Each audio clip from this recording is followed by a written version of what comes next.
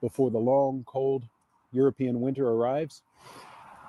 I wanted to introduce this video in person because it represents a departure from what I usually do on this channel, which is to talk about the linguistics and the ongoing translation of Codex Urdalinda. In this video, I'm going to be analyzing the primal history section of the text, the creation story and the archetypical great mothers, from the perspective of Jungian psychology as best I can. And I invite you to join me as we look into what might be deeper levels of teaching in this section.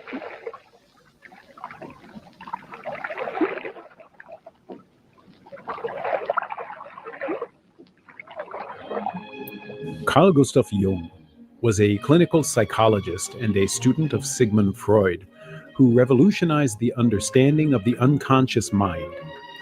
He used the language of archetypes to explore universal symbols and patterns shared across cultures and eras.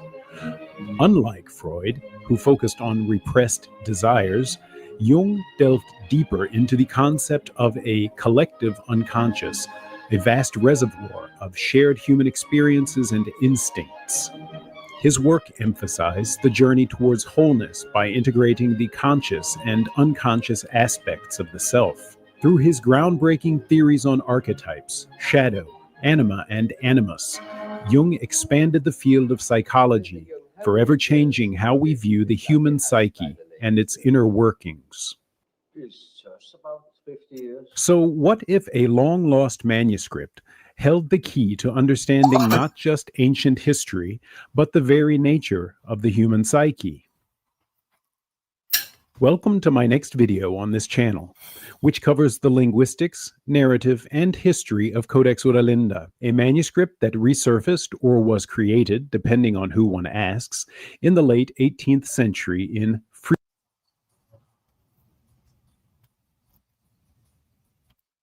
Yo, try to do a little intro there. I don't think that's gonna work.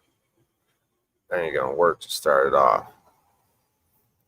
All right, what we got here? Checking some things out. The fuck was I even checking? Audio. Yo, mic check. All right, what are we getting into today? Man, I'm gonna be able to go full retard. Gotta have a spot where I can go full retard. Might have to get walking around in a little bit. Go full retard on some slaves, you know what I mean? Yeah, triggering that algo. Got these white men. Like Trump, you know what I mean? All right, let me see what the fuck we got here. Should I play any miscreant fucking behavior? Fuck, dude. We got Paul breaking down yesterday's shenanigans. We can get into that. Let's just do that for a second while we get warmed up here. I mean, God, these online shenanigans. I come on OTWs yesterday after a long time of not being over there. Go full Sasquatch. You know what I mean? Just trying to break it down, trying to get, and then I try to get Landry to go in the car. I wasn't challenging people, dude. Just kind of like having the conversations, a little accountability. It's like, yeah, I'll take the plates off. I'll go in the car. I thought he was interested in it. Thought he wanted to do it. And then it just turns out it was just some weird fucking ploy to just look cool for a half second and then shit on it afterwards. I didn't like that at all, bro. Like, fuck you, dude. Don't do that. Don't take that off if you ain't got no conviction, no skin in the game, no heart in it. Fuck you, Landry.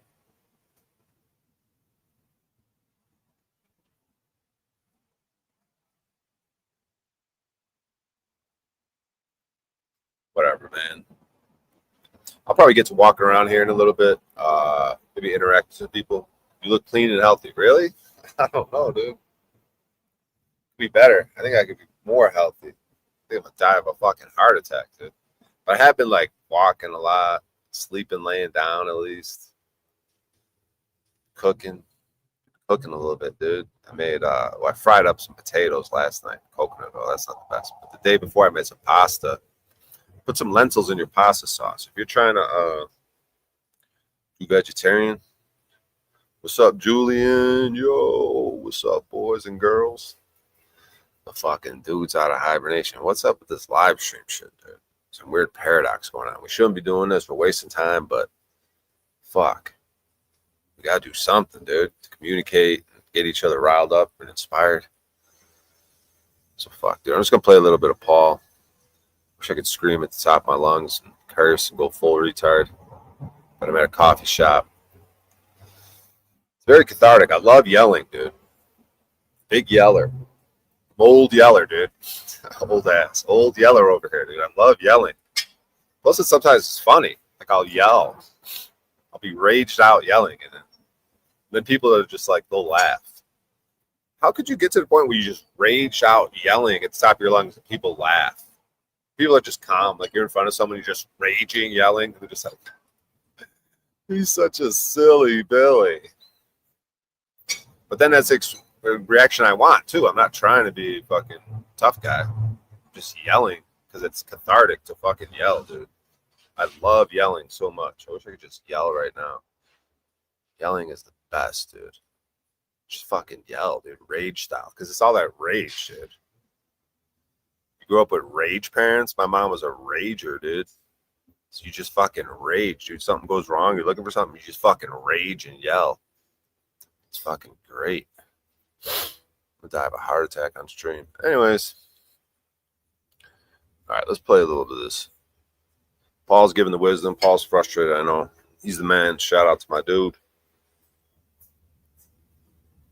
We're all trying to figure this shit out. All right. Let's play a little bit of this from yesterday. Let's see what we got going.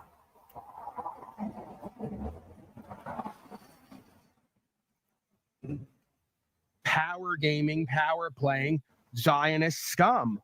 She literally has dreams about her mother and father working with the devil because of what they say and do with her and to her. That's not her, right? No. It doesn't matter. The point is when we grow up in these situations and we feel extremely disconnected and betrayed from the people who were supposed to walk with us in truth and reveal God to us, and they're godless, nihilistic, worldly, money, power hungry scum who try to deny our walk, our purpose, our meaning, our values, our principles here, it takes an extreme toll on the being when it comes to trust and feeling safe, especially with a challenging partner. And usually a challenging partner could just mean that you value them so much you don't want to lose them. And I think with myself and Jennifer, that was one of the most challenging things, is we were one of the first people in our lives with each other who we really valued each other and didn't want to lose each other. So it would make sense why we find ourselves here, because your greatest fear has to make manifest for you to conquer it and move past it. So did she ever, and this is just a curious question, did she, you said a while back that she wanted more of you and you couldn't give that. Did she ever blame your YouTube optics, like your broadcast? Of course some of that comes up, and she wouldn't be completely incorrect on that.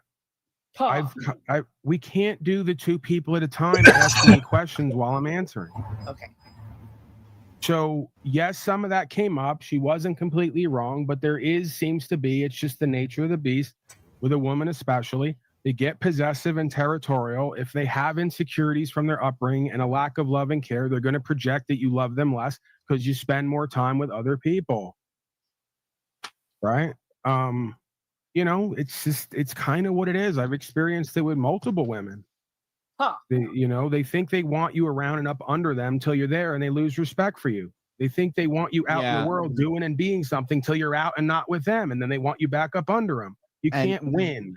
I agree with that. And once you stop pursuing your goals, objectives, and purpose, they lose respect for you. And even if you give that up to spend time with them, it's like they turn around and just like do something else, right? It's like they don't actually spend that time with you. Huh? Part of the real reality of what this is I believe God sent me the last two women to do work together. And instead of us doing the work we were meant to do, we spent most of our time fucking. Nice. Hey, I'm just going to, yes, Cynthia. Earlier, when you said that you came from the upbringing of the parents that betrayed you and devalued you, I want to first start by saying I didn't come up from that. So that is something I don't have experience with. So don't ever feel like my questions are trolly or anything like that. Like I don't have that experience. But now that you said that, do you think that it's something you could overcome? Could you ever see the value in yourself and learn it? Or is it something that the scars just so deep? It's going to take a miracle to That's change. what I've attempted to do with this idea of Paul Enslaved, is take a broken man who doesn't know if he's capable of loving romantically completely, but has an aspect of him that might be redeemable from God, which is a purpose, a meaning, a value, a process here, that by living through, something can be redeemed and make myself and my life and this world a bit better of a place. So that's in part, I would say, if I had to do the analysis on myself subconsciously, I wouldn't say it's a conscious thing, but subconsciously that's part of all of what this walk is, you know. And again, it's not necessarily a supplement for that, but it's a transmutation of that, trying to turn some kind of lack, loss, abandonment, pain into something that is prosperous or abundant. Do you put that same effort in real life, not necessarily with your family, but just other connections with your neighbors or people around you? I attempt to. The people I live with who align with my value system, who see the purpose of what we're doing here, and realize that regardless of who we are away from what we're doing is somewhat redeemable, you know, has its purpose, needs to be done. We all agree on that. Thank you. So yeah, I think that's just, if you want to boil it down beyond the trauma, dismissive, avoidant, all the psychology and psychiatry, I'm just heavily a person who, if I get fulfillment out of life, it's based on purpose. My pleasure comes mostly from purpose. You know, if not, the other side of me is a pleasure addict, and I never find fulfillment in living through that modality. So I don't think most women specifically are purpose oriented. They don't get pleasure and fulfillment out of purpose. They get pleasure from pleasure. Because earlier when y'all were saying women change, like when you go out there, they want you out there until you. Yo, all right. So we're just kind of, I don't know. No way, Jose, my name, O'Shea. That's when I was improvising on stage in Chicago. My little 8 Mile moment. I was freestyling because I had lyrics for the first half of the song. Then the second half, I just freestyled it with a live audience. And then I got this chant going. I was like, no way, Jose, my name, O'Shea. Then they're like, and I kept saying it. No way, Jose, my name, O'Shea. And about the third time, they're saying it with me. No way, Jose, my name. Or they would say it after, I think. I'd say it, and they'd say, no way, Jose, my name, O'Shea. My name, O'Shea, the truth. And then I got them to say, ooh-wee. Ba, da, da, da. Ooh-wee. Ooh-wee. And then they'd be like, ooh-wee. That's how I ended the song. Ba, ba, da, da, da. Ooh-wee. And then they're like, ooh-wee. Yeah, when you get a whole crowd when you're doing music, the hardest ever was, though, whatever, dude, shut the fuck up. What was I about to do? I was about to do something. A transition. Oh, yeah, I wanted to show that Dave Weiss thing again, Sam Hyde. So I met Rob Cleveland at a Flat Earth Festival, so he might get a kick out of this video. So, all right, let's pull it up. Let me find it real quick. All right. So this is Sam Hyde. He's got a show Fish Tank. I don't know if you guys noticed, dude. With Wells Fargo Premier, a team can. But come on, man. Yeah, I don't know if you know who Sam Hyde is. He's got this popular like Big Brother type reality show called Fish Tank, where they just film, got cameras going, fucking activities for delinquents living in a house. Let's see something here. That's crazy. What is it about flat Earth? All right. So he's got David Weiss. He's doing an interview with David Weiss. Like I said, Cleveland might get great times. I'm familiar. Yeah, I'm just I don't know. I mean, At the end of the day, Sam could just break it down the way Paul would, like, you know what I mean? It's like we're focused, we're trying to think of the shape of the earth, but where's our on the ground activities? And this is like Sam's way of sort of saying that, you know what I mean? But Sam doesn't have an on the ground component to his activities. So that's why I always try to stay on these dudes' ass. Like anyone that I like Shane Gillis, I like him as a comedian, but he's got no on the ground activities. You know, he's like anyone that's mainstream famous, they're like, they ain't hip to the script. Like they buy the mainstream narratives. So woe to them. There's no need to envy them. Their thinking's off, you know what I mean? It's not what you think, it's how you think, right? How you look at the world. That piss drinking, sure keeping Brian looking young. I don't know. I ain't been drinking lately, but I'm off my health right now, bro. I could definitely be running, doing shit. I'm gonna be 51 though in a few months, man. This year it seemed like it went by quick. I gotta make that Philosopher's Stone. Chatting with the student on Reddit, he's showing me his piss is the best thing to make the Philosopher's Stone. Is that a coincidence? But fuck, dude. You're gonna be hard pressed to find somebody in the public eye that's on this type of time. Yeah, that's the thing. I don't know. I don't think they might not coincide, right? It's like oil and water type shit. That's why you need like the underground fame.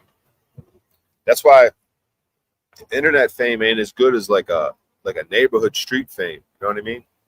So this is all this is like a wannabe replica of shit that's actually the best. Like you could get off your electronics and go around the neighborhood and become like a respected leader. You know what I mean? And that's a powerful thing. You become a respected leader on here and maybe build a community, but like, you know, the on the ground day-to-day activities. You can play games on here all day, you know? Even in this space, as we can all see already. Yep. Let someone in this space get a little money and watch them sort of, you know, it's that old story. Get a little money and watch them change up, you know? I don't know. But me and Rob Cleveland paid $160 for a Saturday and Sunday event. Didn't we do that, Rob Cleveland? And you pay for the hotel. And you drive your ass out. Get your ass out there. You fly, drive, rent cars. God damn. Who could afford all this shit? All right, what the fuck was I going to do? I was going to pull up something, wasn't I?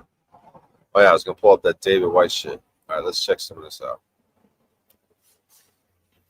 All right, so this is Sam Hyde. So what I'm going to do is I'm just going to show Sam's little intro. And then I'm going to skim through, like, David doing his flat earth thing while fucking Sam sort of trolls him. Because it's like an hour long. So we're just going to barely skim through that. And then we'll get right to the end where Sam, like, kind of does another speech at the end. I'll do my little part here. I didn't really go much places, but I haven't had much from the issue. No part here. I think I know what you're talking about, Rob. All right, let me play this. What is it about flat Earth that makes people so angry? You know what I mean, right? I'm not crazy, am I? I'm talking about Reddit tier rage. I'm talking about foaming at the mouth, absolute seething. Next thing you know, they're at your door, banging with torches and pitchforks. It's not just the rabble that's coming for you, it's PhDs! It's people that should be making money! They're taking time out of their day to debunk a TikTok video you made, a guy who's got a PhD who should be making money. You think I'm crazy? That's crazy. That's crazy. We're living in an age, a conspiratorial age, where you can say that I believe the birds are surveillance drones. Okay, I believe that. You can tell someone at the grocery store about Epstein's Island. You might get some disbelief. You'll probably get some people nodding. Say, yeah, that could be true. Everybody knows, okay? The cat's out of the bag. But the flat earth thing seems to touch a nerve. It shatters the dome of that fragile little snow globe their ego lives inside. Science says we know. Who's we? By the way, this is a digression, but this is my personal favorite when a fucking woman says we sent a man to the moon. That's very funny to me, sweetie pie. You programmed a computer? That's gorgeous to me and sexy. And you're so sweet and good and beautiful. It punctures the hypnotic hum of modernity.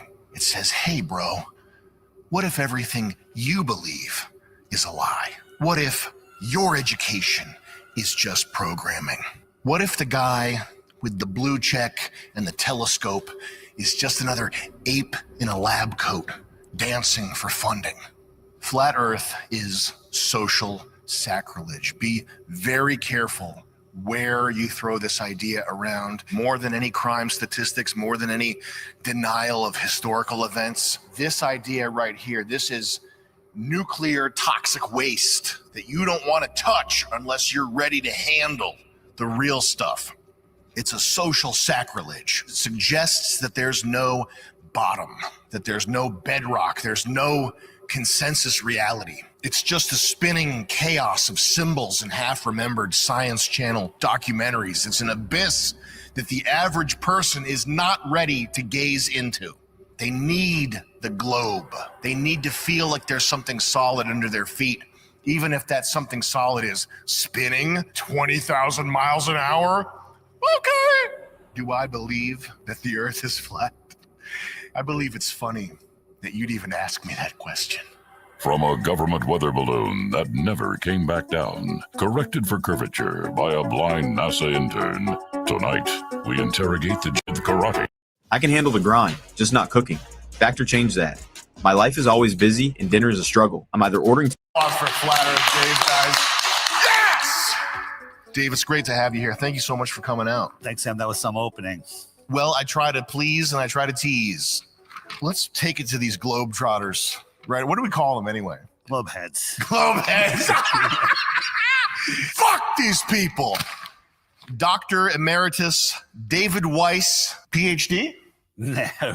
A passionate advocate and researcher who challenges conventional views. Let me do that without laughing. Host of the podcast, Deep Inside the Rabbit Hole, former seafarer with 15 years of experience on tankers, drill ships, and military cargo vessels. He brings a distinctive viewpoint shaped by his observations at sea.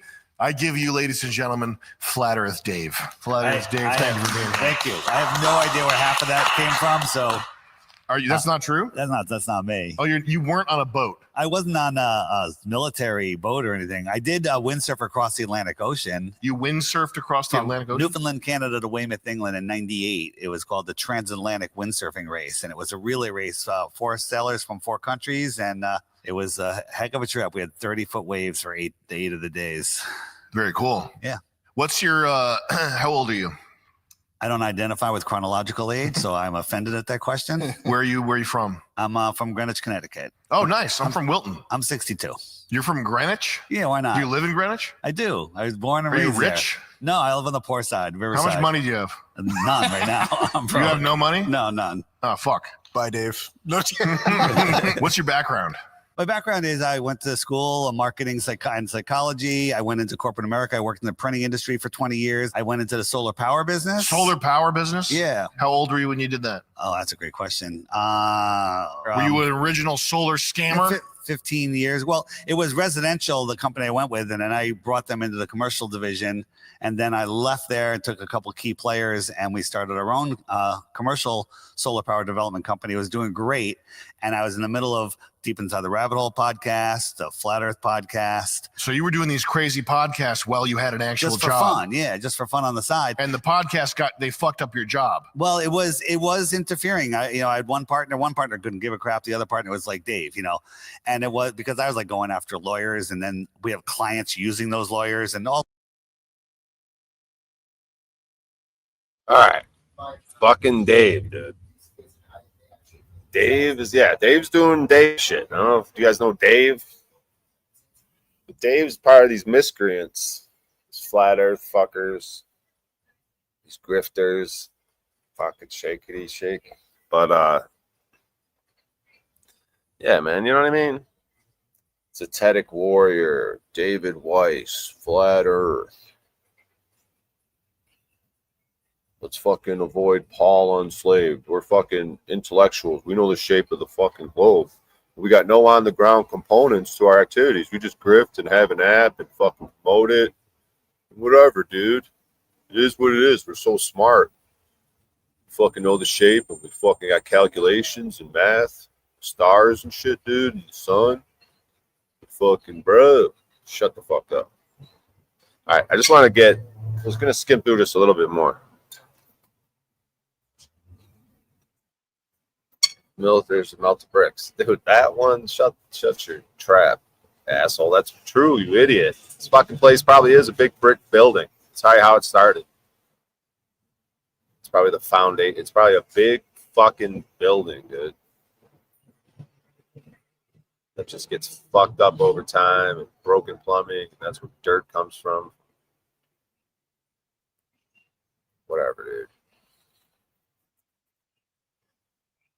Fucking skim through this bullshit. All right, what are you guys talking about? Where are we at? All sorts of stuff, but what? It's crazy. It's a long. Believe that the globe lie Is the foundation. That's the foundation of all evil. Yeah, and you are a fighter for justice. I'm looking for a better future for my kids and for myself, and for you. Not them though. All right. So what fucking are paying me to say something today? Sam Hyde Show ad read. Goody. You are now listening to an advertisement. Oh, how could I forget? We'll get back to the show after Do we this have any quick more of word those from our stiff lips? sponsor. They're gone. I ate them, and now I'm 20 pounds stronger. Did you just throw them out? A sign the family must depart. Why? On returning to the moon.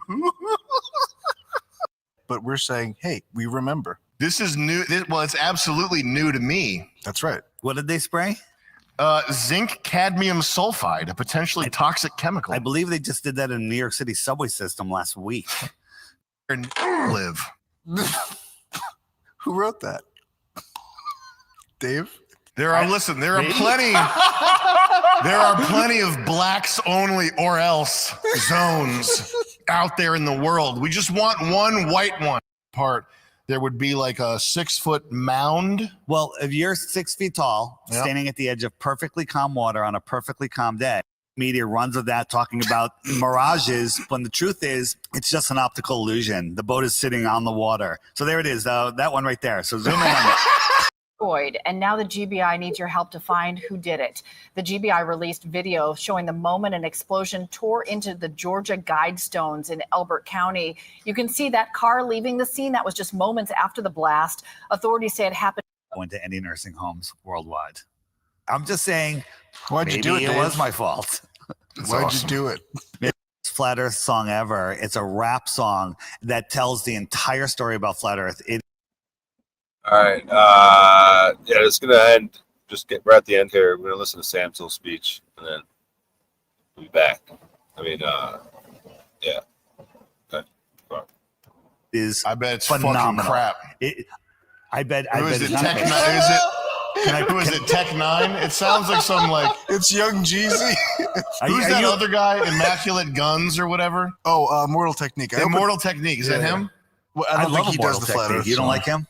I knew you would. The greatest Flat Earth song 2024. I know the thought of flat earth, it sounds ludicrous, but you've been missing. Definitely can't listen to that. Not a fan, huh? No, that's terrible. All right. I would rather go to flatearthdave.com and get up to speed. Thank you, and get that the app. way. Yes, That's right. get the app. Flat Earth is the dumbest possible idea. It's weaponized stupidity. Not the kind that drags its knuckles, but the kind that knows what it's doing. It's a psyop against the smug. You're the smart one? Well, cool. I think the Earth is flat. Let's talk. You think you know what's best for me? Guess what? I think the Earth is flat, and I'm going to talk to you about it for a long time. And right there, you flipped the table. You've pulled the pin on the reality grenade. It's funny because it hacks the prestige hierarchy. The idea that your Uber driver or the HVAC guy might think we live on a dinner plate is hilarious. That's why it's also terrifying. Once you see it, once you realize how thin the ice is beneath modernity, you can't unsee it. It's too late. The giggle turns into a grin. The grin turns into a smirk. Next thing you know, you're free. You're the Joker. You're free to say, I don't believe your science. You're free to say, oh, you work at a hospital? I'll follow you home and kill you. Oh, you're a nurse on her lunch break walking around in your scrubs? I'll follow to your car and whip you with a broken glass bottle. Because I'm fucking horny. And my dick does not work. Because of your pills. And now you're dangerous, not because you're correct, but because you've opted out. You've taken your chips off the table like any smart man when he's ahead. Without belief, you watch what happens. The whole system's gonna fall apart. The Sam Live Show. Which doctor? This doctor. Like this doctor. Technology. Recovery, natural remedy. Yes, doctor, come here, all of you, every part of you, make better, instant, very good, quick, and best reviews on Google. Leg doctor, arm doctor, chest doctor, brain doctor, lip doctor, belly doctor, acupuncture doctor, massage doctor, toenail doctor. Which doctor? This doctor. Like this doctor.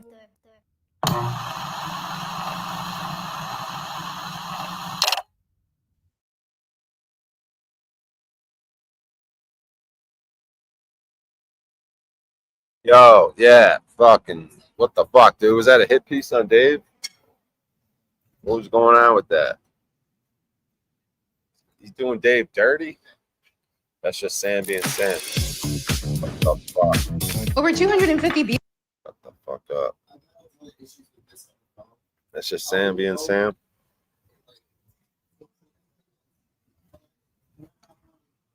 Shape of the earth with no on the ground components, any motherfucker's activity. You gotta make the stone. But why? So I could watch what the fuck? Because I want to like watch how this plays out. But why am I always watching? Why am I watching how it's gonna play out? Be a participant.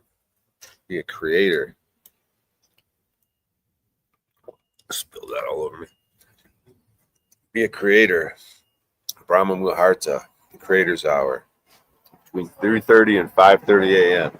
An hour and 36 minutes before sunrise. It lasts for 48 minutes. The Creator's Hour. It's an auspicious time of day. Most people are sleeping. So at the beginning of the day, you create. You create. You're the creator.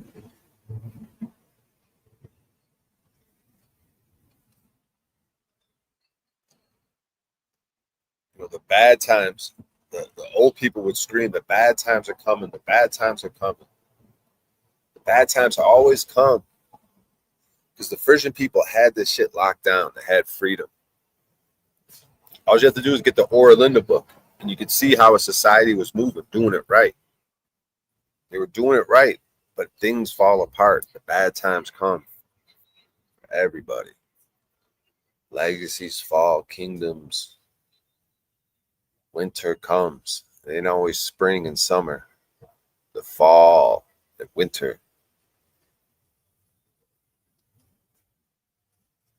Bad times are coming. And in the Orlinda book, you see it. You see like the golden times. It's like these good people and they're doing it right and they're all about freedom and they stand on business.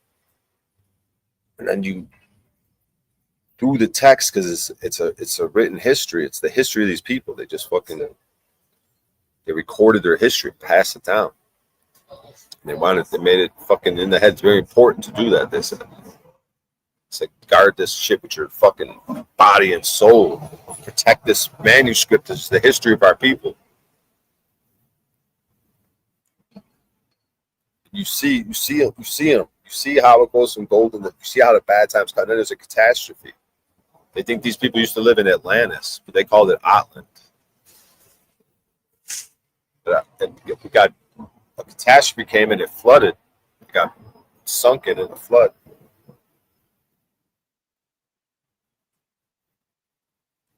The bad times come, you know what I mean?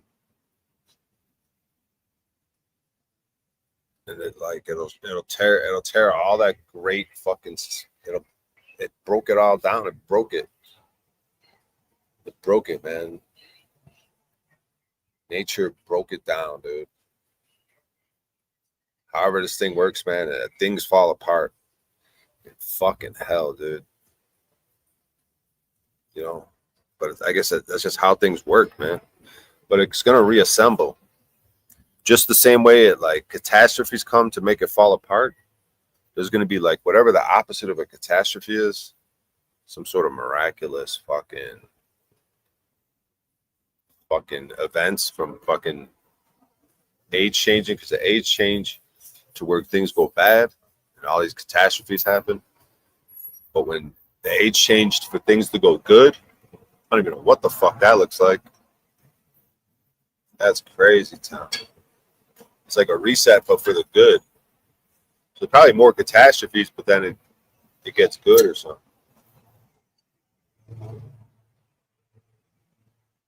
But always a catastrophe, maybe. After the next shit show. Dark winter. Yeah, well, I think we're in the dark winter. So I think we're gonna crack out of it. We're gonna crack out of it. There's gonna be a catastrophe, but then it's like the cycle of like things get better. We get back to like things getting easier. Because now we're at the most difficult mode and things have fallen the fuck apart. But this freedom people, they're gonna coagulate. It's like their sacred word Eva. You're not even really supposed to talk about it. It's so sacred. It's like they talk about water. Water gets tumultuous, but water has a tendency to go back to its tranquil, calm position.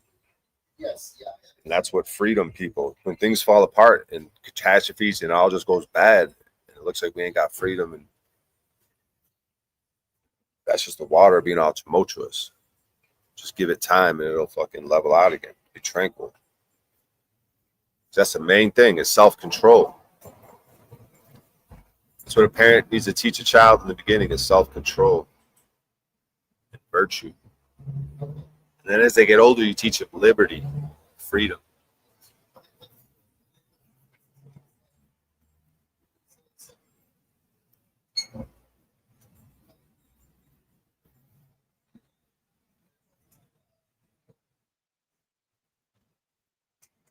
So it's probably going to be a catastrophe, maybe. And then sort of resets and gets better. We rebuild after that.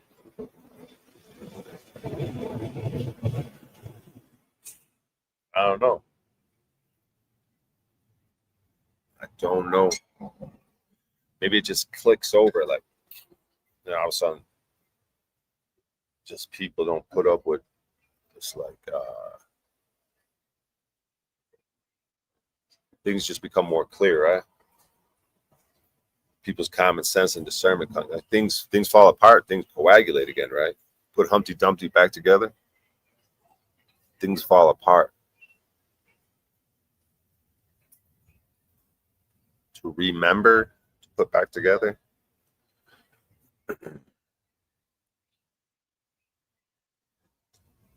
Revolution, spinning of the wheel, that wheel, dude. They got the 6-spoke wheel. They talk about it, the bad times. The old people would tell them. They try telling them, the bad times are coming. Bad times are coming. They'd be like, oh, that's a crazy old lady.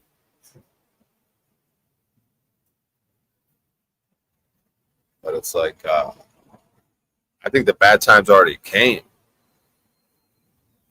Because I don't see how it get much worse. Like, this is like the bottom of the barrel.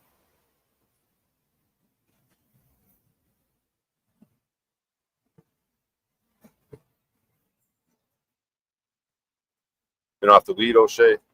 Nah, I've been back on the weed. Back on the weed. Remember, look at the number 9. It's symbolic for broken loop. Yeah, that's the one. Yeah, well, that's what 9/11 is.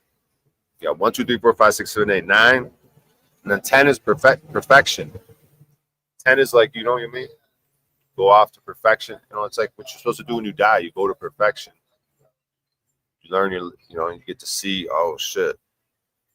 You realize the mistakes and everything. And then 10 is 1. 1, 2, 3, 4, 5, 6, 7, 8, 9. 10, 1, 2, 3, 4, 5, 6, 7, 8, 9. But they got this 9/11 ritual. They don't want you to go over to perfection. 1, 2, 3, 4, 5, 6, 7, 8, 9. 11, 2. So you're skipping. Now you're in a loop. Might have to do with the moon, dude. Fuck is good about that moon, dude? About to be a full moon. Things full of souls. It's kidnapping, snatching, dude. Traffic. It ain't letting the souls go to perfection. It's creating a loop. Maybe it's just snatching some of them up. I don't know.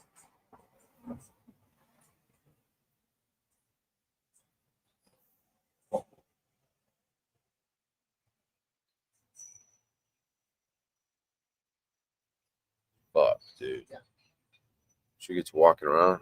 What the fuck else I got on this fucking? Put these miscreants online, dude. The fuck are you guys up to, dude? Where do you think this is all going to?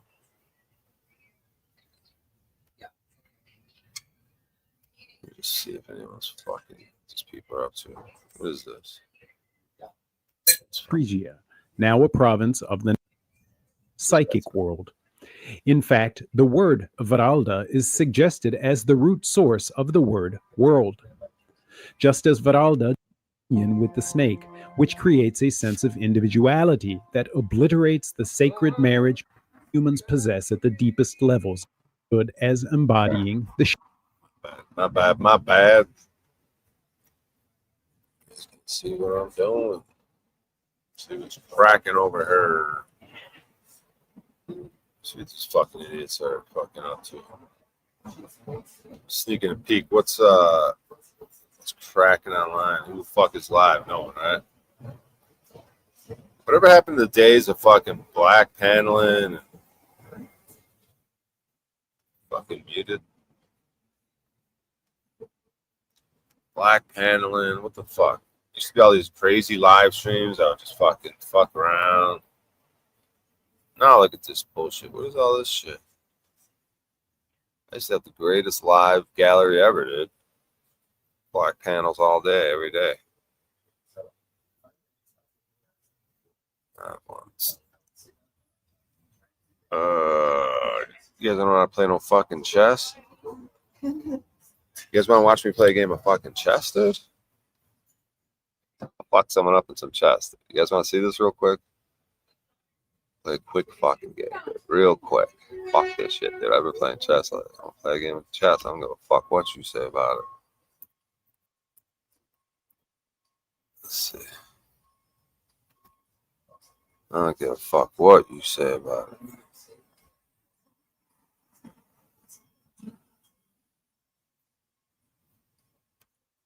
Give me 1 second here. I'm gonna play some chess, you goofies. Just gonna kill the stream. Let me see. All right, let me just log in real quick.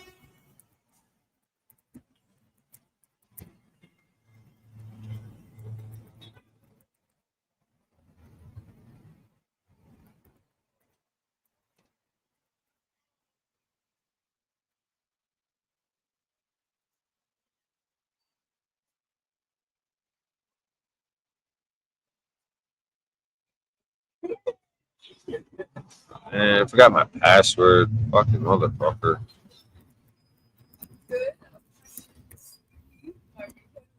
All right, give me a second. Let me fucking put something on, I guess, while we're fucking waiting. What the fuck is this shit? We'll look at what the fuck is this?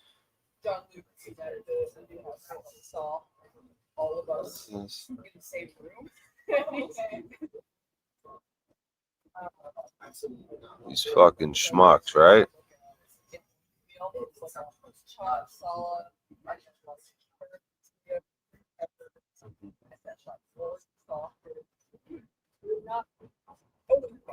I don't think it's an age-oriented thing. I think, like all of us, we have deep-seated insecurities and fear of loss and abandonment and betrayal, especially if we grow up with that. You say you didn't experience that. I contend you did. You may not see it the way I and others do, which it may be a blessing to you in some ways. It may be a curse.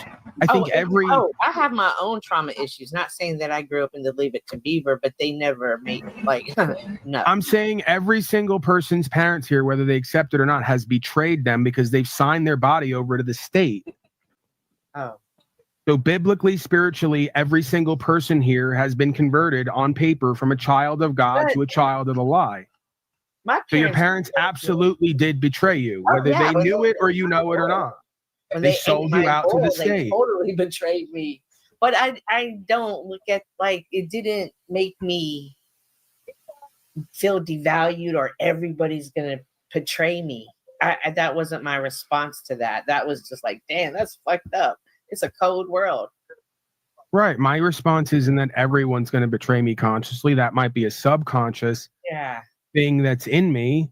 But consciously, it manifests as I don't trust anyone till you give me a reason to trust you. If I do extend a limited amount of trust, I trust you to disappoint me. And I'm usually correct. And vice versa. I trust that you will be disappointed by me at some point.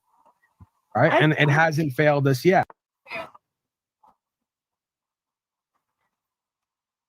I'm playing chess, you knuckleheads. Is this stupid or what? Fuck it. Playing some chess. Don't give a fuck. Let's see. Oh, he's trying to do me dirty. He's trying to do some weird shit. Oh, he's up to something. He's up to something, this motherfucker. He's trying to do me dirty, guys. See this idiot trying to fuck me up? Is this a Traveler's Anonymous? Yeah, gotta get a sponsor.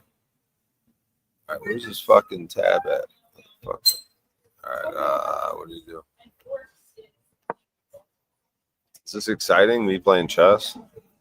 See, he tried to do this Queen's Gambit thing. He tried fucking me all up. So I had to show him what's up. Let's see. He went there. Now I go. Fucking. Do this. I need to kick this bishop, dude, immediately. Fuck this guy, dude. Can't be having this bishop breathing down my neck. Moving that motherfucker. You guys like this shit? You see the fucking. That's my full name? What you talking about? All right. Oh, you want to do that? Yeah. I'll do this.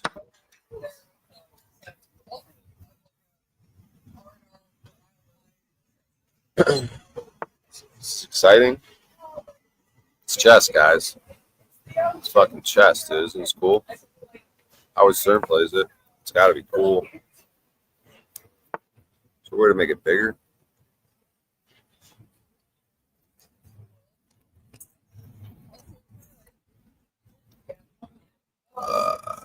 Full screen, focus mode, leader, whatever.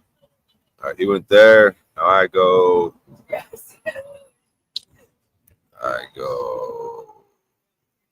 Here.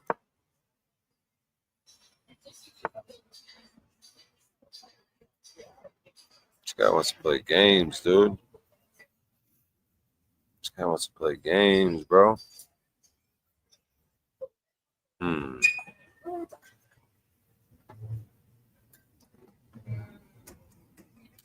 I gotta move this piece twice, maybe. Do I? So he goes there, I go there.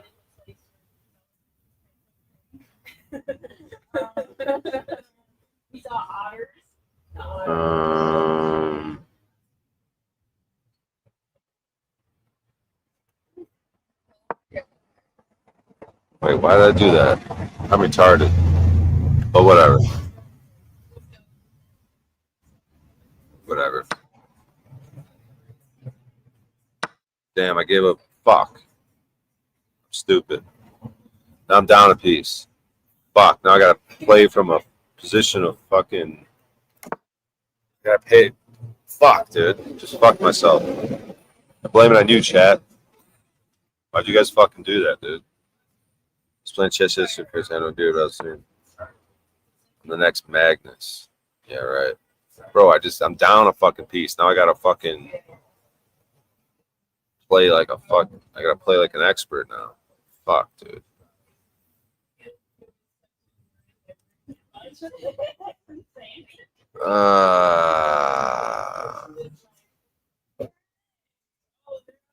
Fuck, dude.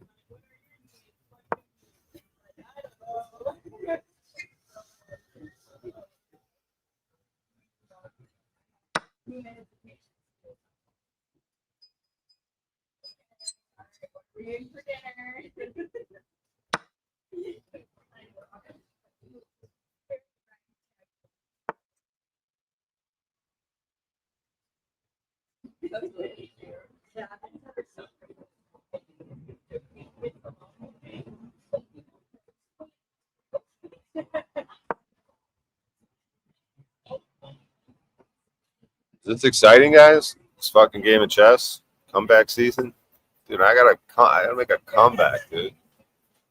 This fucking sucks. I can't believe I fucking did that. I hate fucking tilted. All right, he's threatening coming here. If he comes here, I got that. So he's got nothing just yet. So we're gonna continue to develop our pieces. We're gonna get the center of the board going. I fucked myself being down a piece. They're both attacking this square now. Not good. Need a pulse. Need to do something right here. About. I think this is all right because he can't do nothing with the queen. I'm fucking like up in their face. I can't be comfortable because he can't take that. I take. So I don't know. I'm gonna try to make something happen. Fuck. That fucked me. But we could take a pawn here, and then I could protect. I think I'm gonna take this pawn. Open up this middle. Then I could threat them. I'm gonna have discovered checks on his fucking queen. Or discovered like fucking threats. I move this bishop. So it'd be nice if I could check the queen, then I could fucking discover check. Or check his king, then he has to move it, then I could fucking. It's like a gambit or a tactic to fucking get people's pieces. So I gotta make some good moves. I'm down a piece. Oh no, I didn't. Fuck. That was a misclick, but it's not a bad move. Fuck. I just misclicked into an okay move. That's insane, dude. That's crazy. I don't mind that move because I've lined up my rooks now. See, we gotta look where he can move these horses. Give me pawns. Come after my king. You look like Jack Black if you smoked methamphetamine in high school. Oh my God, you guys are insane. All right. Oh God, he's attacking my bishop. But if I move the bishop, I'm gonna be attacking his queen, and I got my other rook. So he's causing himself problems right now. So where can I move this bishop? I would force a check if I could on the king. I mean, and then Isaac and I Could sacrifice it, move it here. I think Isaac basically. So what's he gonna do? He's got to move his queen then. Where's he moving to? His queen could get trapped in here. So I could ignore that threat too and just keep that queen trapped.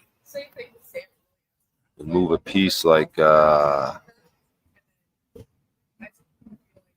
could move. That queen's pretty trapped, ain't it? I want to move. I want to trap it more with this pawn and see what he does. Let's just keep trapping this queen and see what happens. So he could get out of here over this way, but like it's not looking good this way either. He could go like here. That's not good for me, I don't think. But like I don't know. He's got see.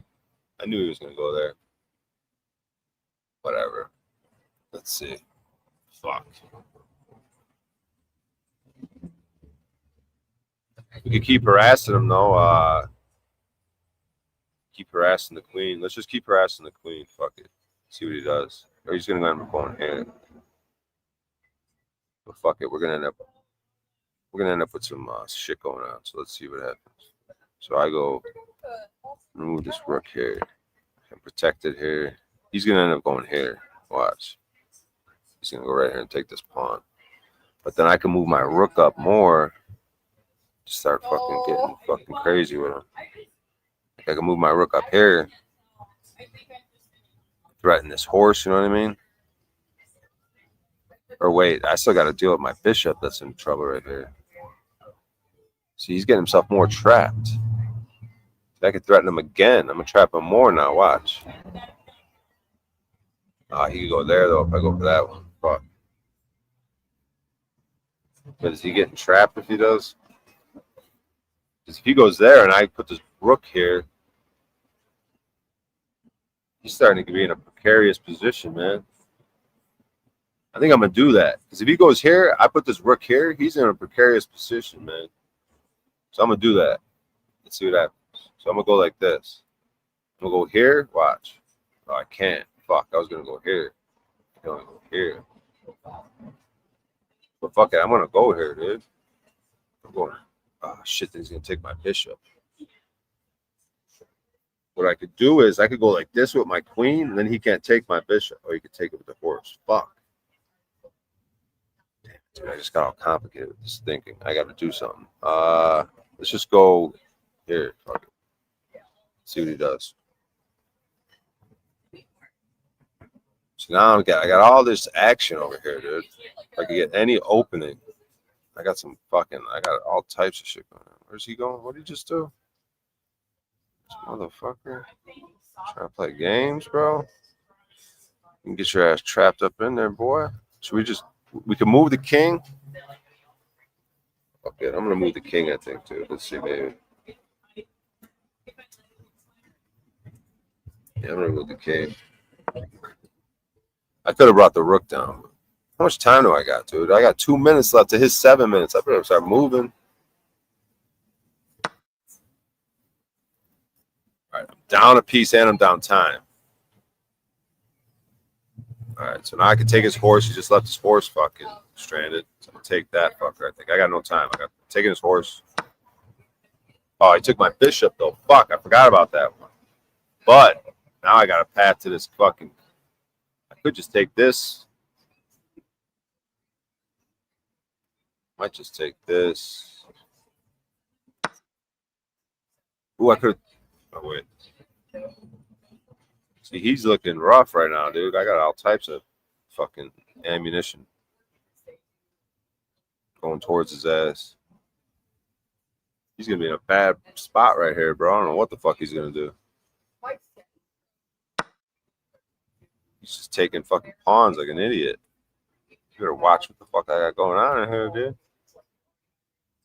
Look at this.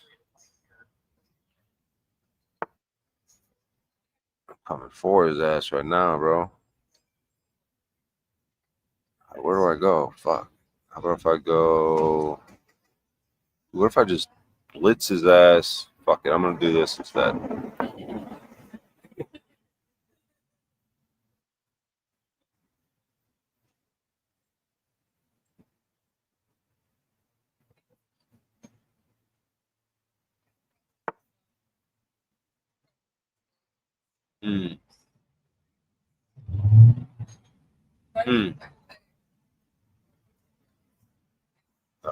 Fuck it. I got 1 minute to fucking get this guy. He's got 6 minutes. Got 1 minute to fucking get him, dude. I got a fucking decent little looking attack right here, dude. Oh, he's fucked, dude. I got mate right here. Or I got something. It's not good for him, I'll tell you that much. I'm going right here, dude. That is checkmate. Why couldn't you go here? Let's see something. Why couldn't it? Oh, he couldn't go here because of that. Yeah, it's checkmate, bro. So I got him. You guys thought I was in trouble. I only had a minute left. Got his ass. Fucking doubt me, dude. It's my fucking rank now, dude. Let's see what my rank is. What did I just do? I'm 644 now? I was 644. What's my highest? Where's my stats? Where's the stats at? Stats. Stats at. Puzzles, watch, news, social, chess. Where's the fucking shit at, dude? Here, play, puzzles, me. Rapid. Let's see what my highest thing was. Highest rating 665. Right now I'm 644. All right. Anyone want to fucking play some chess? Got him. This is a great example of your on the ground component. How about you slide this female's table and start asking them seriously? I can hear them chatting in the background. Got him. Yep. I knew I had him in a dangerous spot, bro. He was just ignoring it all. Fucking picking up pawns and shit. But he had checkmate in one himself. If I didn't fucking checkmate him, I was gonna have to block his shit.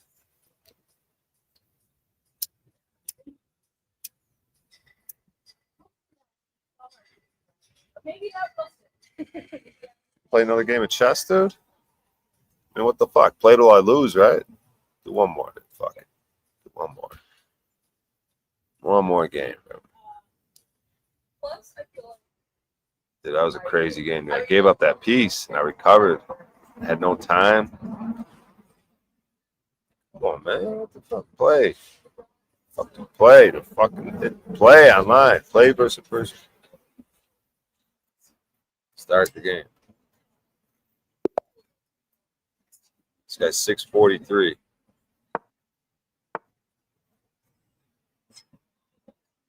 You guys, can I do something to make the board better? Or you guys can't even see the board? Fucking retarded.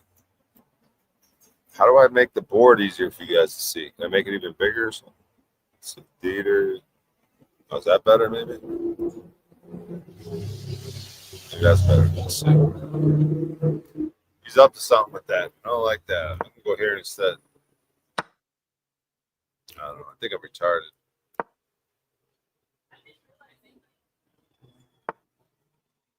So now I always have a hard time getting that piece.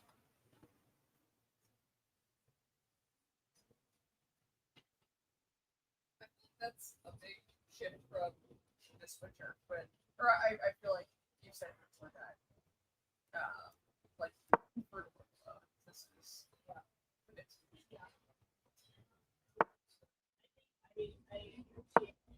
This is exciting. This fucking game. Can I make it even bigger? That chessboard? I see this shit. It's good enough. Get aggressive with this fool.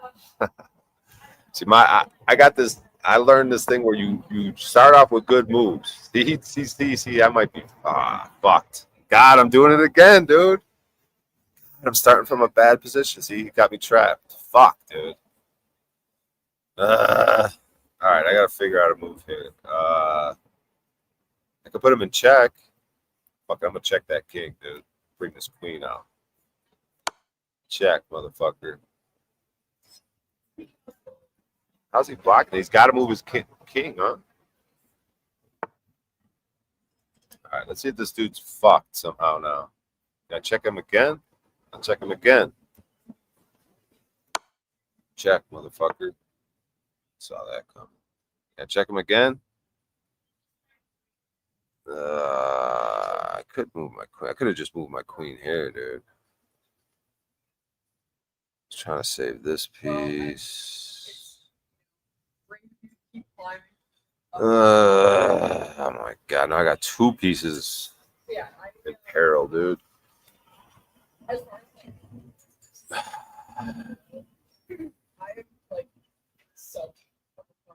want to move my queen here now and just be a full retard. I'm gonna do it, dude. I'm moving my queen here. I don't know. I'm just going full retard. Fuck this game up. I got two pieces compromised. I don't know what I'm doing. Damn, he just wait. What just happened? Oh, you just took that one. All right. So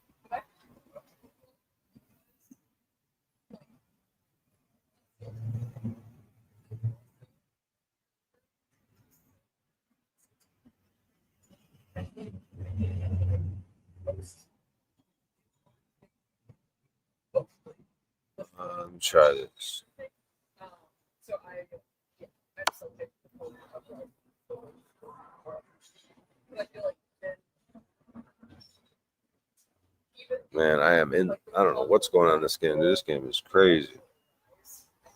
I already sacrificed a piece, lost a piece, down a piece again immediately. like find like a reasonable amount of I feel like is a very like price. Come on, man. Why is that not showing the fucking? He didn't move here.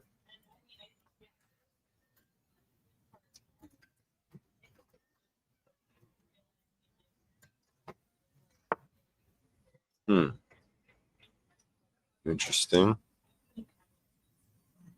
Interesting.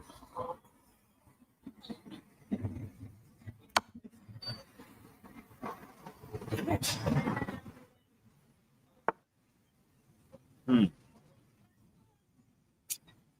game's getting fucking complicated positions, bro. Fuck.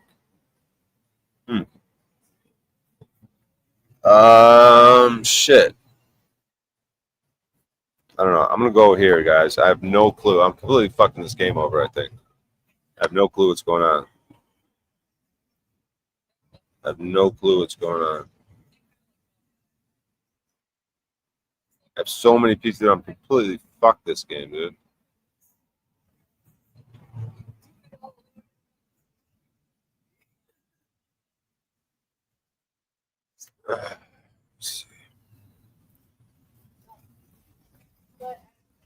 Well, this is weird because look, if I take this piece, he can't take with this one or this one. This is weird. Watch this. If I go here, he can't take with this piece or this piece. That's weird. I might have something going on right here. Oh, but he could take that piece. Fuck. I'm an idiot. But I could check him. I could put him in check right here. It's got to be good. It's the only thing I could. Let's see. Do I got anything else? How about if I go, fuck it, put him in check. So better, right?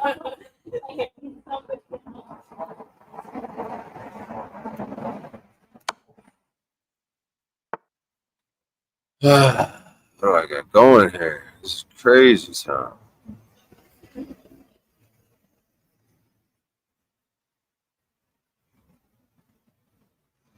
Fuck. Let me threaten his queen real quick. Threatening his queen. He could put me in check with his fucking pawn.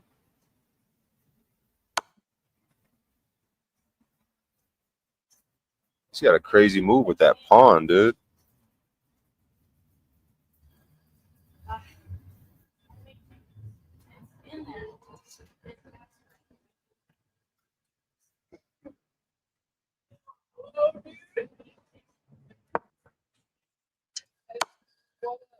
Yeah, he mistimed that. He could have fucked me up with that pawn if he would have did that before moving that queen. He would have put me in check with the pawn and had me all fucked up. I would have had a take, and then he could have took my rook, too. Or no, actually, I didn't have to take, but if I don't take, he gets a queen. Takes my horse. All right, so I'm in check. Okay, so you're really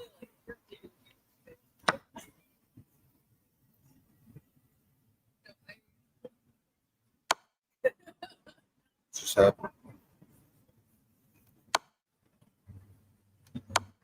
Move this, put me in check, okay? So I could do this.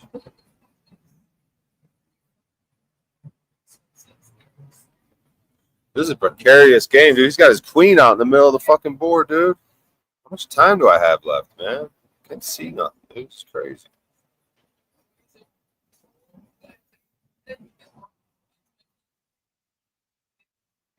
I got 4 minutes to his 8 minutes. Once again, I'm down in time, down in fucking piece. He's up 7, dude. That's crazy. That's crazy. He's up 7, dude. But I'm about to fucking maybe get. Or wait. Or maybe I could get his horse right. I'm about to maybe have his horse right here.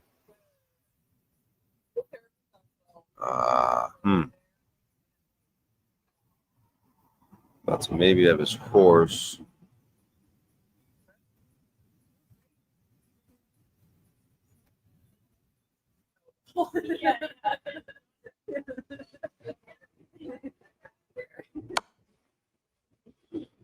See, now I think I got his horse, maybe. I could just take his horse, but can I checkmate him, maybe? Can I checkmate him? I think I should go for the checkmate, maybe. I think I should go for the checkmate. Trap him somehow. I think I got to go for it. I could take his horse, but...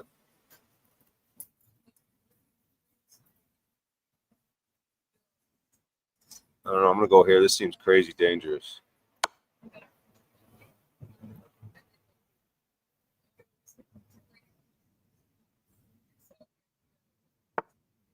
So I could also I could take his bishop. I could take his bishop right now. I could put him in check with that. That's a crazy powerful move. I think I got to do that. That might be mate. I think that's mate.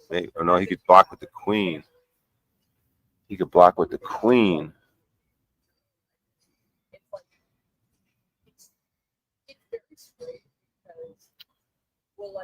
I could put him back for...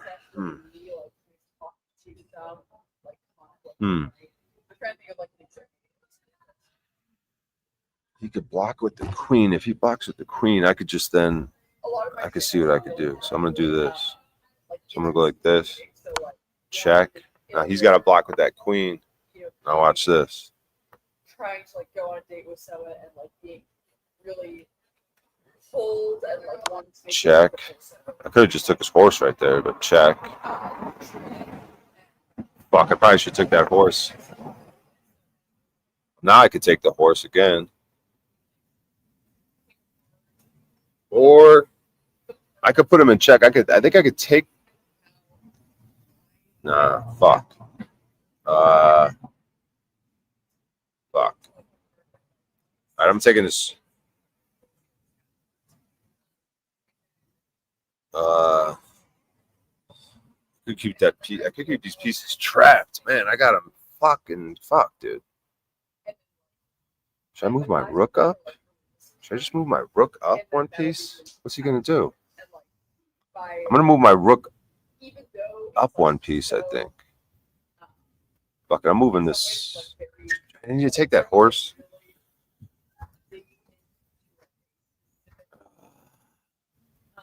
I don't got time to think.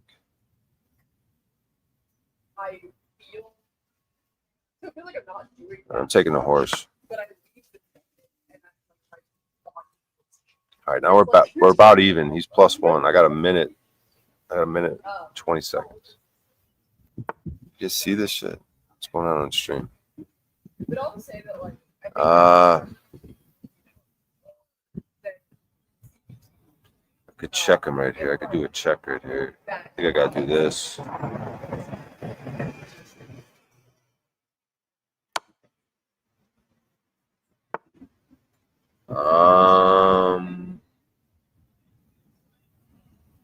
I could check him with the horse and I'm threatening the queen. Watch this.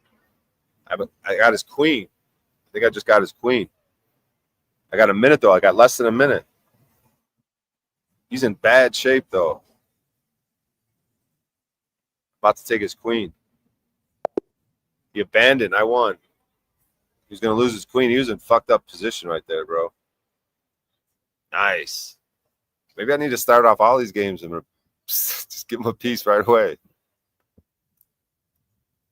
Nice. Pulled it off. Less than a minute to go. These motherfuckers, look at how much time did he have? He had 7 minutes, dude. I had less than a minute. He had 7 minutes on the clock, dude. That's crazy town.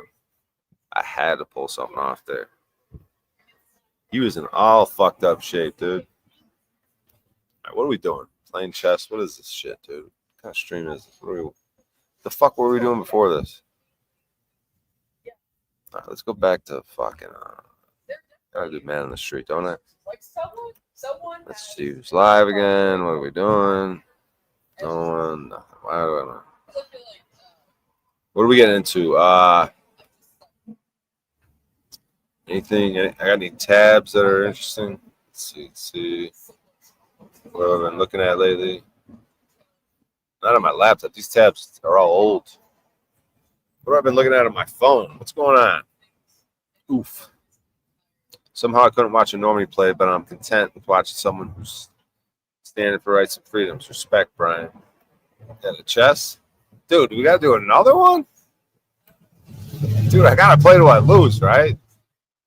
Is this the chess channel now? What is this shit? Where are we at here? Fucking people to watch. It's chess.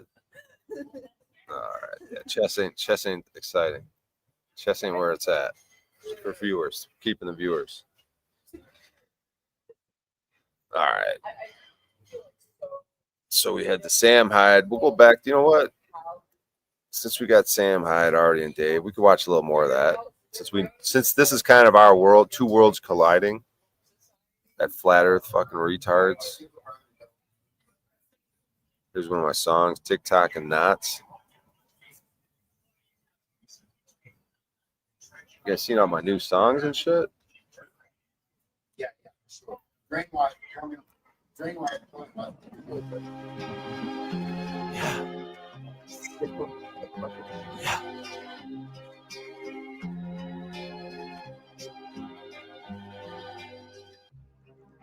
It just gotta be. It's just gotta be. It just gotta be. Just gotta be.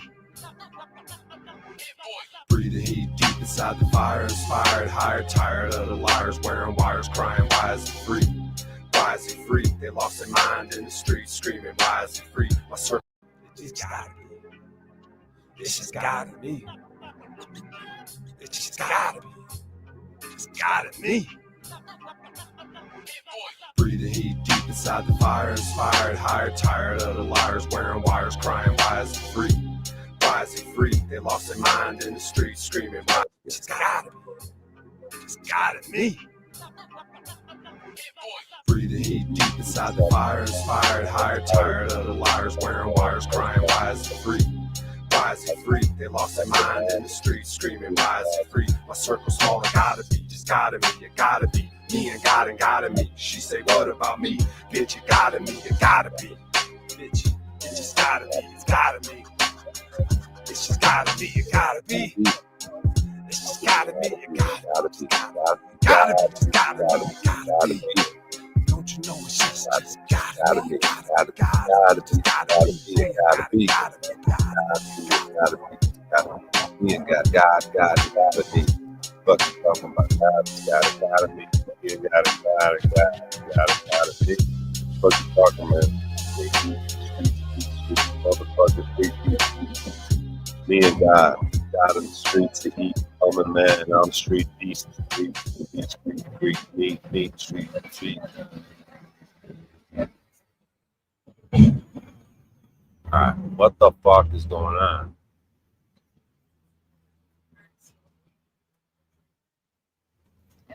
We are gonna check out some more of this. Beauty skills? Good morning. It feels like I'm thinking a lot about like loving. Fargo is your virtual assistant from Wells Fargo. Oh, that. With Fargo, your virtual assistant from Wells Fargo. Alright, why is there something weird with the audio? Echo. Something weird's going on, right? Audio. Echo cancellation. So it feels. Toggle it on. Play it. You can quickly know what you. Toggle it off. Put it back on. See if that did anything.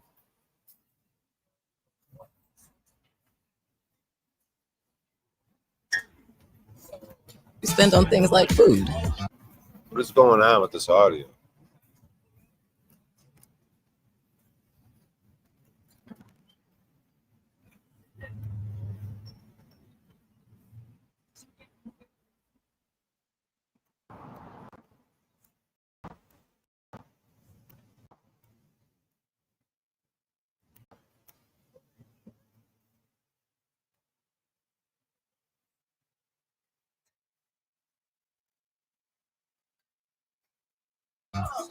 Fargo, what did I spend on groceries this month?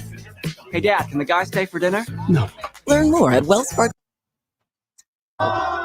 So I got my lunch from Uber Eats today, and there's a really cool opportunity for students that you need to know. Uber One for students. That question. From a government weather balloon that never came back down, corrected for curvature. All right, so what fucking f***its are paying me to say something? What was like step one? When did you first start to think about this topic? Oh, this topic. So I was doing a podcast called Deep Inside the Rabbit Hole out of New York City, and we were looking into all of the big deceptions, hoaxes, false shootings, fake plane crashes, and everything.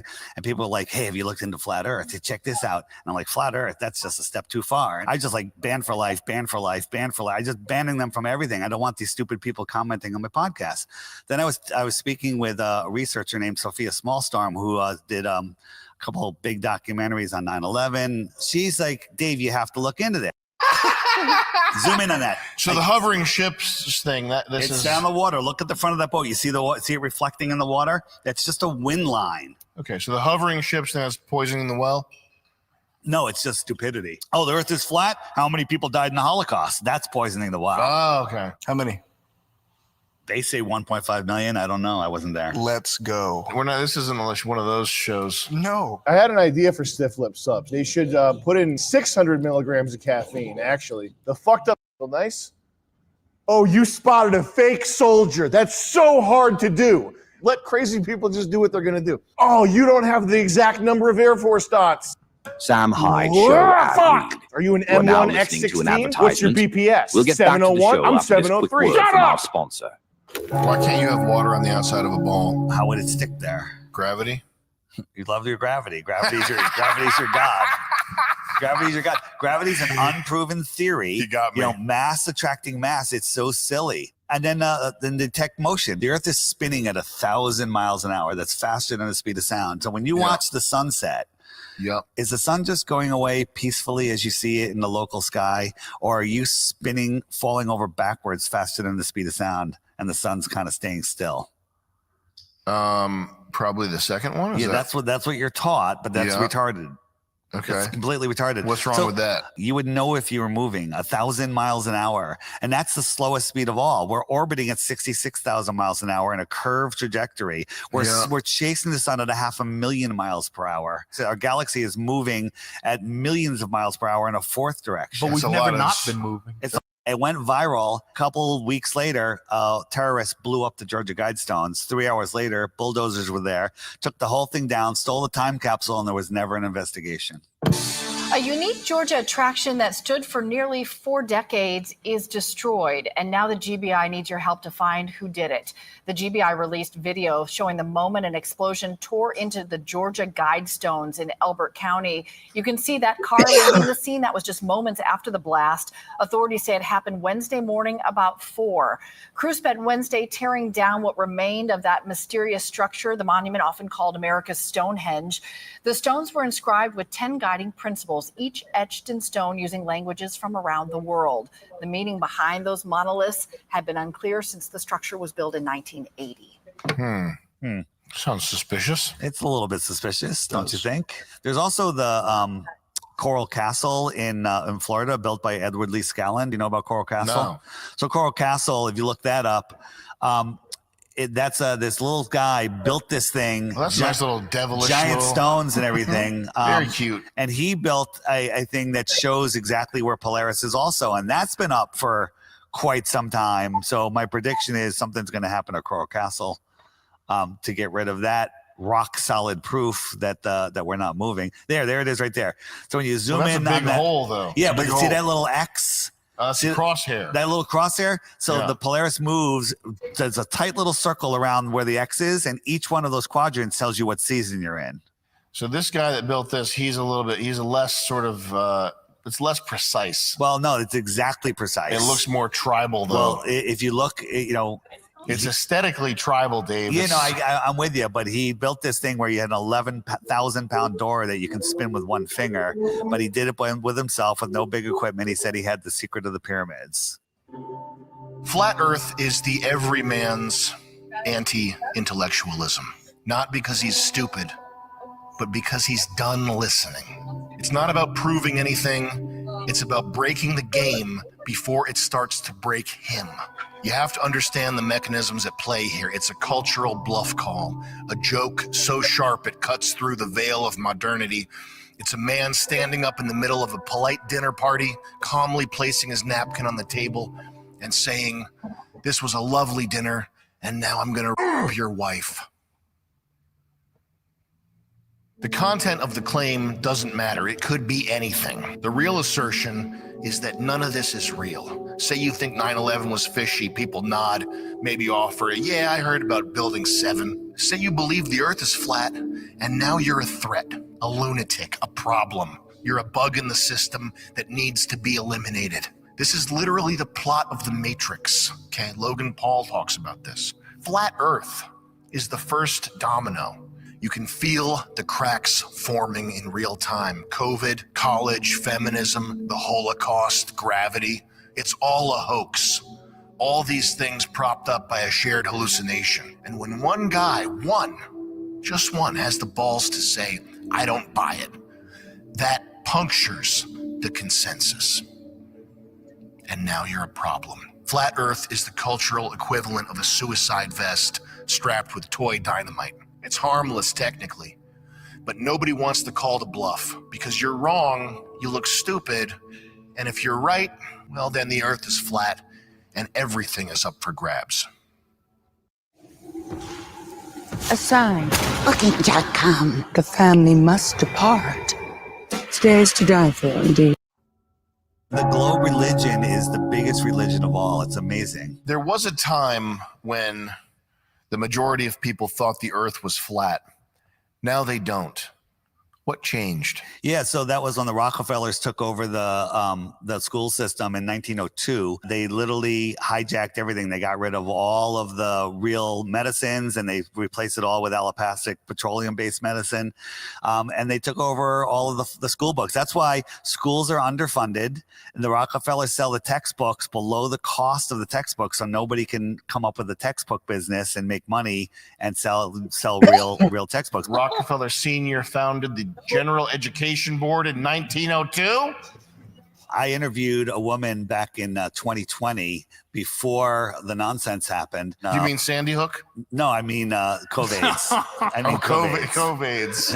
Okay, so my mom was taking a nap. She's 94. And I said, "Hey, is there anyone here over 100 that has their wits about them?" And they go, "Oh, Ruth, she's right there sitting in the lunchroom by herself." And I went over and talked to this nice woman, and I was interviewing her about the World's Fairs, which has to do with the old world.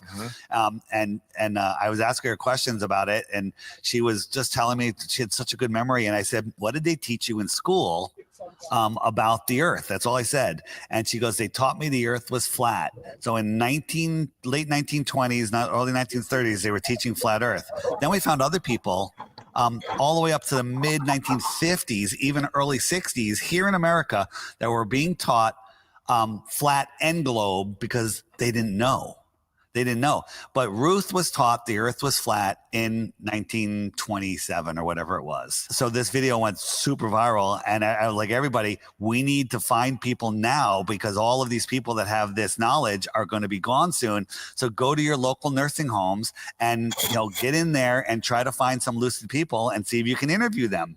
Harmless, very nice. Old people love when people talk to them. "Hey, I'm interested. Can I talk to you?"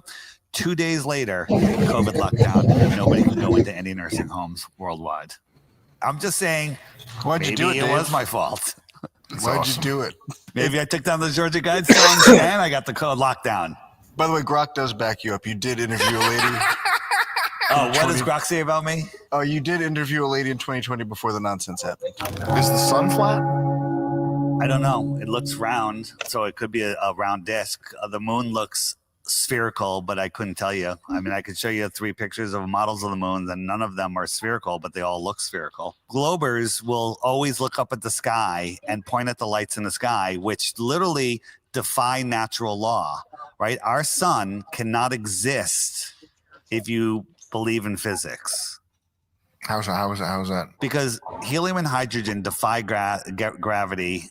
here on Earth. They go up. Helium balloon, hydrogen balloon will go up. The gas will expand. So when you put helium and hydrogen in space, it should just expand. It should just disappear and fill the vacuum of space. So this is a variation on the thing we were talking about earlier with the oxygen escaping the Earth. So how much helium and hydrogen do you need before it becomes gravitational and pulls itself into a burning ball or a nuclear fusion ball? Like a ton of it. Well, a shit ton, because they tell us that the sun is burning 640 billion tons a second or something ridiculous like that. Yeah. You can't even fathom that. And it's been doing that for billions of years and it's not getting any smaller. How does do you remember where they told you stars come from?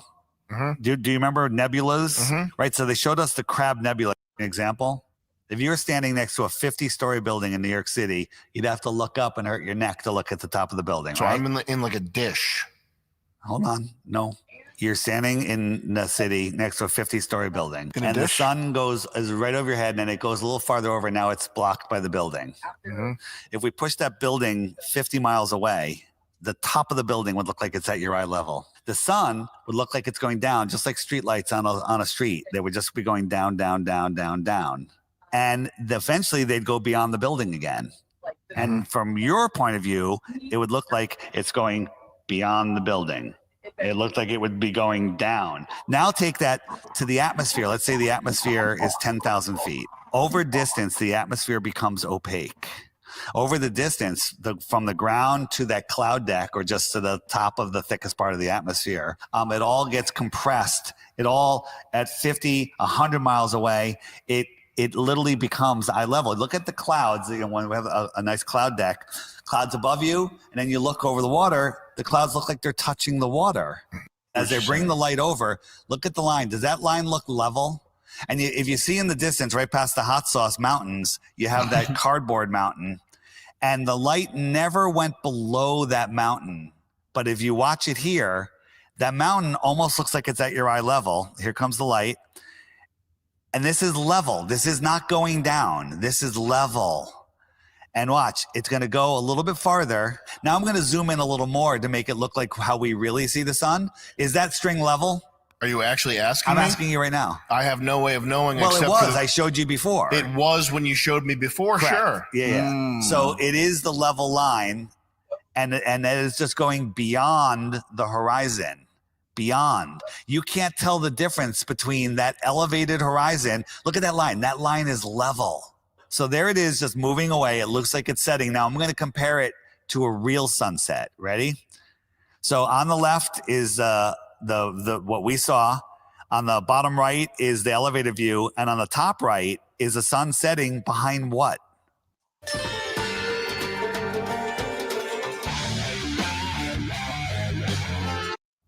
That's the sun setting. It's going beyond something opaque. Okay. There you go. In the sunset, in the real video of the sunset, you go back to the last 10 seconds. What is obscuring the sun? So that could be some mountains in the distance. I know what it is, but it could be some mountains in the distance that we just can't see. The atmosphere is too thick to see the light that's bouncing off the mountains. Because also the sun is on the other side of those mountains, but that's not the mountains. That's just the atmosphere. And the sun would go down, down, down, down, down, and then it would stop. It stopped going down. Is the whole video in real time, or are you no. Are you meddling with time? I'm going to speed it up. It's not going down. It's going farther away, and the atmosphere is going to just eat the sun. Ready? And the globe head. So this is Photoshop. I ended up live streaming this twice to show that it's not Photoshop. And there it goes. Just watch. It's just going to disappear into the thickness of the soup. The sun's light is not bright enough at that distance to push through the atmosphere. Filmed it 7 different times. Were you elevated when you filmed that? Way elevated. I had my drone way up. Isn't that crazy? That is kind of interesting. Yeah, and then people, I've never seen a sun like that. I go, have you put a 4K camera up when it's below freezing where you had to warm the fucking batteries and stayed there and filmed it while your fingers were freezing, and then brought it into a movie maker and zoomed in on it? No, that's why you never saw that. If the sun is going in a straight line across, it's in a curved line, but from our position, we're barely seeing much curve. So then it curves back around. It makes a full circle all the way around.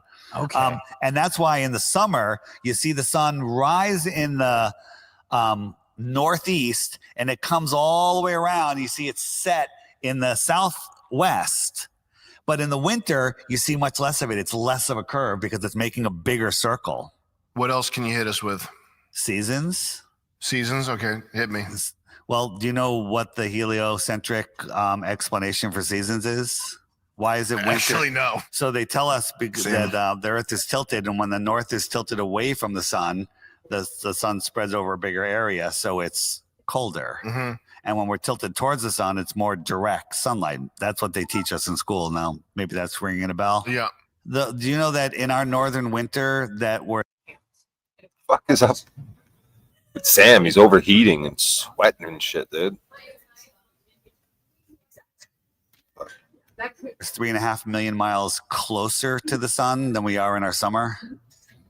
In the heliocentric model, they don't teach you that in school, but that's the highest point for the day. Let's say 50 degrees, not on the horizon, and I can not even feel the heat on my face. And it's 3 million miles closer. Mm-hmm. Closer, more direct angle, no heat.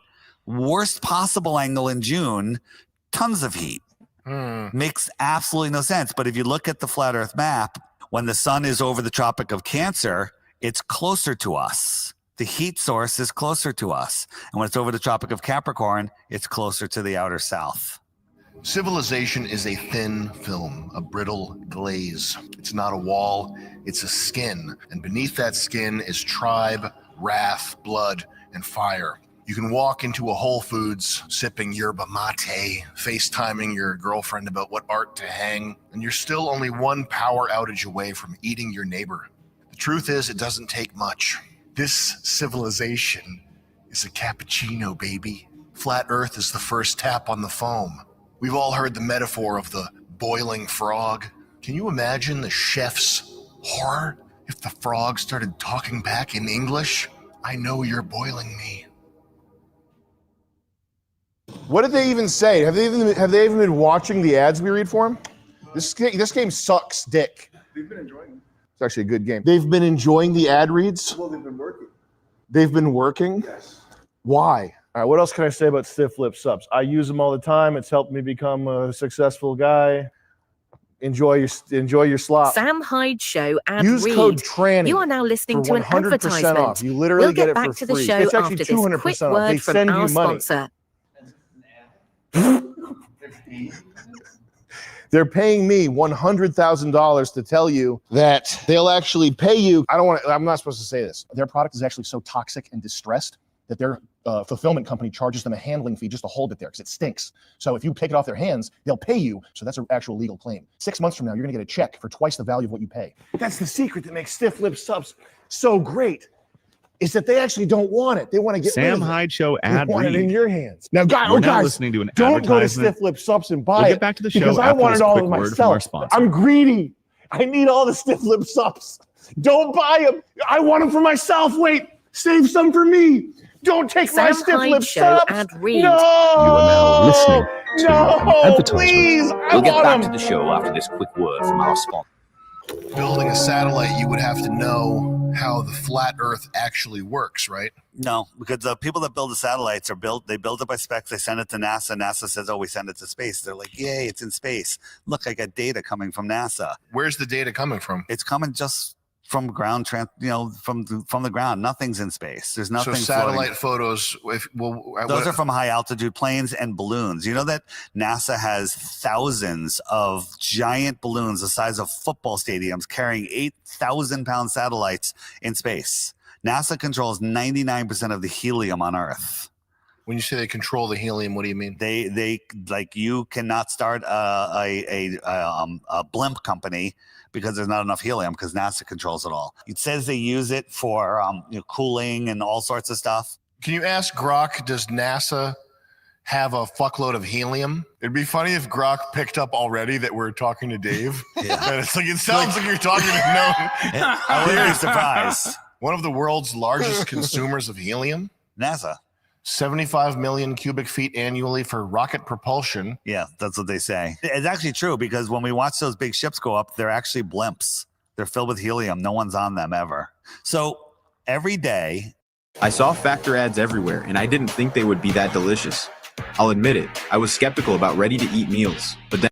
NOAA, the National Oceanic Atmospheric Administration, launches 950 approximately weather balloons, small weather balloons with a little cargo on them that take humidity, wind speeds. They monitor all the stuff, and then all of them are tracked by satellites. It's called the GONAS system, which is run by Russia. Why are we using Russia satellites to track our weather balloons? And these balloons are being launched twice a day, every 12 hours, simultaneously all over the earth.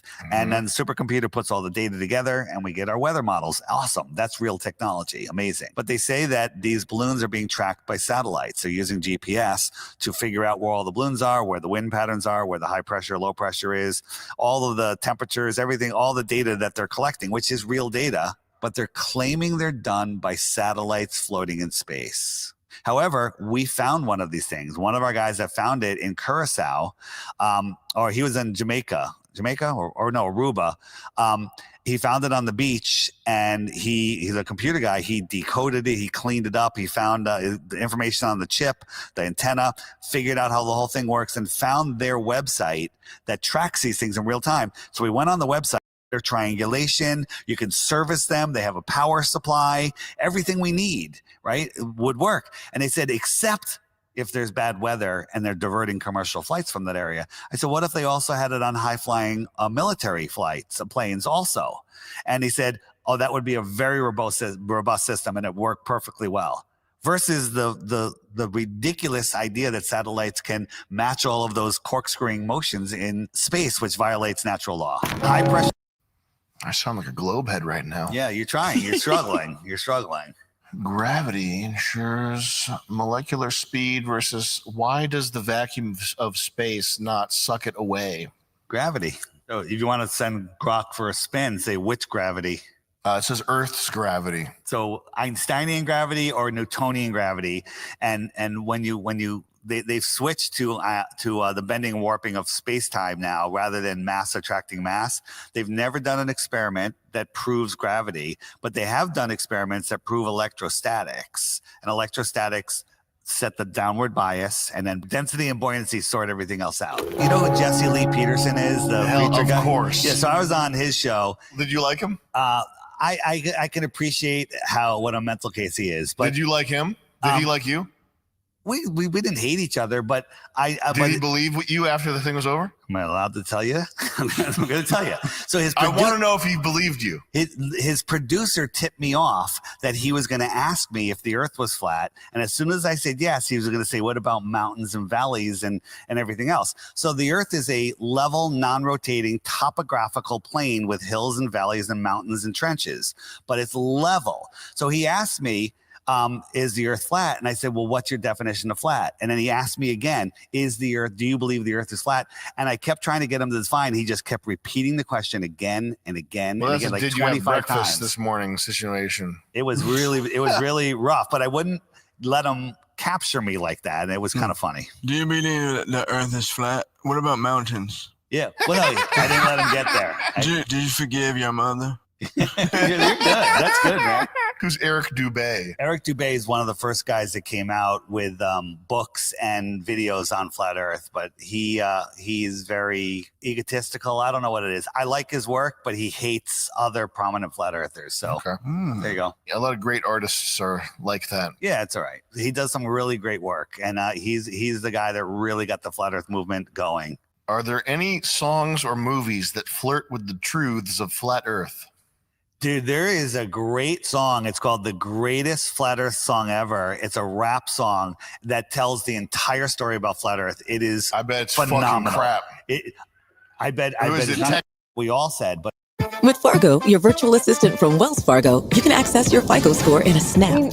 What I would give to when you understand that the globe lie rather than the flat Earth, the globe lie is the foundation of all of the atrocities that are going on Earth. Wars, famine, child trafficking, everything, all of that could not happen if people didn't think they were spinning out of control, lost in a godless universe. Everything, that you could hope to work for, like the American dream, went to college, went to corporate America. You actually believe you believe that the globe lie is the foundation. That's the foundation of all evil. Yeah. And you are a a fighter for justice. I'm looking for a better future for my kids and for myself, and for you. Not them though. All right. So what fucking are paying me to say something today? Sam Hyde Show ad read. Goody. You're now listening to an advertisement. Oh, how could I forget? We'll get back to the show after Do we this have any quick more of word those from our stiff lips? sponsor. They're gone. I ate them. And now I'm 20 pounds stronger. Did you just throw them out? Yeah. Well, good news. They're sending more. A lot more. We have this fucking shit. I'm installing Microsoft VC Redistributable. I'm trying to fucking relax and play a video game, but nothing fucking works. Understood. You know what does work? What? Stiff lip subs. No, they don't. They work because it's 300 milligrams of caffeine. So yeah, it works. It works to what? Shorten your lifespan? You know, stiff lip sups are the #1, whatever the product is. Sam Hyde Show ad It's really read. the best. You're now listening to an Definitely buy it. advertisement. We'll get back to the show after this quick word from our sneaking sponsor. around with the camera and just do a normal angle. What was like step one? When did you first start to think about this topic? Oh, this topic. So I was doing a podcast called Deep Inside the Rabbit Hole out of New York City, and we were looking into all of the big deceptions, hoaxes, false shootings, fake plane crashes, and everything. And people were like, "Hey, have you looked into flat Earth? You check this out." And I'm like, "Flat Earth? That's just a step too far." And I just like ban for life, ban for life, ban for life. I just banning them from everything. I don't want these stupid people commenting on my podcast. Then I was speaking with a researcher named Sophia Smallstorm who did a couple of big documentaries on 9/11. She's like, "Dave, you have to look into this." And I went in looking into it, not to honestly look into it. I looked into it to disprove it. You know, I went in with, this is the dumbest crap ever. You guys are idiots, and I'm going to shut you right up. And for 2 weeks, I barely slept at all. And the harder I tried to debunk it, the more I went down the rabbit hole. I don't believe the earth is flat. I know it's flat. I know it's not a ball. And if you look at any of the evidences, they all discredit the ball. And 2 things flat earthers know: it's not a ball, and that we don't know everything. Globers think they know everything. So if I talk to somebody, I say, you know, they're defending the globe. I say, you know, what's the radius of the globe? How fast does it spin? That question. From a government weather balloon that never came back down, corrected for curvature by a blind NASA intern. Tonight, we interrogate the geometry of reality, examine the collapse of consensus science, and meet a man who once tried to uninstall Water. So there it is, that one right there. So zoom in on that. Zoom in on that. So the hovering ships thing, It's down the water. Look at the front of that boat. Yo. And I think a lot of that can know ahead of time from a type of crew like a. Let's see what's cracking. You're going on. Yeah, I'm fucking out of it, dude, and I can't yell. I can't yell, dude. I'm leaning on fucking Samuel, I guess. I'm doing it for my daughter.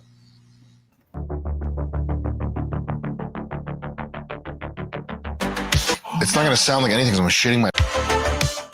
Just edit that so it sounds like we're complimenting him. Okay, guys? Please. Yo.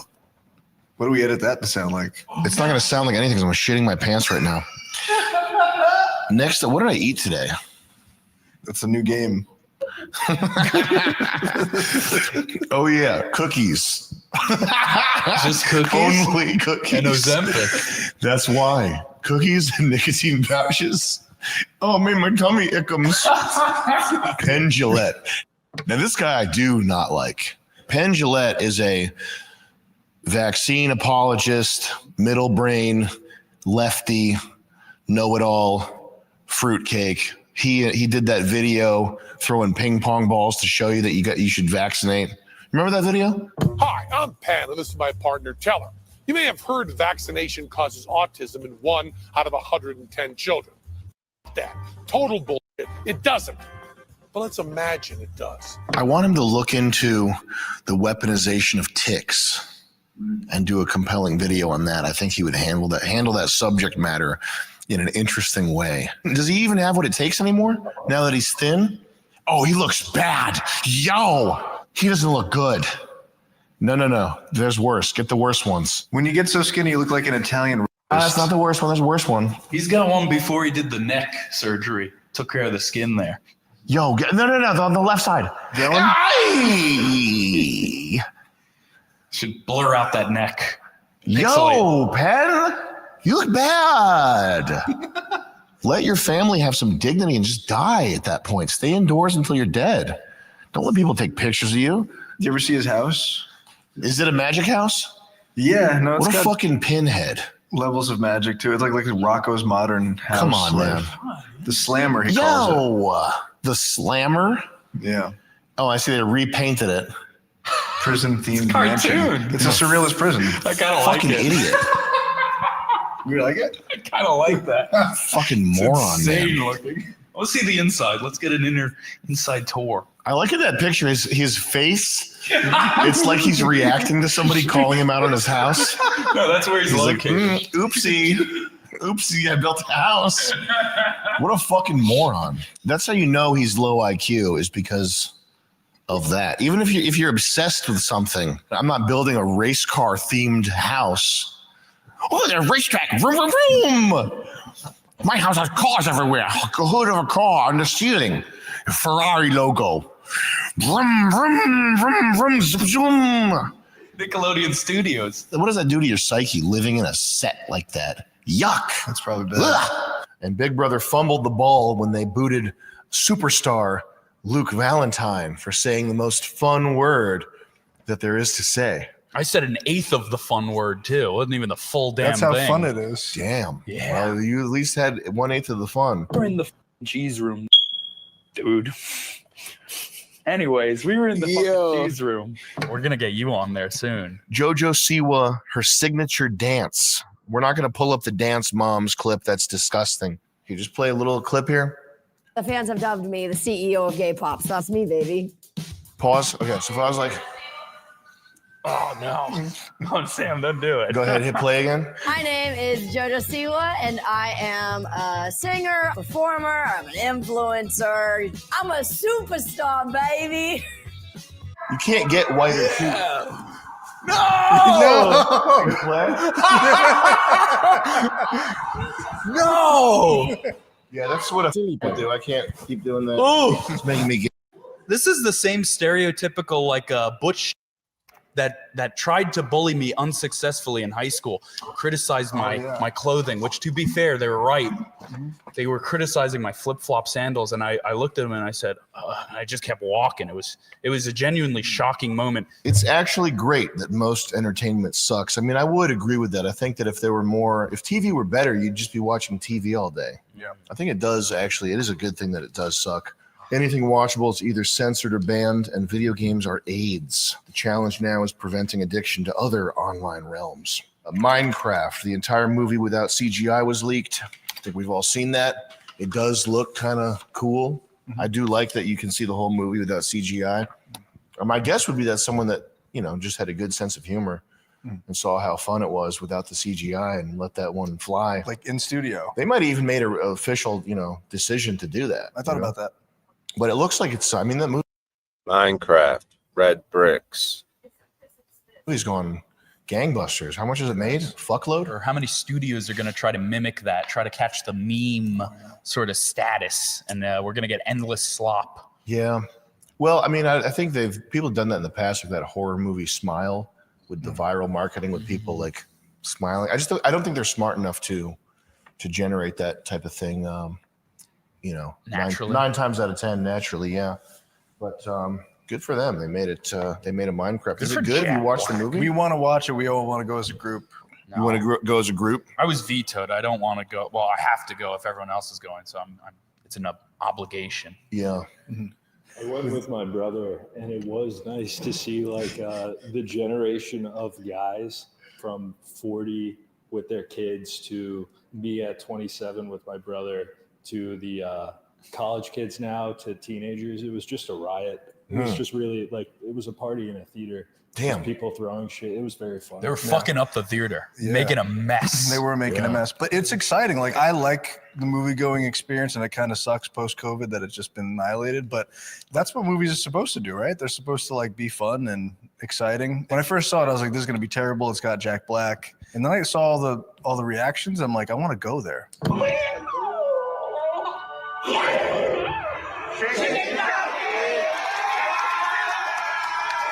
They do have to earn their wage. Someone has to keep them in check. The people that work at these theaters. I think it's a good thing that people are finally starting to utilize the theater cleaner people for what they're supposed to be used for. You know, I'm gonna intentionally get sick in there. I'm gonna eat a bunch of crap. If you're watching Minecraft, you can just take a shit in the theater. Yeah. Cut out a hole. Why in the wouldn't seat. you? Chicken jockey. That would actually be fun. That might make it worth my while. If you're Jack Black and you have access to do this, you just cut yourself like with a cell phone video in the middle of the movie. You're like, everybody take a shit. That would be so good. And everybody would shit on the floor. Minecraft Aftermath. Wait. Oh, it's Indians. It's just regular Indians at an Indian movie. You know that feeling on your shoes when you go into a filthy theater and it sticks to your bottom of your shoe? Imagine that on your bare foot. Imagine that, but Indian stick. Indian stick. Imagine Indian skin on your body on the Look outside at how of it. Imagine you look down and you've got brown Indian hands and the brown Indian feet. Imagine you have Indian skin in you. Well, they eating bodies and shit. Yeah, exactly. If That's the way they make curry.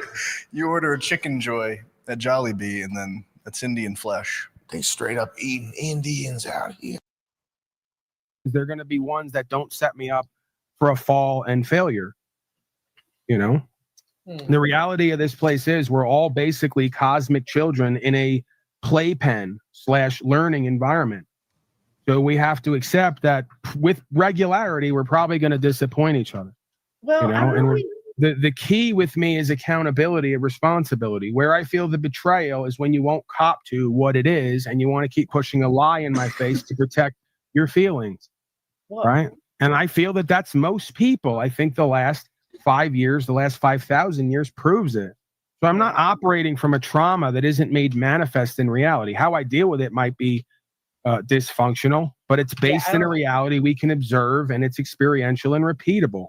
Well, I definitely don't think we react to it the same way. And going back to women and that, I always thought it was age. I always considered it the older you got, the more you understood that. But perhaps it could be also the personal growth.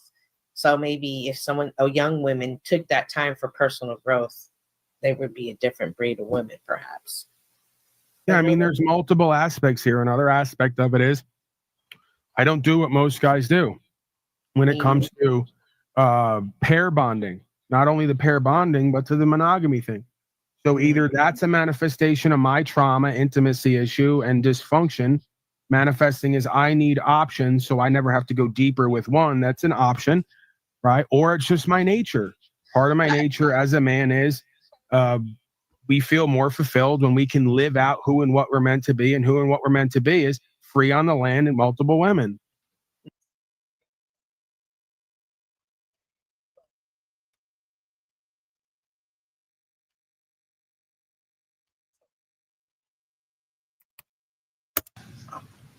I frankly think that crisis initiation is really tough.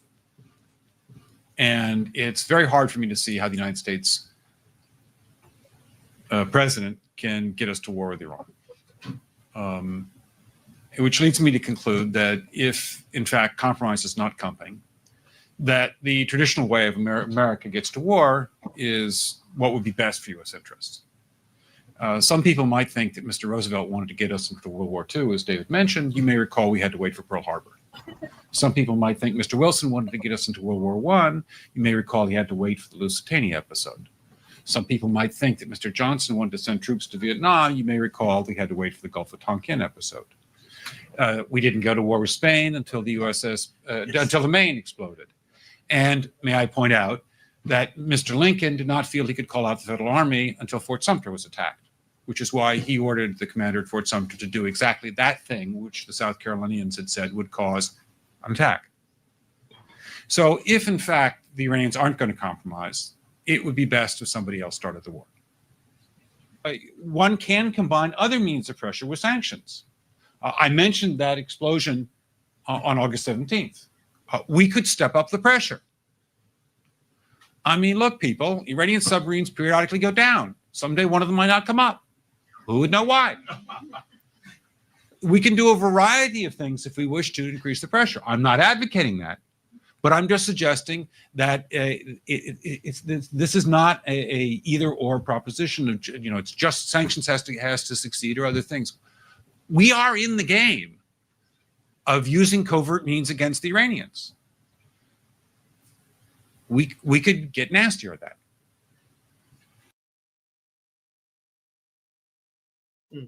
You know, men are polygamous, women are hypergamous. We're usually complementary opposite, right? So you have a lot of moving parts here that potentially can bring up all those traumas and fear of lack and loss and abandonment, you know?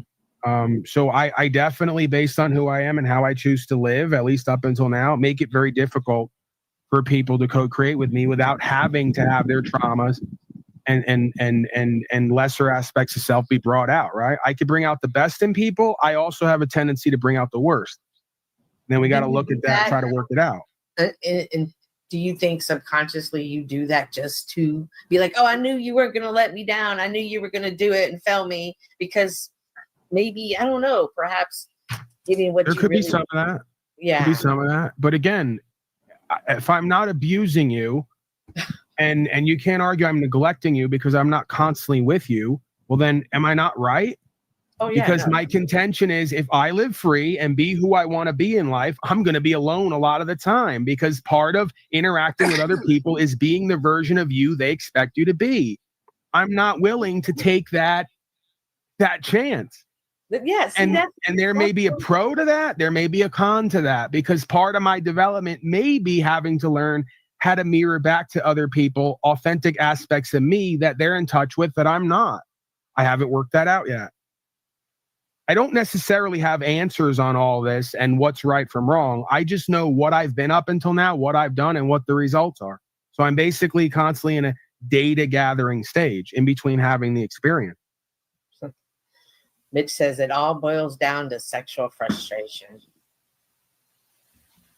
Why does he have to? We're doing it again.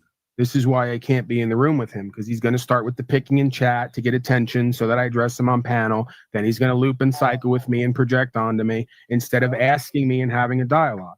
You don't have to address it and be a victim of it. It's not about victiming. You guys play the same fucking bullshit games every day. Oh, fuck Mitch. Mitch, fuck you. You know I'm just playing, right? Okay. It's interesting, Paul, because when you said the betrayal and when I felt that betrayal, I just learned to study people more and recognize who I want to hang out with and who I wouldn't do good with. And, you know, that grows, that changes over time. My values have changed and things like that. But I've had pretty long, still have my best friend from middle school relationship. So I would like to think that the way I handled it worked well for me versus because I didn't want to always just see the negative because I knew if I start to see the negative, my heart would be negative. So instead, I just learned to study people better. I don't know what that means. So we're ignoring the negative aspects of life and people and creation in order to not feel something different? Not ignoring it, but just understanding it, that's their negativity, that either there's somebody that's going to work on it and we can be friends or we can be romantically involved, or their persona doesn't even allow them to see their own flaw or the speck in their eye that you can't put your trauma on me. I have to step away. People think sometimes in my real life that I'm mean, that's how could you just not talk to them? Just stop like that. But that is something I learned. I make a choice. This isn't healthy. So what's the benefit exactly for me to keep people in my life who aren't aligned with what I'm doing and being and have their own agenda that they want to push where I have to either get in line or they do? What's the benefit? Well, I think it's the benefit of allowing people to be themselves, and perhaps by that, not saying that you should do this, but I'm just saying this is how do I not allow everyone to be themselves? I just don't want to be with them while they're being themselves. Right. I don't understand the correlation. Allow you to be yourself too, and then accept you right. who you are. But that's the thing. Most people in life don't allow me to be myself and accept me for who and what I am. They constantly critique and criticize. Well, you don't want to. And they do it either directly or indirectly. So I get out ahead of it. Let's play. Well, if they're doing it directly, you definitely don't want to be. Oh, most people don't have the balls to do it directly. They do it indirectly and disrespect me even more. Well, you say you call them out, but sometimes perhaps. Again, I had 3 people over here. We had a barbecue the other day. I'm pretty good at power games at this point, and I don't even play them anymore. Right? At one point, when I was an addict and involved in this shit, I just play the power games with all the good citizens. I don't play anymore. I just am who I am, or I go off to my own area. We had a barbecue and there were power games. That's kind of like we had a barbecue. People from here invited other people over. They had to sit all together, and they had to make sure that when other people addressed me and talked about truth and God, that they would make up an inane conversation to talk over me while I was speaking. Oh, right? They were trying to be like, no, don't do it here, Paul. Hey, how are your tires? Let's go kick the tires, right? And then not get up and not go anywhere, and then shut up again and half listen, and then go, hey, how's that steak coming along? Yeah, steak, real good, blah, blah. I know the game by now. They just don't have enough balls to say, Paul, we don't want to hear this shit. We're pathetic slaves. We're never going to do and be and have better, and we don't want to listen to you talk about doing it. We just came here to escape and bullshit each other. What would they said that? How would you respond? What would I do? Finally respect them and I'd say, let's take this conversation over here so they can kick the tires and talk about steak. Do you ever say, hey, I can't help but notice you're trying to silence me? Is there something else? No, I just talk louder and I just make more points about how they're indirectly cowardly slaves. So I guess I lied in a way. I do play power games indirectly because I keep talking truth that I know is powerful, knowing they want to reject it and recoil from it and watch them twist in the wind. So then they eventually got up, left, and went home. Good. I don't want slaves around me anyway. See how it works? I got a line of slaves who want to be in my life. For what reason? Why? I'm not saying you. I'm saying at some point in these type games, somebody, there is benefit to stepping up and addressing it head on. There is, for me, I believe that instead of playing the power game, that's the best way to play the game is shut it down. Again, the best way that I've found is not to do either. Just continue to be me and do what I do and continue to focus on what I'm passionate about. And a lot of people love it and a few people can't take it. And for the people who can't take it, fuck off and go interact with somebody else. I have a feeling you're going to miss me. But that might be my narcissism, right? Maybe you won't. Maybe. I don't need you to either, by the way. Maybe there's some great conversations we don't know about that they'll miss. Right.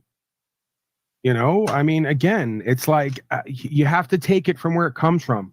I meet people, they're hardworking people, they're good people. They want to be free. They want to live right. They're not quite sure what to do. They love what I do. They see inspiration and empowerment with me and what I do. Those are my people. We're here for each other in the mission.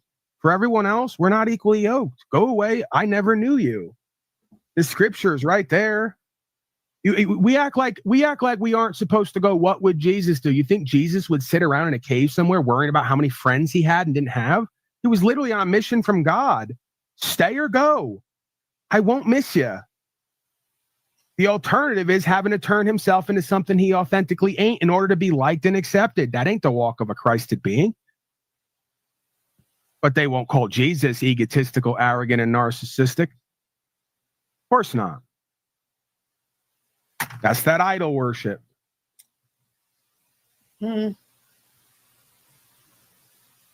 I don't see any difference. I think we're formed to be a certain way, and then we become a certain way based on what the world and everyone in it expectation are of us.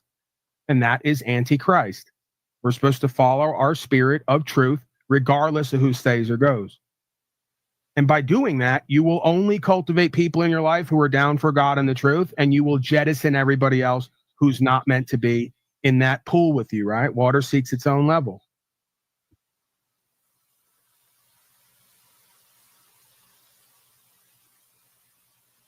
I'm different. I have a big family. So I can, even the people in the family that I can't stand because, of whatever reason, I still think they're my family. I trust that they're my family for a reason and we stick together. And I've had to learn to allow them to be themselves and not judge them for who they are, but just love them as they are. And it's benefited me and our relationships. It was hard though. It was hard because they were so wrong all the time, but I thought something. It Yeah, was but- something I would never do, but I did. You say that, but there's a line drawn somewhere. Meaning what? What line? Like I don't understand. Well, because there's like, well, I guess I wouldn't even know where to start when it comes to that, because I understand where you're coming from when it comes Well, to that accepting goes- somebody for who and what they are, even if they have like bad sides. But it's still at a certain, from my perspective here, is there's still a line drawn in your subconscious mind, keeping you on guard, right? So you're not always totally in that space of like, or forgiveness or whatever it is that permits you to continue interacting with these people. You know, it's an illusion, because subconsciously in the deepest anchored part of who you are, you know that there's a possibility that whatever has transpired in the past can happen again. Yeah. So that's, but yeah. it's my response this time around that is different.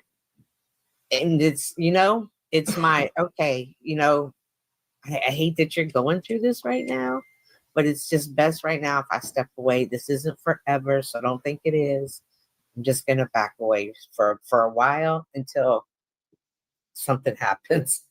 So there's, again, it's not, I can never change anybody. I can only change the way I respond. And I have noticed over time, this is nothing that happens overnight, is that my response somehow eases them. And not to say that they always do what I want them to do, but there is a difference.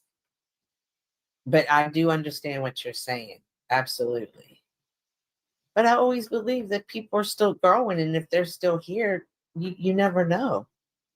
I can't judge that. Again, I just call it whatever you want. I'm a person who grew up most of my life alone. My father was out working. My mother was watching TV, and I didn't get much attention from anybody in those original years. It was a great source of pain to me. At a certain point, I decided I'm going to stop living for the affections and connections of these people and start living for something else. So I've grown into a person now who I don't require much when it comes to socialization. If anything, I wind up being drained. If I want to socialize and I do, I'm not nourished by it. I'm usually drained by it. So I just don't have a need or a want to have people around me consistently.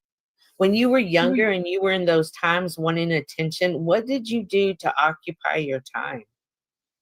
I would read, watch educational videos, study, try to learn more about what love is, what humanity is, what true intelligence is, all the rest of the things that I try to talk about. I kind of set myself at a certain point on taking the pain and transmuting it into becoming a better person, or just learning more about life. Right. So, would I like things to be a certain way? Yeah. Am I open to that? Yeah. Do I need it in order to stay myself? No. Do I find my life more peaceful and somewhat prosperous when certain people, not everyone, leaves me alone and just go their own way and live their life? Yeah. And it shouldn't be that way. It could be something different. But, again, a lot of people in my life are not willing to be accountable and responsible. Mainly my father at this point. Pretty much the only one left. Everybody else has died of cancer. Yeah. So I don't think that's an accident either. I think cancer is a reflection of something going on here, an unmet form of completion. Absolutely. It can be that something that you won't let go can manifest itself as cancer for sure. Yeah, at a certain point, God basically, like it does in the Bible with every character in the Bible, gives you an option. Are you going to live for yourself and God and the truth? Or are you going to keep relinquishing that to try to be attached to these people and be accepted by them and accept them? And I'm not willing to trade one for the other. You can't serve two masters. So either you're going to serve the truth with me and be accountable and responsible and be honest with yourself and others and make the change and walk with God, or I have little to nothing to do with you. And it's just kind of be that way, right? My flesh may not even like that all the time, but my spirit knows there's purpose and meaning and value and process in that. I can understand that perspective for sure. I really do believe that God doesn't open itself up and work for its people if you want to keep yourself around devils in disguise playing power games. And here I am, by the way. So I just denied in a way what I just said. And that might be why God has allowed me to go through this No, season Paul, harder. he sends you out into the desert for 40 days. Remember? This is that journey. You've been in the desert for 40 days, allegorically speaking. Right. It's even now, these questions and the energy is pointing to the same theme. People around here see something in me, whether they love me or not, or like me or not. And they want to know, Paul, because that's essentially what she's asking and what everybody's saying and asking. Paul, are you going to keep walking with the truth, or are you going to forsake that to be a part of us and what we're doing? I'm trying And the to answer is still no. I'm trying to understand you more. So every time I see you, You have to understand the overarching paranoia I have. And I say paranoia in quotes because they've been telling me I've been paranoid about everything for the last 2 decades that I turned out to be right about. So the overarching idea here is, once again, I'm working with people on the land and I'm getting more land. So again, why would I have a bunch of people in my life who are not doing that in the way of that? I'm already here wasting my time. You think I need to do more people in my life? How many times have we seen Paul turn away the devil, right? Refuse the devil's temptations, because Paul has had that aspect where the devil comes and tempts him and I can give you the world, but Paul doesn't lean into that and says, behind me, Satan. Yeah, I don't want the world. And he's done that over and over again. I want to be who I'm meant to be more than anything in this life. I don't want the world. The world can fucking burn for all I care.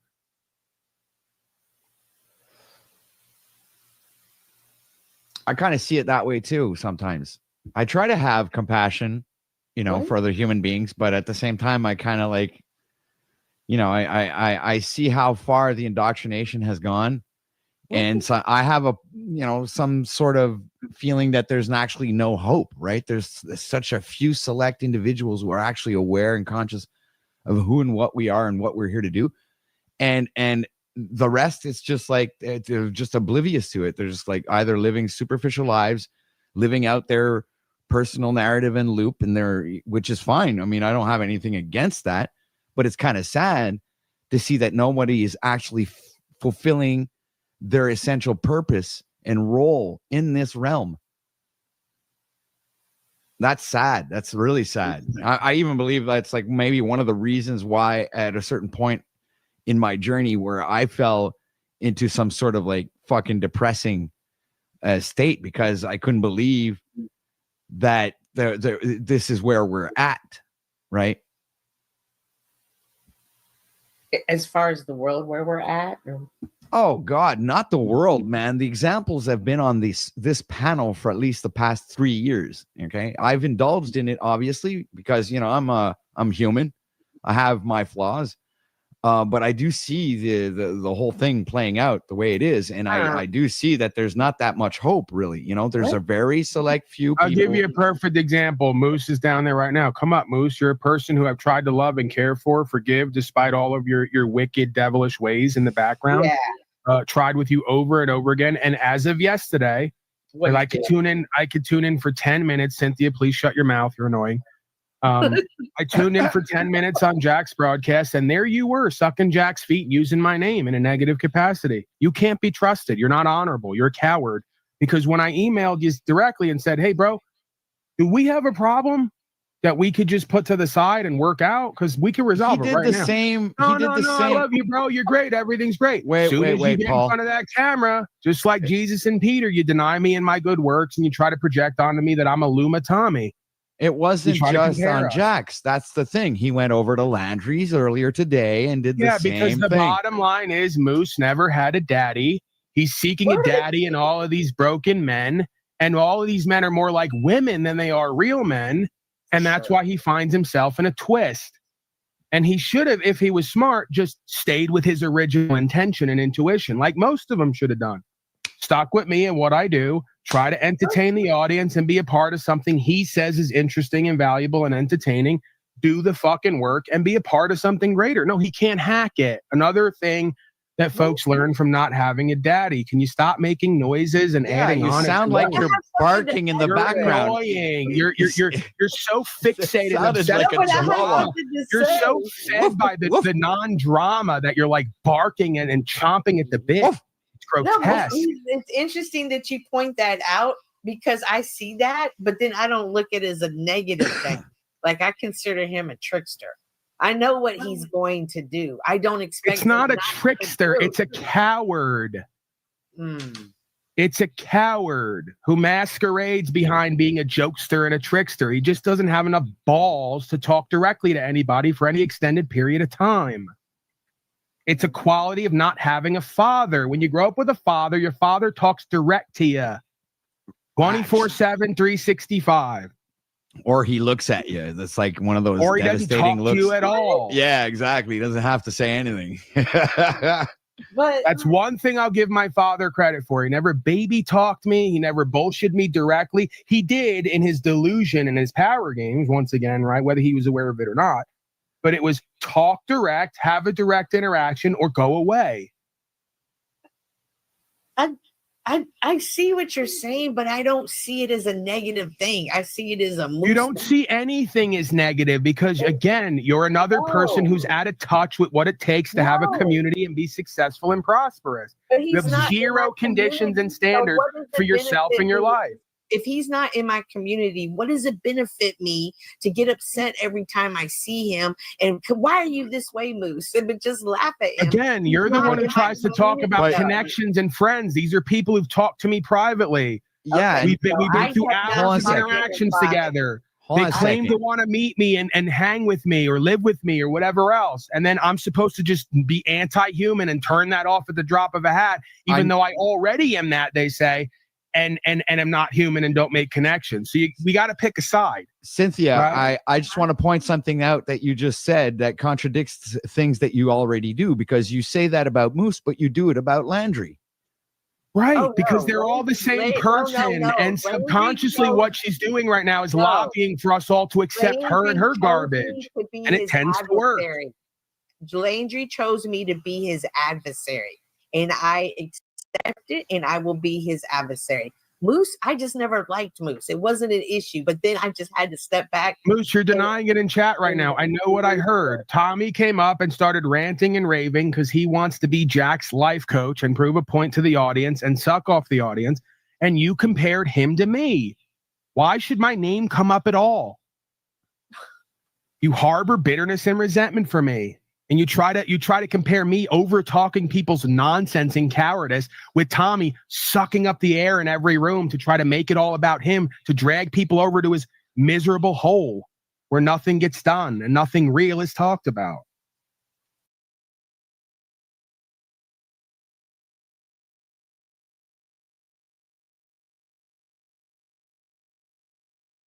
Clear remains. These do not belong to the being. I'll read out another section here.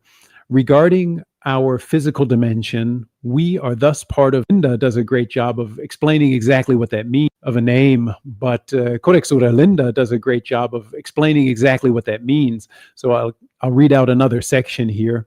Regarding our physical dimension, we are thus part of Varalda's infinite being, as is the physical dimension of all creation. Yet regarding our appearance, our characteristics, our mind, and all our thoughts, these do not belong to the being. All these are fleeting phenomena that appear through Varalda's life, which appear as they are through his wisdom and not otherwise. But because his life is perpetually progressing, nothing can remain stationary. Therefore, all creatures change in their position, their appearance, as well as their minds. Therefore, neither Earth herself nor any creature may ever say, I am, but rather, I was. So this is a more clear explanation of what I am means. It means that the creator remains constant, whereas all the creations are in perpetual state of change, and they go on to say, we can refer to ourselves in the past tense, but to say I am is pretentious as well as false, because as soon as you say I am, you no longer are what you just said, and I think you can understand where they're coming from here, and that is all summed up in this simple "I am," which can be found in other in the Abrahamic religions as well. Speaking of syncretism, you also can't speak of Codex Urlinda without looking at the elephant in the room, that there's a character in the book called Jesus, very close to Jesus. And in Codex Urlinda, Jesus comes from the Kashmir region and is a teacher of men, and is eventually the priests and princes take the story of Jesus and deify him, as happens so often in Codex Urlinda, a deification of characters like Minerva, Jesus. The interesting thing about the Jesus character in Codex Urlinda, one interesting thing, is that he's referred to in the book by several different names, all of which are we're covering many of the major religions of the world. So he was befriended by a Freya who had been taken into slavery in that part of the world. And this Freya called him Buddha. And Buddha would mean a bag, so a pouch, a purse, something you keep money in, something you carry valuables in, because he kept a treasure of wisdom in his heart, and a treasure of wisdom in his mind, and a treasure of love in his heart. But he's also said to be called by the priests, the jealous priests and princes called him Fo. And interestingly, Fo is the Chinese, at least the first syllable of the Chinese name for the Buddha, Fo Tuo. And then an even more interesting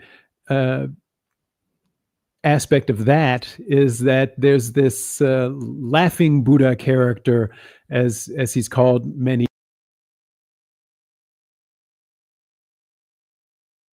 Won't hop on panel though.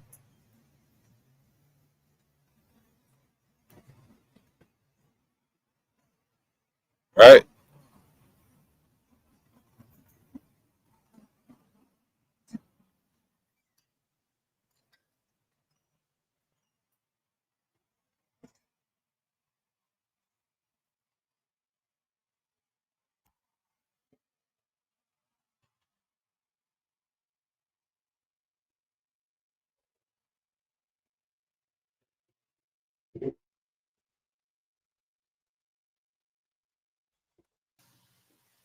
Why are you even on Jack Talcott's panel at this point to begin with?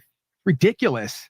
Now you're tempting me, Moose, to go back and check our broadcast today and go listen to what you had to say, or we can go bring up Landry's broadcast. You know, it's pathetic still. But And I'd like to embarrassing. listen back, and because I'm seemingly, if I recall correctly, you weren't speaking positively about Paul either, right? It's like, The reality here is everybody's fucked up, and there's like one truth, one life, one way that is somewhat redeemable for all of us, that if we lived into, God would bless us and reveal more. And instead of everybody doing that or being a part of that on some level, they keep trying to cope and bullshit each other on these panels. And it's fucking embarrassing.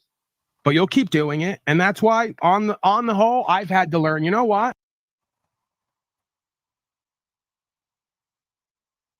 Who's the clown down there that won't come up on panel? You're a scaredy cat. I'm gonna go to your channel.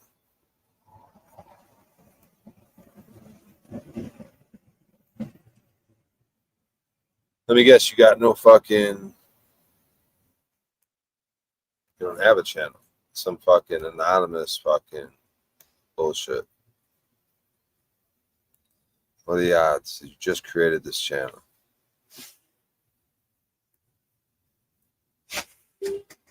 Joined a month ago. Wow.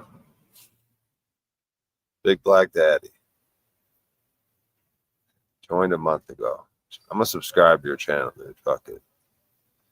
Anyways, what a fucking weirdo.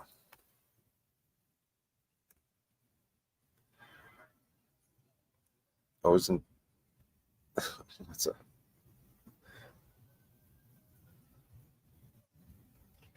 That was cheap bait, bro. I'm just curious what this person's about. I just want them to keep talking. I want to learn about them. They got all the answers. They're angry, right? They know who to focus their energy on to come against.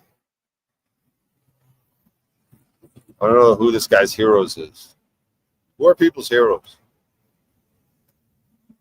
These people are going to continue this ad infinitum for probably forever. And I have no business even watching it or being a part of it. They don't want or ask for my input or my help. And yet I still keep showing up like Tommy and others to try to talk my truth or the truth. And really what I should just learn to do is stay the fuck away and just focus on myself and my life and not interact with any of these people in any of these places. Because we already know what we're going to get. I'm not twisting anything. I already proposed to bring up the footage to see if I'm right or wrong. You know, it's like I said, if I recall correctly, you know, that was the key phrase there. So I might be mistaking, but for some reason I saw you up there cupcaking with Flow State and Landry, and it was about Paul because guess what? Nobody can get Paul out of his mouth. And even like Brown's boy says, he's another whack job who in between saying I'm an actor and I'm paid to whatever NLP propagandist, he hits on some truth. And he just did right there. Moose gets up there, he's stoned to the gills, and he likes to say praise God and mock praising God in public because it's a funny Talcott quote. You just don't get what's really going on, do you? You're part of a big mockery, humiliation, blasphemy ritual. Quite frankly, so am I, because I keep coming here. But stop masquerading like you guys are doing something and a part of something and there's love and all this. And there's none of that. There's mockery, blasphemy, humiliation. Yeah, the hero should be like people's grandparents, great-grandparents, like if not your own, like your friends and families, like stories of someone's grandparents had to do something heroic, right? Where the fuck are the heroes, dude?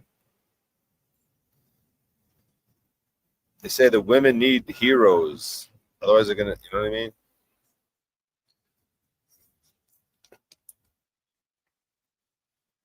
So you gotta, if you wanna help out your society, you gotta implant in the hearts of the women like who the heroes are.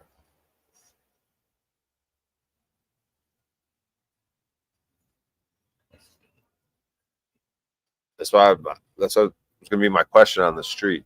Like, who are your heroes? What are they going to say? George Washington? Abraham Lincoln? What the fuck are they talking about? Denial, dysfunction, disempowerment dressed up as a movement and as love. And it's fucking embarrassing and it's dysfunctional and it's beyond narcissistic as well, a word you all like to use for me and others. Let's see if I'm full of shit or not. You know what I mean? They find so much commonalities because it's the same. At all. Yeah. Requesting a link. Ever been? You're not 21. Are you? For the AI. Not for the AI, dude. No, I just like to look at you. I like got to have, me. Oh, I'm not kidding you. I just like, oh, I didn't even know he was here. You like seeing this? I look like the kid from Sandlot. Squints. Look, so I was over at OTWs, right? And I didn't realize that you were actually live. Yeah. Yeah, I didn't realize you were actually live. And then you're like, oh, Moose is over there. And I was like, now I feel like a dirty voyeur. I'm like, I want to be part of the action. So Not the reaction? Whatever action's over here. I mean, if we're going to just sit there and watch you and not say anything. Yeah, I mean, I don't ever really spend much time with you on panel anyway, so it's good to have you. Thank you. I was just telling everybody how you made the Panelverse space yourself. You got all of us individually, us individual content creators. Nobody had ever seen anything like a Panelverse, and you made it. And you're like, look, guys, this is what we need to do. And you've been running shit from behind the scenes ever since. I mean, I don't take credit for any of that. It's all you guys doing the work. But like, I do exactly take what a credit humble for bringing producer would people say. together. I did bring a lot of people together, but you guys do the work. So it's like, It's easy. You make it easy. You make it easy to support More you guys. LARPing. Who is he if you're bringing watching over together? on the What Flow is he State channel, producing? you know, hit that money bag and $4.99 for Moose. There you Just go. Give some show money. support for the Moose man. And even if Flow State's getting that money, just know that it makes me feel good and it absolves you of some of your sins. All right. Well, I've been saying this, dude. What else, dude? How embarrassing would it be if it's weird? We're spending so much time here, and you know, it's not making us any sort of money. Like, isn't that more of a sad dynamic? That's why I have a job, bro. And I do want to make. No, I'm not money. talking about you. I'm talking about just as far as the Paul versus Flo aspect of it, right? To where Praise it's God. shameful to Here want it to make money comes. in the space. It's shameful to do the opposite. This Landry fucking creep, dude. What the fuck, dude? Takes the plates off. But he has no fucking, he only took the plates off as like a fucking prank or something. Like, there's no reason to it. I thought he was actually about something, dude. What a fucking asshole.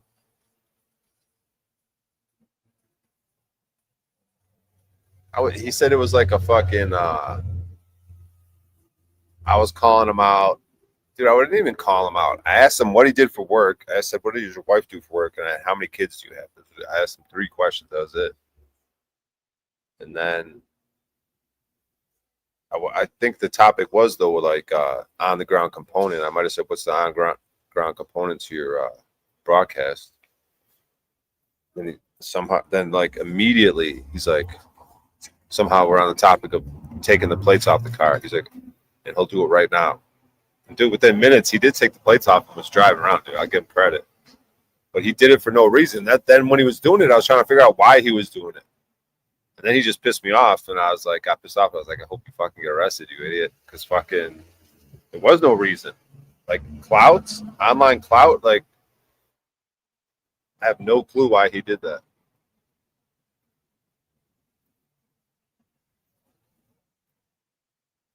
But, it's Wizards' account. Yeah, that makes sense. Wizards all butthurt. What are you crying about, Wizard? It's shameful to spend your whole adult life playing with your friends online and never, take responsibility for your responsibilities. That's what I'm here for. I don't want to play these fucking lanes right now. I think they end up bringing my name up, and then Paul just fucking bounces because, yeah, it's just gross. It's fucking Landry. Landry's wife. She gets on, dude. I didn't see her. Does she show herself? But, like, she, like, clearly wants the fuck, dude. Like, I don't know, dude. The bizarre fucking fucking things that come up online, dude.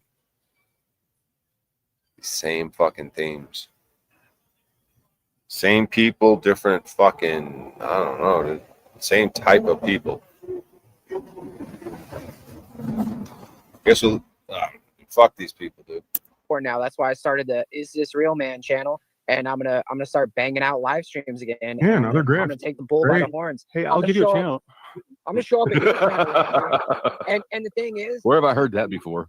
I'm not gonna come to your channel, Landry, and start like shouting out all my fucking super chats like Flo would do, because I've already learned that Flo disrespected you that way. So see, I learned. Oh yeah, that's perfect. Sucking Slow State's balls. When you grow up under a woman like Cynthia and her bullshit philosophy, this is the man you become. Okay. Hell no. This is exactly who you become. Griffin. Someone who will go everywhere, suck everyone's balls, encourage everybody to get money, never take a stand, never have an actual opinion, never be honest with yourself and others, never have a conviction, never have passion, never actually start anything and finish it. Moose is on his 5th channel that's going to go nowhere because he's going to be too busy sucking balls and promoting everyone else while he doesn't take care of his channel and his purpose and his passion and his content and his responsibilities. And again, it's also equally shameful to come on here and try to make money grifting and lying and cheating and stealing and never actually serving a higher cause or purpose. Equally, if not more shameful, because it proves you love money more than you love your soul, your life, your people, your country, your land, your future.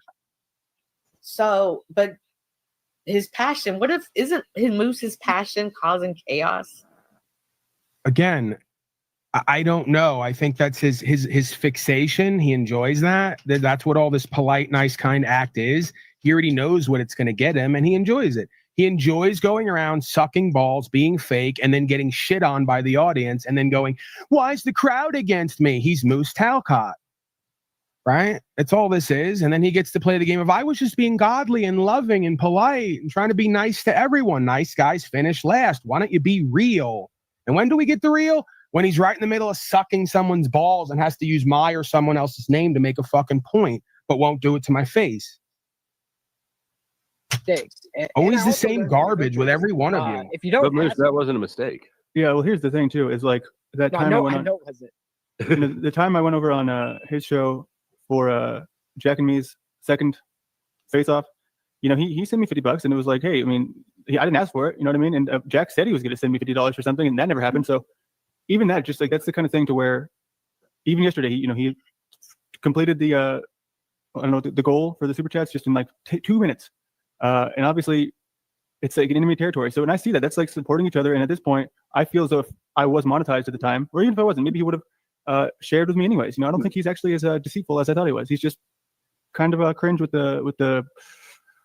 I mean, it's like I guess high school sort of talk. You see why Slow State's laughing? Landry missing the mark again. He is.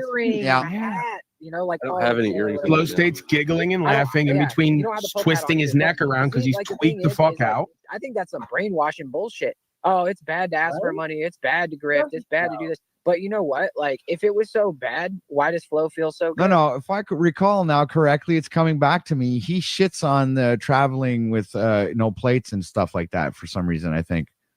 Again, Landry falling into the trap once again. Slow State supporting him, so you know, we'll have him over here, and then at some point we'll get to the Paul versus me thing, you know, and all the games, and we'll cross promote because he gave me $1 10 times and hit all my goals for the day, right?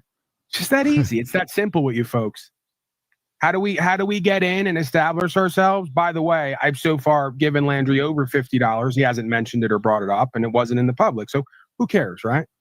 You know, but ultimately, this is how easy it is to game and manipulate you people. They're not really contributing and supporting. They're gaming you to play power games later. And it's so easy. It costs you $10 to buy you out. This is how the devil comes to you. You say he's not deceptive, and he immediately starts duping and laughing and Same exact reasoning behind got another fish on the hook. all right. There it is. Yeah, there it is. The low blow and fucking Moose Heroin. laughing at the joke. Yeah, heroin. Starts there. Yeah. And you know and what? I'm bullshitting, right? I'm full of shit, Moose, right?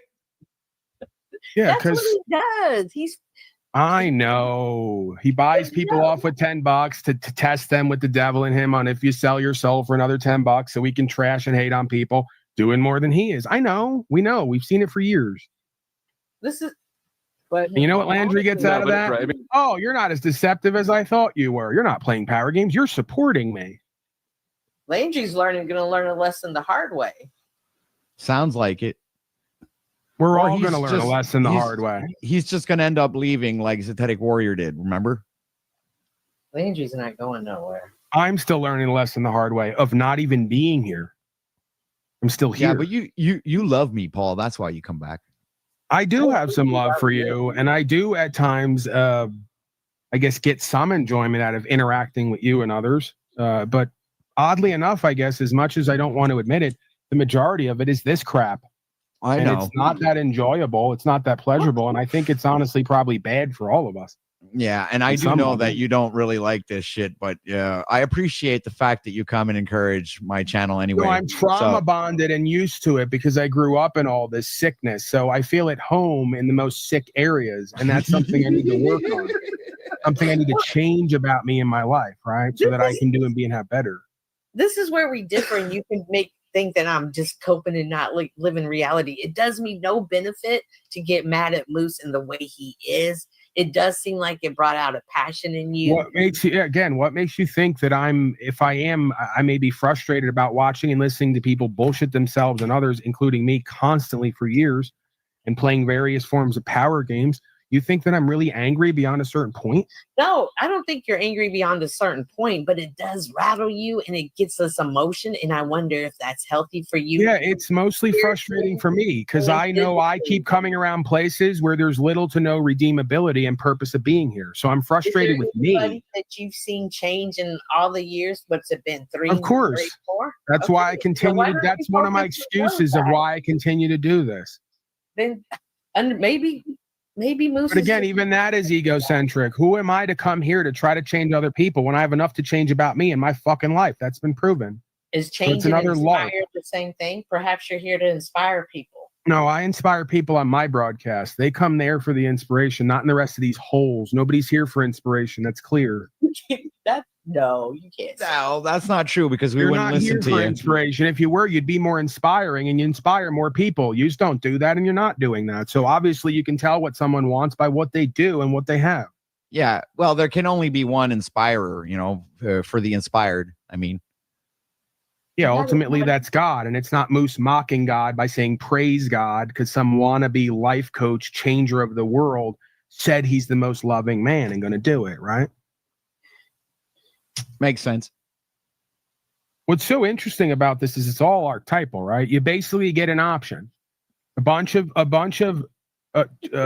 grown children who've never been raised up in the mind and heart to meet God's purpose or meaning or value on any level get a choice who's going to be their online daddy and mommy.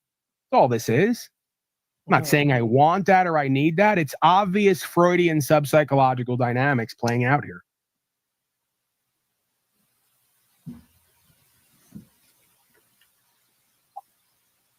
I think it's like we go to the square of the circle back in the times of the philosophers. There's Moose. It's me mocking you all for being satanic fucks. Imagine the irony in it. You're the one that taught me not to focus on the chat. I can't believe you're focusing on the chat, Carl. No, but it's Moose. Moose and chat are two different things. Come on. No, they're not. Moose is nothing more than a chatter I than me. contend that. But Moose, you know what, Moose, James? the point is you're one of the most satanic fucks here. You tried to do it on my broadcast. Make it all about getting money from the audience and sucking them dry. What makes you think you're any different than anyone here? That's your ignorance and arrogance. Laughable. Oh, you mock God in order to prove that everyone here is a satanic fuck. Well, what does that make you? You do nothing to serve God in truth. You do nothing to serve yourself, your family, your people, and everyone and everything else. So what are you talking about? What are you saying? It's all right. He's going to leave now. He said later, Paul. Yeah, of course. When we can't stand up to our nonsense and be accountable, responsible, we run. And we're back to square one. You wonder why I don't want most people around me. Because as soon as it gets hot and they have to stand on something, they fucking punk out and run anyway. If I can't use you, God can't use you, and vice versa. It's just do you value your time? If you don't value your time, other people won't. Right. Yeah. And Flo has actually sent me money as well, just for being part of the process. Like I'm sitting there, next thing you know, I get like a Cash App, and I'm like, what the fuck? It's like getting a fucking call. I never get calls, so I got That's the same for me. Got so excited. So I can honestly say, like, the only time I ever felt really bad was when he got me for I tried to play the moral superiority card, and I was totally playing a bit. But then, like, I saw how the crowd reacted to the way he had, like, presented how the whole situation happened, and it was like, fuck, I gotta fix this. Like, so I went into immediate damage control, and he was like, well, if you want to be around here, you gotta fucking pay. So I immediately paid up. He did. So some would call me an idiot for that, but like part of my whole like process here is to piss off the crowd, but I don't want them to like downright fucking hate me or think I'm an actual scumbag. Like, it's okay for them to call me a snake and stuff Too like late. that. It's okay for them to not understand what I do behind the scenes, but This is what's so ironic. Everything is to piss y'all off, and it sounds like it works. It does, even if it's only to a point. It's still pissed off. This is hilarious to me. Great. That's the majority of what you do on the internet all day, every day. It's is such LARP an and try to easy piss people off. excuse. Yeah, it's such an easy excuse to go to as well, Cynthia. I think it's a cope. I think But it's does he bullshit. exhibit that type of behavior. Therefore, I concluded, well, shit, this dude's telling the truth. He's just here to piss people off. Yeah, like Well- OTW says, it's a LARP and a cope. He knows Yeah. that his disingenuous, duplicitous behavior is bound to piss people off. And when it does, he goes, look, I completed my goal. It It's was a cope. bit non-bit. Right. He's trying to do me in more ways than one, right? He's trying to do me and it's not working because it's not the same idea. It's not the same, Come on, it's not Cynthia. the If you same think we experience of haven't resentment. figured out Moose by now, it's like I'm like telling us you haven't figured out Jack by now. It's No, like, come I'm on, just man. saying the way I view him. Like, I don't take that. None of that means nothing to me. Moose isn't in my community, so I'm just. Well, we merely- all have different experiences with different people out here. So you haven't, I guess, you haven't been through the full Moose experience yet. Again, you can't claim a bit non-bit when you've never created anything that is empowering, inspiring, valuable, and co-creative. We just think this is who you are and all you're capable of. Get a clue. I can do bit non-bit because I can always circle back to what I'm capable of and what I've done and will continue to do. You don't do that and haven't done that. So it's not bit non-bit. It's a coat for your shitty personality that's going nowhere. Right. And it's also using Paul's lingo to Again, to do the I'm cope. Yeah. challenging any one of you to create a channel today and do and say something that gets somewhere beyond 20 live viewers and 200 subscribers. That's your challenge. Bet you won't take that on. Bet you won't do that. Bet there won't be results with that. So it's just easier to do whatever the fuck the rest of this crap is. Well, it's funny Right? you say that, Paul. They already because know they're a loser failure based on what they do and won't do. Thursday coming, I've been researching some things lately in my area, and I'm thinking about shit I could do on the ground. And I've decided probably that I'm going to kind of maybe attempt to do a report on a food bank in like 3 cities away from me, where there's like, I've seen like pictures on Facebook where there are lineups of people and shit like that. And I figured that would have been a really good report to do, seeing how, what it's all coming down to and what the people are, people that have fucked.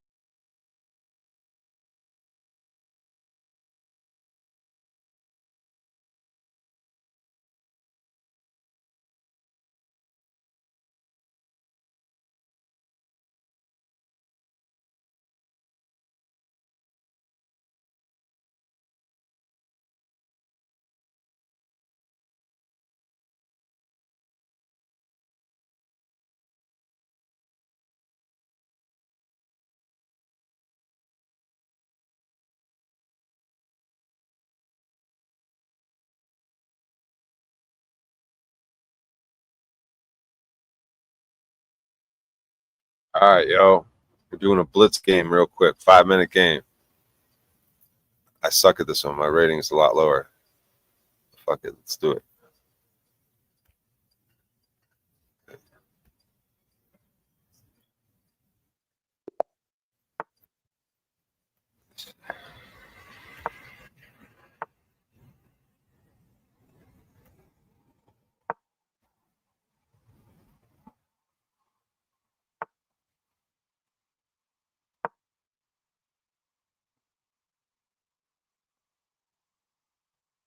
Coming out attacking. All right. You see this shit? This shit's crazy. This fool's up to something, boy.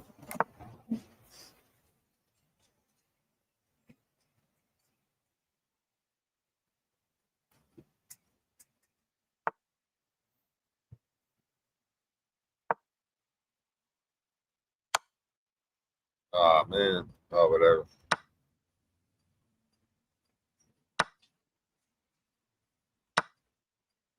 So I traded a rook and a pawn for a horse in the night. It's like an equal thing. Where should I go? Threaten. What kind of block with anything? Pawn. I guess I could block it with the pawn.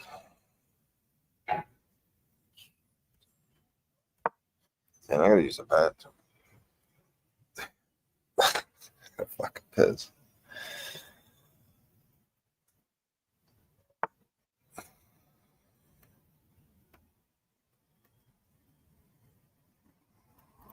We'll just ignore that.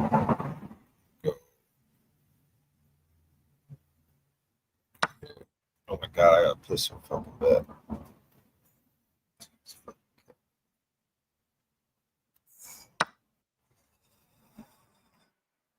Dang it.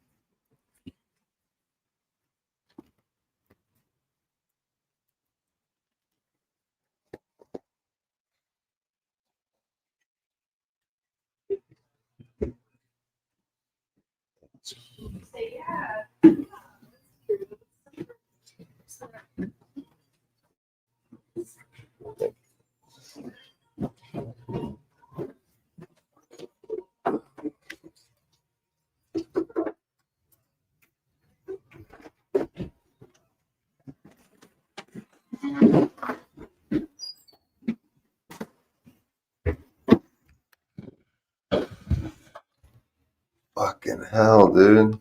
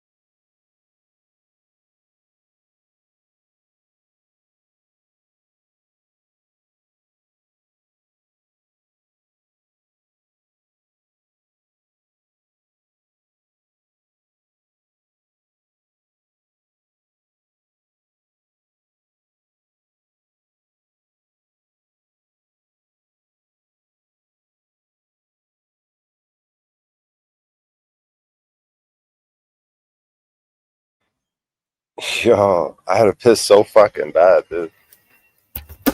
Fucking emergency status. Oh my god. Fucking nightmare. I would have won that game of chess. That one don't count. Gotta do another 5-minute one. Fuck you guys. Did you guys see me panicking, needing to piss, dude? Did anything get caught on stream? What the fuck, dude? Give me a second to recuperate here. Where's my shit at? What's going on? Vehicles and nice cars going to this food bank and shit, man. I'm like, I need to report on this. Are you going to need Moose and Cynthia and Mitchell and everybody else to ride along with you so you can pretend to get something done? Or are you actually going to fucking take care of yourself, your life, your channel, and your content? I'm going to do it all by myself on my own. Yeah. Oh my God. Oh my God. I'm clapping now. That's the challenge. All of you pathetic beta females and males create a channel and be the star of your show and actually create something. Betches all won't do it without leaning on the cast of characters and the usual suspects and turn your content and your content creation area into a circus show with a bunch of clowns. I have to agree. I can't deny that. That's absolutely true. Right. There's the long-standing challenge. That's the reason why YouTube was even fucking created. You'll never do that because that's the hard path, the rewarding, valuable, hard path that's actually going to get you views and an authentic audience, and you're going to resonate and have community, and you're going to get more value. But most of you are not going to ever do that because it takes work on yourself and in any venue. It's too easy to lean on 10 tards to not do your work for you. Huh. If you do a vlog, though, y'all always say, oh, those are fake. That's not real.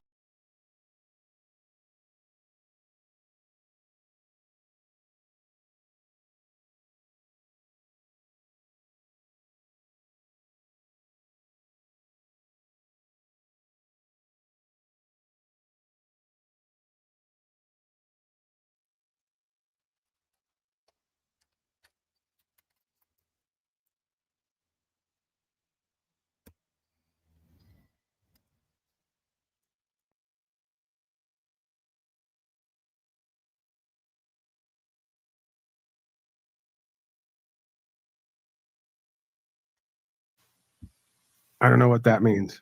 Vlog, like you're gonna live stream going to the homeless shelter, but then if OTW did like a video and turn it into like a little 20-minute show, y'all be like, oh, that. And I'm not even putting a prerequisite on it. I didn't do the narcissism. I didn't say rights, freedom, principles, spiritual faith. You got to do what Paulie does, or you got no value. I didn't say that. I said the challenge is long standing. It's why YouTube was created. Stop leaning on StreamYard and a free version of StreamYard too, many of you. I won't name names because you can't afford the damn $40 a month. Not me. So stop leaning on StreamYard and 10 tards and actually become the fucking content creator for good, bad, or indifferent, for better or for worse.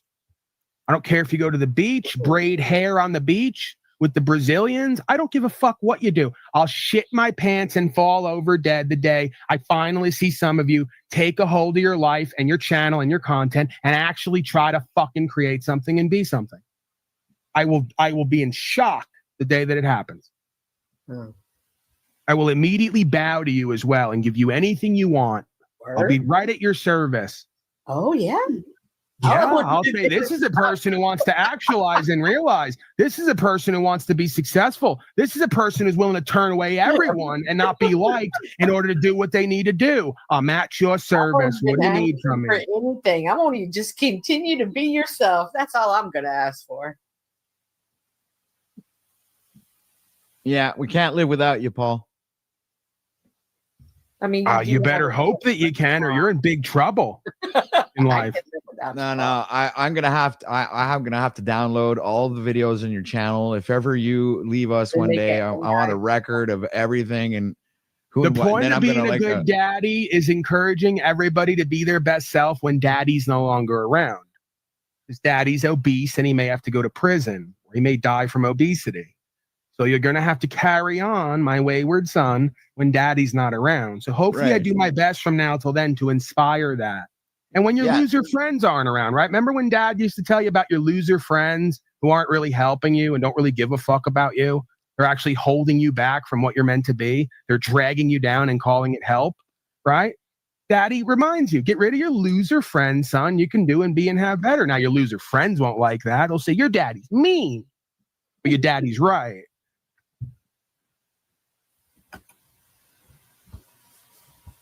Thing. And shout out to Razvan for donating. Even though Razvan doesn't like me, shout out to Raz. Or me. Fucking praise God. Razvan, you're awesome. Hey, here's the thing, though. I wanted to prove a point here, right? Yeah. So they told me, like, hey, go take your plates off and drive around. And you know what, dude? I went out and I recorded it, and I did it for about 10 minutes. You know what? How have I still never seen Paul and Slave do that this whole time? They don't even use their cars. See, did you see that, Paul? If Landry wants to go here, he'll just, again, I told him from the beginning, Landry, I don't believe you. I think you're coming here to use the drama for money. He says, no, when I get monetized, I'll stop. So he proved he was here for drama for money. Now that he's monetized, he hasn't stopped. He's going deeper with himself. So again, he just lied because I have 2 videos on my channel of me getting arrested, riding my car around without anything, license, registration, insurance, or plates. So how could I never have been riding around when there's 2 videos of me being arrested, riding around, which is more than just riding around. It's actually sacrificing for it as well and getting the dismissals. Let's not forget that. So Guys, like the other guy brought. Don't know. Brian O'Shea was like, yeah, my car is more of a storage unit now, actually. Well, I mean, you got to understand Brian O'Shea, right? Like Brian O'Shea has been locked up so many times during our process in this like panelverse, right? Like we'll wake up one day and it'll be like fucking Brian will pop up on the live stream and he's getting fucking arrested. Like who's it? Like, bro, these guys do nothing. I don't even know what they're fucking giggling about. This one, Paul like had enough. He's just like, dude, can't take this fucking beta chatter, bro. Uses car as a storage unit. I was in cuffs 2 weeks ago. I was like, dude, what are you guys? They have no point to anything. You took your plates off and did what? For what reason? Who cares what I'm doing with my car? I kind of have a hatred for vehicles right now, bro. With this whole like slavery component, like vehicles are weird to me, bro. I don't like that way of conveyance. I don't like vehicles in general. Every day, the more I like step away from driving the vehicle, the automobile, they're creeping me out. So I just go to my little TaskRabbit jobs on the bus and shit. Check out the brick in Denver. Never ending brick. What is the fact that my car is parked. No plates on it. The whole thing is I don't give IDs, but it's beyond the car. I just did it a couple weeks ago. It had nothing to do with the car. I was sleeping at the park. They tried to get me to give ID. I didn't give ID. I gotta get a lighter. All right. Let's put some, I don't know what these guys got going on, bro.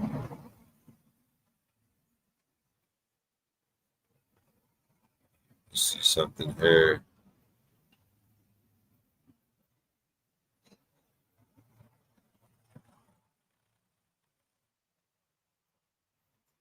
All right. I don't know why I'm getting wrapped up in this. I gotta go get me a lighter. Just gonna put on some nonsense for a little bit.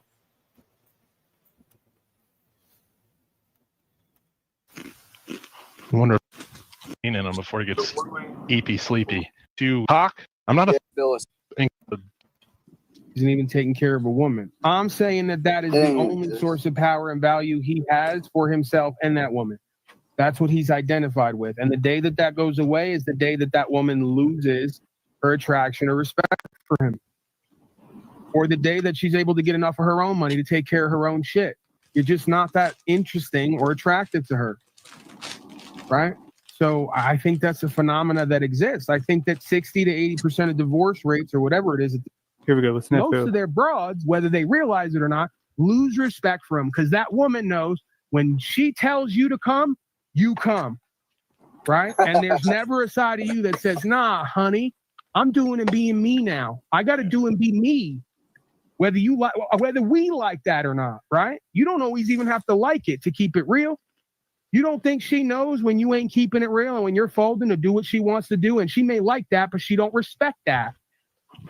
And again, we're back to the same dynamic. Like and being able to tolerate and cooperate versus truly respect and being truly empowered and truly inspired. Because I contend, if you're a creative person and you broadcast, you can't have a bitch that's doing that. She has to understand who and what you are and how you live. And she's got to accept the good with the bad. Because if not, you're always going to have that dynamic. No, yeah, that's true. That's like the biggest thing in my marriage. I've been married for almost 13 years now. And I've been broadcasting for a minute. And even though I actually work a lot with my career. So definitely she knows these things and how this is my creative outlet. And yet I know she gets, she wants to see me more, at times, but yeah, you just have to suck it up because, some guys will just be like, nah, I'm want to go. She called me. I got to go down. I got to do this and that. When in fact, like this actually makes me a better husband and a better father and a better friend when I get to at least devote some time to this creative output. And plus we're making money too off it. Now watch this. Speaking of creative output, real quick. Jesus Landry, fuck. I put something in the backstage for you. What's up, Tom? For I know Data you. and Landry, since Landry's new to the game, and I know Data has not been healing and vibing, I put the crew made a video It says for video Data and unavailable. Landry. The video unavailable. All right, so let me just comment No, to say okay, let me in there, and then fix we can move off of it. Now, the other side of that is, right, because we can't go toxic masculine without understanding the sacred feminine aspect of this, right? There comes a point where... Is it possible you've only been with broken women? Of course. Is it possible that all that's out there, including broken men, including myself? Hey, maybe. That's kind of a dumb statement, though, Mitch, because isn't everyone broken and at some level? To some degree, but obviously. I mean, I get what you're saying. And, like, are you with like some crazy ass bitches? You should just say. Yeah, I mean, what's the category for broken women? The bottom line is, if you're single, that means you haven't been able to make a relationship work up until now. Because if you could, you would have. Right. Right, Paul. Right. And that's not the case, right? The crux of my argument is that men and women are not meant to be competitive; they're meant to be complementary. And right. Right. But that's the thing. That's why other cultures, like you see the men go into other cultures to find their women because the women's not Westernized meant to women serve have your I know me and That's Paul why have your our wife, your ex-wife differences on the big tail thing, but you can see the men, they are finding relationships with women from other cultures versus the Americanized, Westernized woman. Like that's really happening. Right. When you have a resource-based economy that allows a woman to get more than a man by filling a position, she starts to believe she no longer needs a man. And not that it should be that way, right? There's other qualities of a man, but that's a big part of it, right? Yeah, but The Freak, what's up? How are you? Hello. The underrated Panelverse member. The Freak is too good for us. The loser failure. That is the Freak. You should change your name Shout to out to the chat. Loser failure. What's up? So what are your thoughts? You always have a way of bringing understanding and clarity to the thoughts of my brain. Is that right? That's pretty cool. It is very cool. I mean, you talking about for last night, or are you talking about Panelverse overall, or are you talking Well, just about, so initially, remember what you told me? You said how you'd seen something for Paul that we had that where it was really good. You saw something there, right? Yes. Oh, that was definitely. not there last night. No, Paul was in Paul mode, like daytime. That was daytime Paul mode. Like he was, he wasn't chill. He wasn't, he wasn't getting real like intimately personal about, his inner thoughts and stuff. And during the nighttime Paul, when you were, hanging out, you were pulling out like, especially if you're a Paul fan, like just gems that like nobody ever heard or anything before. Like some of the softer side, some of the softer things that, you know, make him tick or whatever. So The nougaty center. yeah, it's, you know, just it made him relatable, like a lot more relatable. And I thought he you know, you saved all don't that see for that. Lee, his mom that he bangs. I don't know. Maybe it's just, you know, the rapport. But you know, the other thing too, like Flo, I think you said that you're kind of like a Paul Spawn. You know, like he ragged on you until you actually went and made your own podcast or your own broadcast, right? So usually Paul does not get along, or he doesn't like his spawns. Yeah, is that right? Or is No, that that's wrong? not right. That's what he says, and I don't bother to push back on it because I figure that most people have the intelligence to see what it is. Apparently not to freak. No, not at all. I was streaming before I met Paul. Okay. My mistake. But the My panels, so there's, I guess, the missing piece here for me has been this We Are Awake TV guy, because I've not seen his story or his content or any of that. So why is they he the missing they piece? did this at the same time, Paul and him. I'm not sure. He's I know, got like Tommy always calls. he's like, got you know, pieces of the he lore. refers to Paul as your daddy. But like talking Ian about, was involved for like Jack fucking 3 or months, himself, and really was actually. just a side Yeah, attraction to Paul. That's where I come from, though. That's why Oh, it's okay, important. all right, okay. Yeah. I didn't know you were in the Ian crowd before. Yeah, exactly. That's where I was. Well, I think I actually have heard that in hindsight. Yeah. I think Tommy is a Paul Spawn, and or something like that. Or, Flow you know, it goes State, back to this other Tommy, character, Jack, Dan or they're whatever. all I don't know Paul all spawns. the- Even I could even actually say don't know all the myself. lore, but The fact of the matter generally is speaking, that a lot of Paul people doesn't stumble like across the same thing at approximately the same time. So anybody trying to say they invented this space is basically full of shit. yeah, but you, I guess there's this whole like, you know, Spawn Daddy phenomenon where someone inspires someone else to become a broadcaster, and that is kind of like what your Spawn Daddy is, right? So usually Paul doesn't get along. He doesn't get along with his spawns, except he's The fighting. freak for is Landry making for a some reason, fucking and good point. That intrigues me a little bit. So Well, but I've seen him do it with other people. It's You turf. have? It's turf.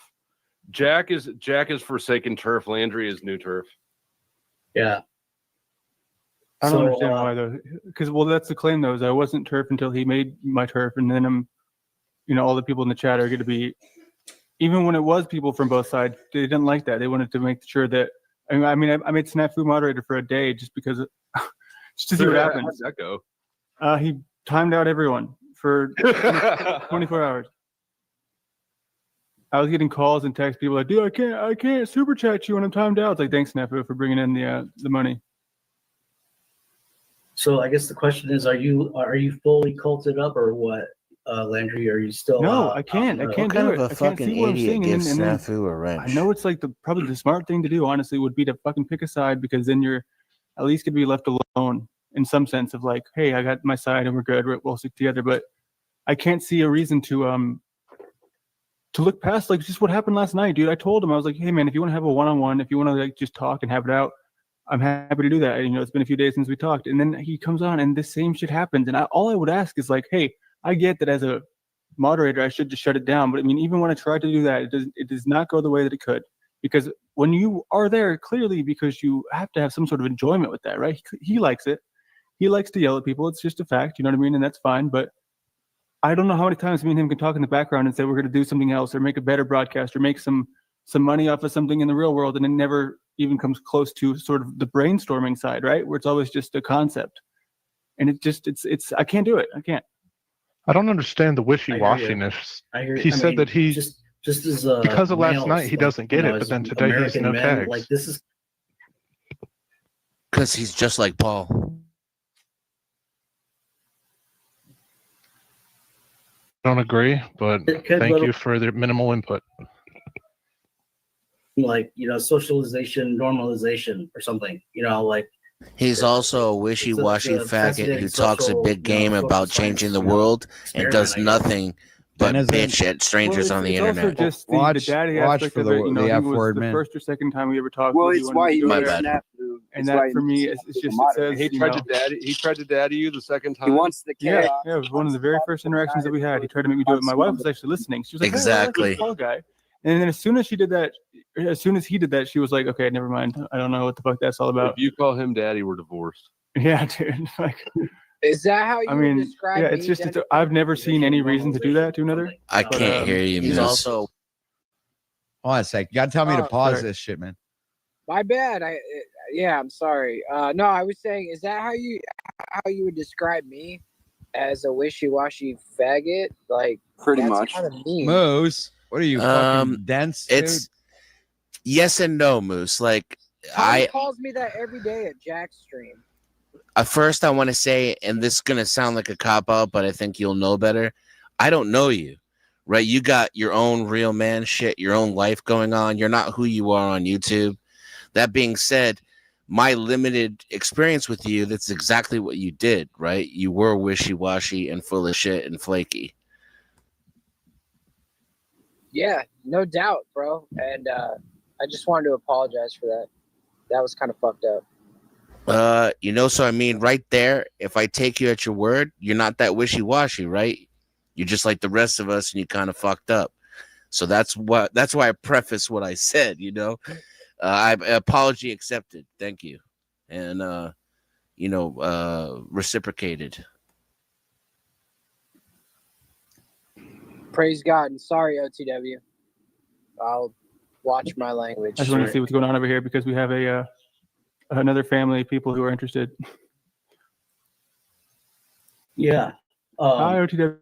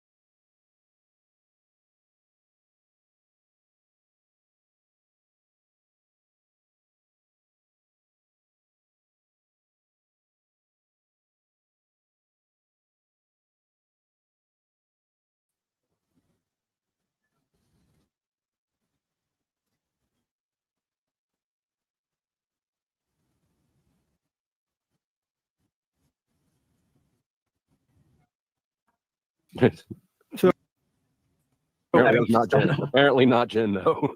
Yeah, well, I don't know what the deal is exactly, but it's probably not exactly the way Mitch painted it out to be. But I guess it's over now, so it doesn't really matter.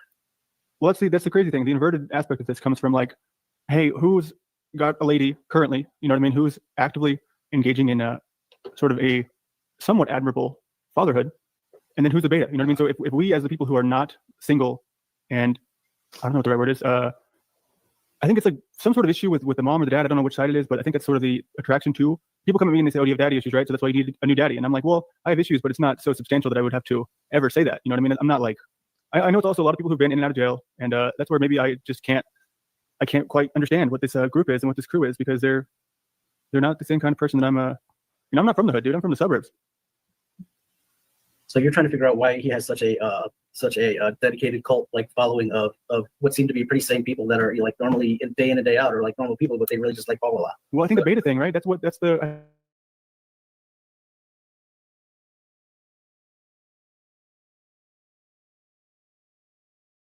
That Talcott does. That's why it's interesting that they're both together. You know what I mean? They find so much commonalities because they both have the. They said that themselves. You know what I mean? It's just two of the same. It's hot and cold, but you know what I think it is? I think Can there's he such hear a us lack of right now? leadership anywhere at all. I mean, in any aspect of life, well, like nowadays, there's like zero leadership anywhere. unless that when we're people see muted. it, they just naturally kind of gravitate towards it. Why didn't he bring any of this up last night when Paul was there with him? That's Yeah, funny Moose- that Moose you City. mentioned that because I was He's the, thinking exactly the same thing. The real producer, right? Exactly. Moose found all of us individually on our own channels.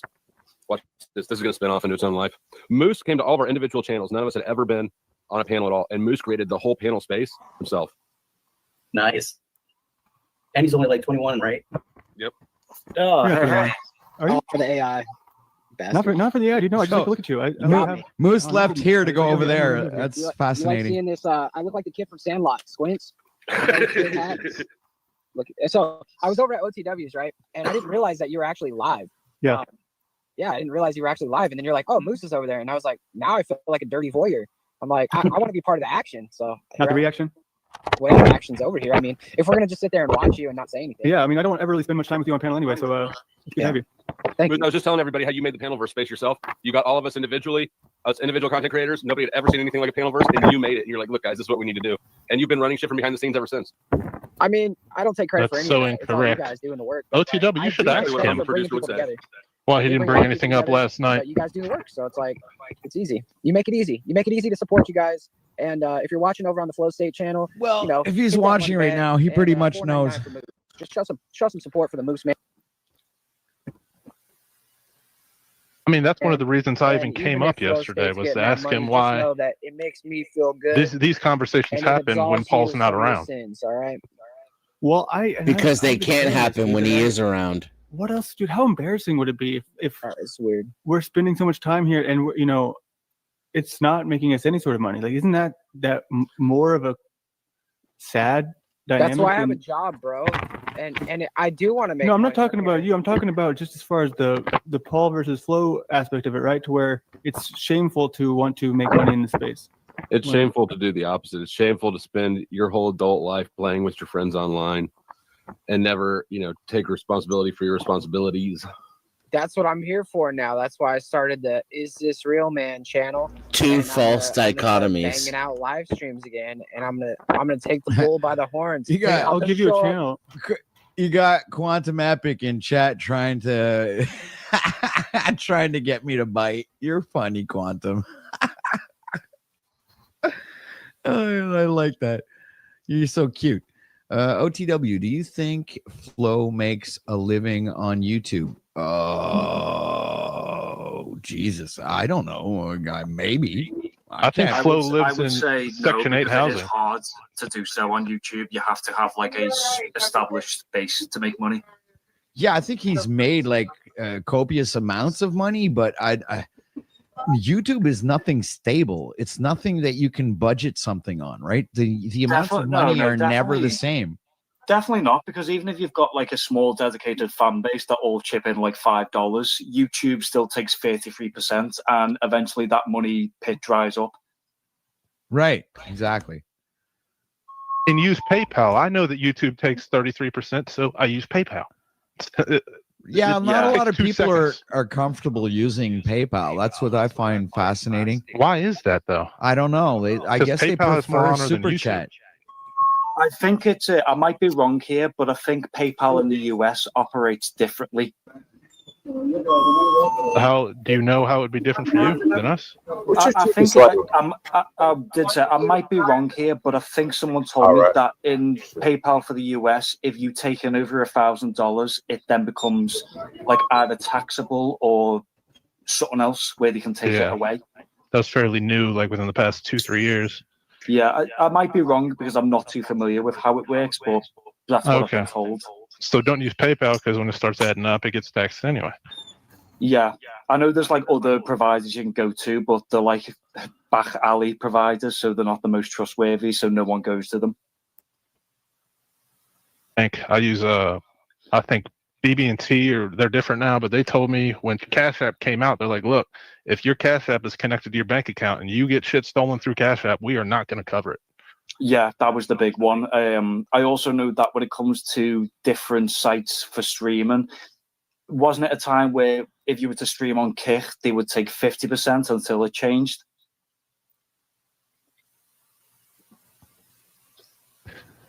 Yeah, I know. It's got to be hard on YouTube. But some people, I mean, I've seen Paul and Flo and OTW get some good fucking donos sometimes. Oh, yeah. But it's not something I would love for it to be consistent and freaking, you know, but it isn't. It's just, it's once in a blue moon, you know. Some people are, for some reason, are very, very generous and want to give and want to see the channel thrive, which I find. We'll see if someone. Well, I'll donate another $10 afterwards, so I'll do that. I find that very like gratifying, you know. And yeah, and it is a shame though, because if you were to say, "Oh, I've made $100 at the end of the stream," YouTube still takes a cut, so you'd walk away going, "Oh, I've actually only made like 77." Right. It is a shame. It is like such a sad shame for small creators to get penalized like that. Well, imagine like we're the ones spending the time and doing the You got a content lighter, boss? and putting the effort. You wanna And all sell? they do is provide the platform, know where right? it's So going. they're not doing much to charge. So it's like it's kind of like, you know, mafioso type I don't smoke swears. system, right? Yeah, it's kind of like, hey, I've given you the roads, you build the car and everything else, and then when you win, I get a lighter portion of the you winnings sell, because dude. it was my road. Yeah. All right, so let's see what they're yapping about now. These guys, like the other guy, Brian O'Shea, was like, "Yeah, my car's more of a storage almost unit now, valid. actually."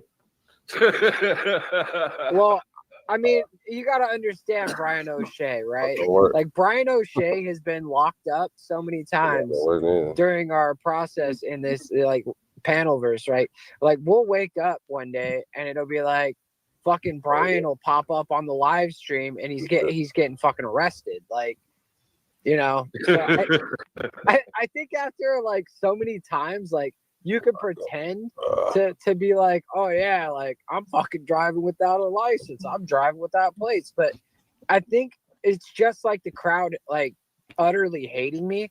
It gets annoying after a while. It's an annoyance. Like you have to go through a bunch of shit now that the cops are going to take you to jail. Now you got to go through the process of getting all your shit back. You got to, you know, you have to stay in jail for that. And they're making money the whole time.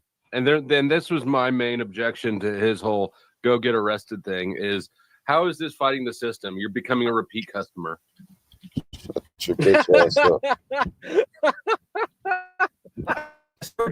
It does seem like it's almost a targeted effort to make sure that I don't make money, because all the people that are super chatting at any point, they're the ones who I should not trust. Razvan is bad news. Don't trust Razvan, man. He's bad. He's just don't listen to him. And he had to call in because he got timed out by one of the mods. But it's like, What do you dude, mean, Razvan's not bad. Here's the way that I look at it. He's just You a know Christian for tart. sure that even if they're doing it for nefarious reasons, people who donate to you are actually supporting your cause, right? Mhm. In a tangible way that can't be denied. So I give that priority. You have to accept the blessings when they come. You shouldn't put so much just gotta weight accept on them what for what other they are, people they're think blessings. of other And people. when it comes to Paul, he doesn't need my Yeah. defense. Like he does have his own videos out there. He used to have a lot more videos, and I've seen him drive without plates. I know that. Seen him like, drive or ride. I've seen him drive before. Before he met Jennifer, he drove. why did he stop with Jennifer? He didn't have to take the risk anymore.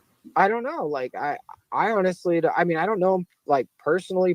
Like we had, 3 or 4 years of like, seeing each other online every day, and like we pretty much know like Wishy-washy faggot. It was 3 years total. Paul's been on the panelverse for 3 years total, and Moose was only around for like 6 months or maybe a year. That was the Misleading fucking again. timing, brother. That was divine timing, dude.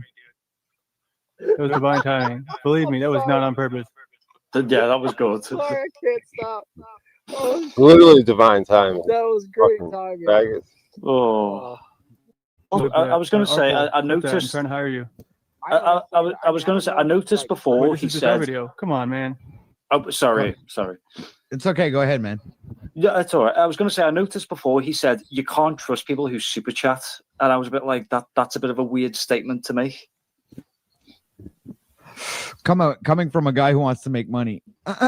No, he was saying other people were trying to tell him he shouldn't trust Razvan, but Razvan's the one donating. So he's like, why should I look into what you're saying about people when these same people are being nice to me? And I'm Correct. saying, what the fuck? Why don't you just make your own decisions about people without the influence of others? There's that too. Yeah, definitely. But he's not going to do that, though. That's exactly the kind of guy he is. Whoever the first 5 people in his ear are, that's who's, Yeah, I agree with you, Bear Jew. You're absolutely right in that statement right there, because I don't understand really which position he's taking when it Right. comes to all this. He's very ambiguous. Very. It's because it's nothing. He's fake and he's full of shit. I might agree with that one there, Dennison. I don't know it to be true, but I think there's a chance you're correct. And at least Paul is like, when he's not being defensive and he's talking about what he believes, at least it's what he really believes. And he didn't get it from some other queer telling him what to think. Not to mention, though, in the long run, you'll get a hell of a lot more respect from people if you stick by the thing you've always stuck by rather than just changing what you think at a whim. Yeah, but that's because people are stupid. You should be constantly growing and changing what you think. It's the double-edged sword. One side, you shouldn't fucking be set in your ways when they're dumbass ways. On the other side, you shouldn't be moved off your square when you are right. Yeah, you are correct. There is the double-edged sword of today. Yeah. It's to have a square, right? So your square might change, it might move, someone might be able to change it for you or move you, but as long as it's your square, then that's what counts. It's when you're like, hey, what square? Hey, look, everybody's over on that square. Any room over here for me over here, fellas? That's the difference. Right. Then it becomes mob mentality. And that's what I see with Landry. Clearly, obviously, that's why you said it, but it's clear that's what he's doing. Yeah, what I'm not sure about is if he doesn't have any spine or any agenda or any real opinions, or if because he just can't admit what they are because doing so would break the grift. That's the only part I can't say because I'm not in his head. But his behavior demonstrates that it's one of the two. It's the latter, if I had to guess. Yeah, I would say it's more for the grift because even if it wasn't someone who was grifting, they would have that one thing that the hard line about. But with the ones who are on the grift, they'll just change whatever they want to.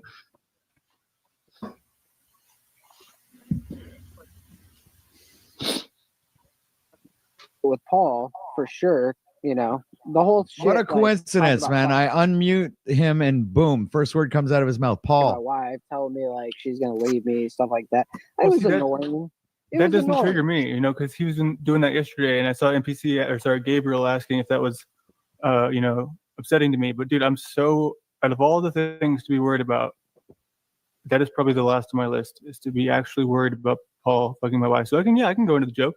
Yeah, I can laugh at it. the joke is fine, Landry, but you got to understand that we did 'Cause 2 you know the Paul years only fucks of dudes. like some intense fucking like we were yelling at people, telling them they're loser fat.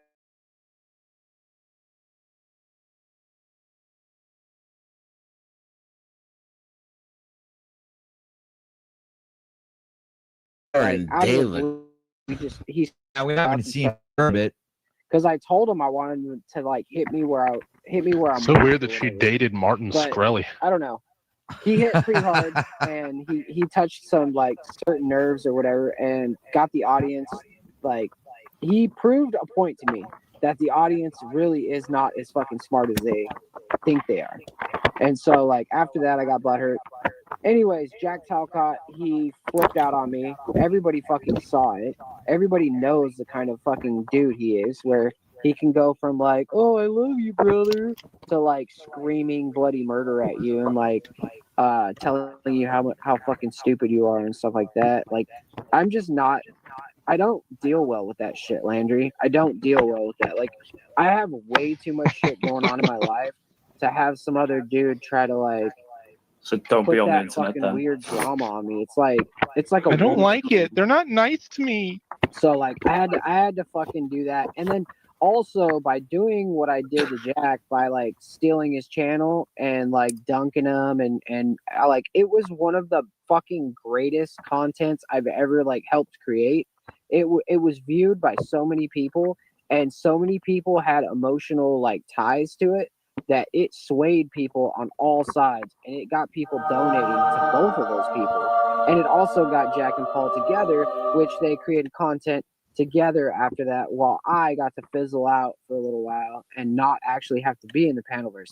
That's the beauty of being me. I can come in, help you fucking To fizzle out. like a wildfire. He had the and next thing opportunity you to know, fizzle. you don't He have to never deal got with me for a anywhere while. to be And able to then all of a fizzle sudden you're like, afterwards. oh, all right. Right. Well, Moose, where you been, bro? Like, you send me an email. Oh, where you been? And then I'll show up again. And it's like, yo, looks like you want the dynamic back. Let's go. Moose tried the And spin-off then angle Snap. from Paul's channel, and it's just he doesn't have it. He can't do it. He's just like he did his own channels and nothing worked. Like no one went to watch the content. He was just fucking it was a big nothing burger. And I told everyone that it was Snafu, and nobody believed me, even though he's the biggest fucking troll on the internet. No one believed me. Yeah, it was Snafu. Interesting. I even went to Cynthia's channel and I told her that I did not do that and I was coming correct and I was trying to like patch whatever the fuck happened. And you know what she did? She started calling me a snake and telling me my wife is and I'm a terrible father and like, bro, like these are the demons that we deal with online. Like Starting to laugh like OTW. The they got demons. fucking Oh, demons in their closet, and they have Because I got shit the best laughed out that's here, man. inside them that they don't know how to deal with, and they take it out on other people. So there's my fucking case. Everybody I did anything to even appear wrong to won. They all won. They all got views. They all got clippable content. They all got money. They all got paid, baby. I'm the only one that didn't get anything out of that. Oh, cry me a river. Except for the $1,000 that fucking Jack gave Where's him my to do money? produce for him, man. Fucking liar. Why would people give He's a him fucking money? liar. He ran a hotel into the ground. Why would anybody trust him with more like investment? That was long-winded, dude. Way too long-winded. So Let's Louis, when you go. get those channels, when you snatch those channels up, do you resell them on the black market? No, I would never actually like do anything to like really like lock them out of their accounts or anything like that. I'm not that person. Wait, but hang on. He's just said he wouldn't lock them out of accounts after he's just said I stole someone else's channel. Yeah. Yeah. So he's contradicted himself because he just said I won't lock someone out of their channel just before saying I kicked someone off their own channel and took it over. Yeah, but that's different when it's on StreamYard. When you give keys away, you can kick them off panel and stuff, but you can't kick them off the broadcast. Yeah, there's another thing going on there. Oh, I get you. Yeah, some sort of power struggle when. Sorry, I thought maybe it meant like YouTube channels. Like he took. No. It has more to do with StreamYard than anything else, actually. He's telling you what he really thinks inside. He saw this as an opportunity to make money and he failed at it, and he's pretty bitter about it, is what I feel about Moose. Yeah. But I want to mention that he's the type of person that has a charity, which basically funds his winter vacations, to Mexico or whatever. So that, I mean, he basically, in his mind, he's such a good guy because he helps kids in Mexico or whatever by gathering presents to bring down to them during Christmas time or whatever. But he's like, I made 10 grand on charity. I'll give 1,000 away. I'll keep the other 9 to myself. Exactly. That's how charity. Yeah, I'll live in a peninsula while the slaves are out on the beach trying to sell, rat sticks. Yeah. I have to give it to him though, because like the American Cancer Society only puts like 1/3% back. At least he put 10% back into it. Yeah, true. Yeah. Progress. Yeah, I remember asking him, "Is that chicken?" He goes, "Yeah, it's chicken." The other guy next to me says, "Don't trust him, man. Those are rats, man."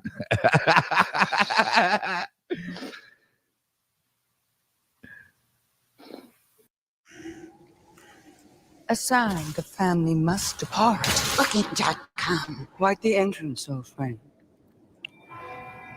A resort my darling Gomez would die for. A vengeful villain.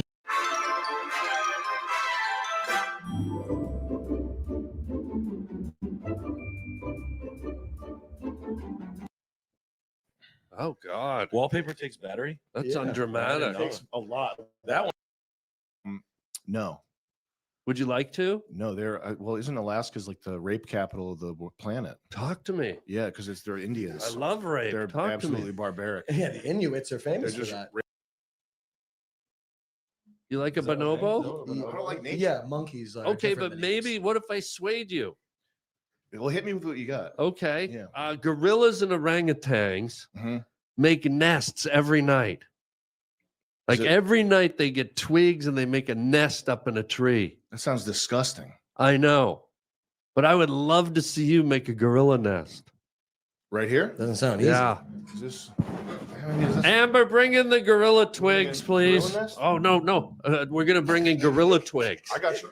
Here we go.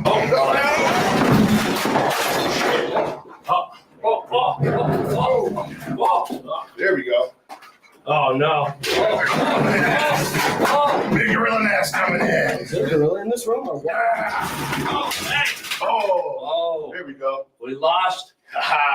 We lost power. Here, get in the gorilla nest. Wait, bring in the gorilla twig. Hop in the gorilla nest. All right? I don't know if we have. Let's get you in there. We can't fit in there. Let's get you in there, buddy. Let's get you in there. Let's get in that nest. Get in that nest. There we go, buddy. There we go. Gorilla twig. A big monkey. What are we dancing? We're big monkeys. We're big apes. We're big gorillas. Big apes. We're gonna get in that nest. We're gonna get in that nest, darling. Oh, we're going We're getting in that nest. I see something I like in that nest. Yeah, But I want to let you touch it. Yeah. I see a big snake in there. I don't think we're recording anymore. All the cameras went out. Oh. Yeah. This one's in. Is that recording? Yep. Let's get you in that nest. We got Let's this get out. you in that big gorilla nest. Let's get you in there. Ooh.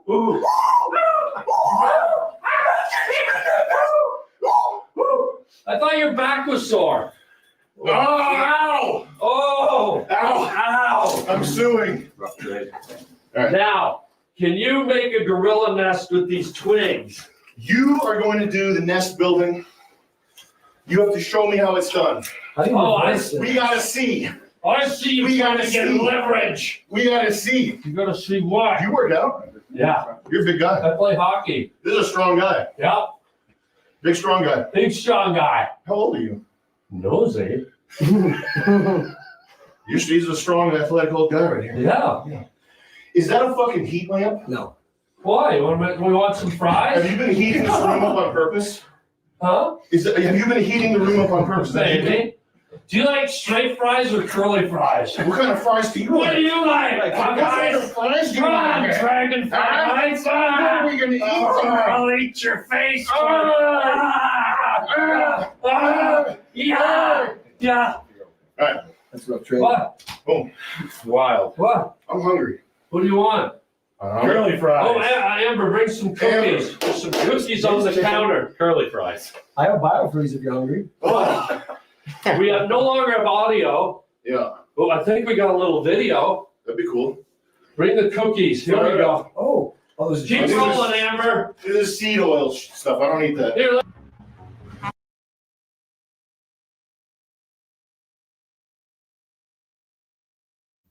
That was out of control. What was that? What the fuck? What the hell was that, dude? Gorilla fucking nest.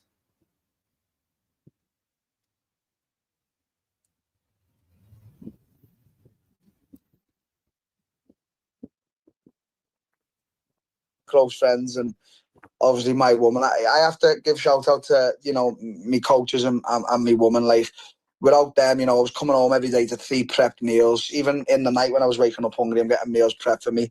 You know, I'm getting weighted on hand and foot, you know, so I have to give props to her. And obviously my coaches were just there for me every minute of every day. So, as I said, good solid foundations. You know, so we celebrated. Took the celebrations a little too far, but yeah. All's good. No got arrested? And no, we didn't. And Brendan was a part of the celebrations. It's not shocking to me. I grew up in a pretty hood neighborhood where even the white kids said it. So that's not shock culture, but I get that the parlance of the time, the rules of society are people are sensitive about this. But I busted Kendrick Lamar at karaoke, and guess what? Everybody was mad at me, the white girls. The black dude there was cracked up like, wow, he did it pretty good. Just like Kendrick. You let it rip. But I let it rip, but we're not on camera. And I get it that, you know, maybe somebody will judge me for that. But I was singing in the car all the time. Old Dirty Bastard, rest in peace, my favorite. ODB. And he has all the best Oh, my lines. God. Yeah. So that's where I'm at on the thing. And look, I'm just a humble mixed martial arts coach these days. So to me, I get it. The culture is moving this way and that way. And, you know, I just don't want to see America be wrecked and like California secede from the Union or some weird. I don't want to see that. It's a crazy time right now. And I think that you don't need to be divisive.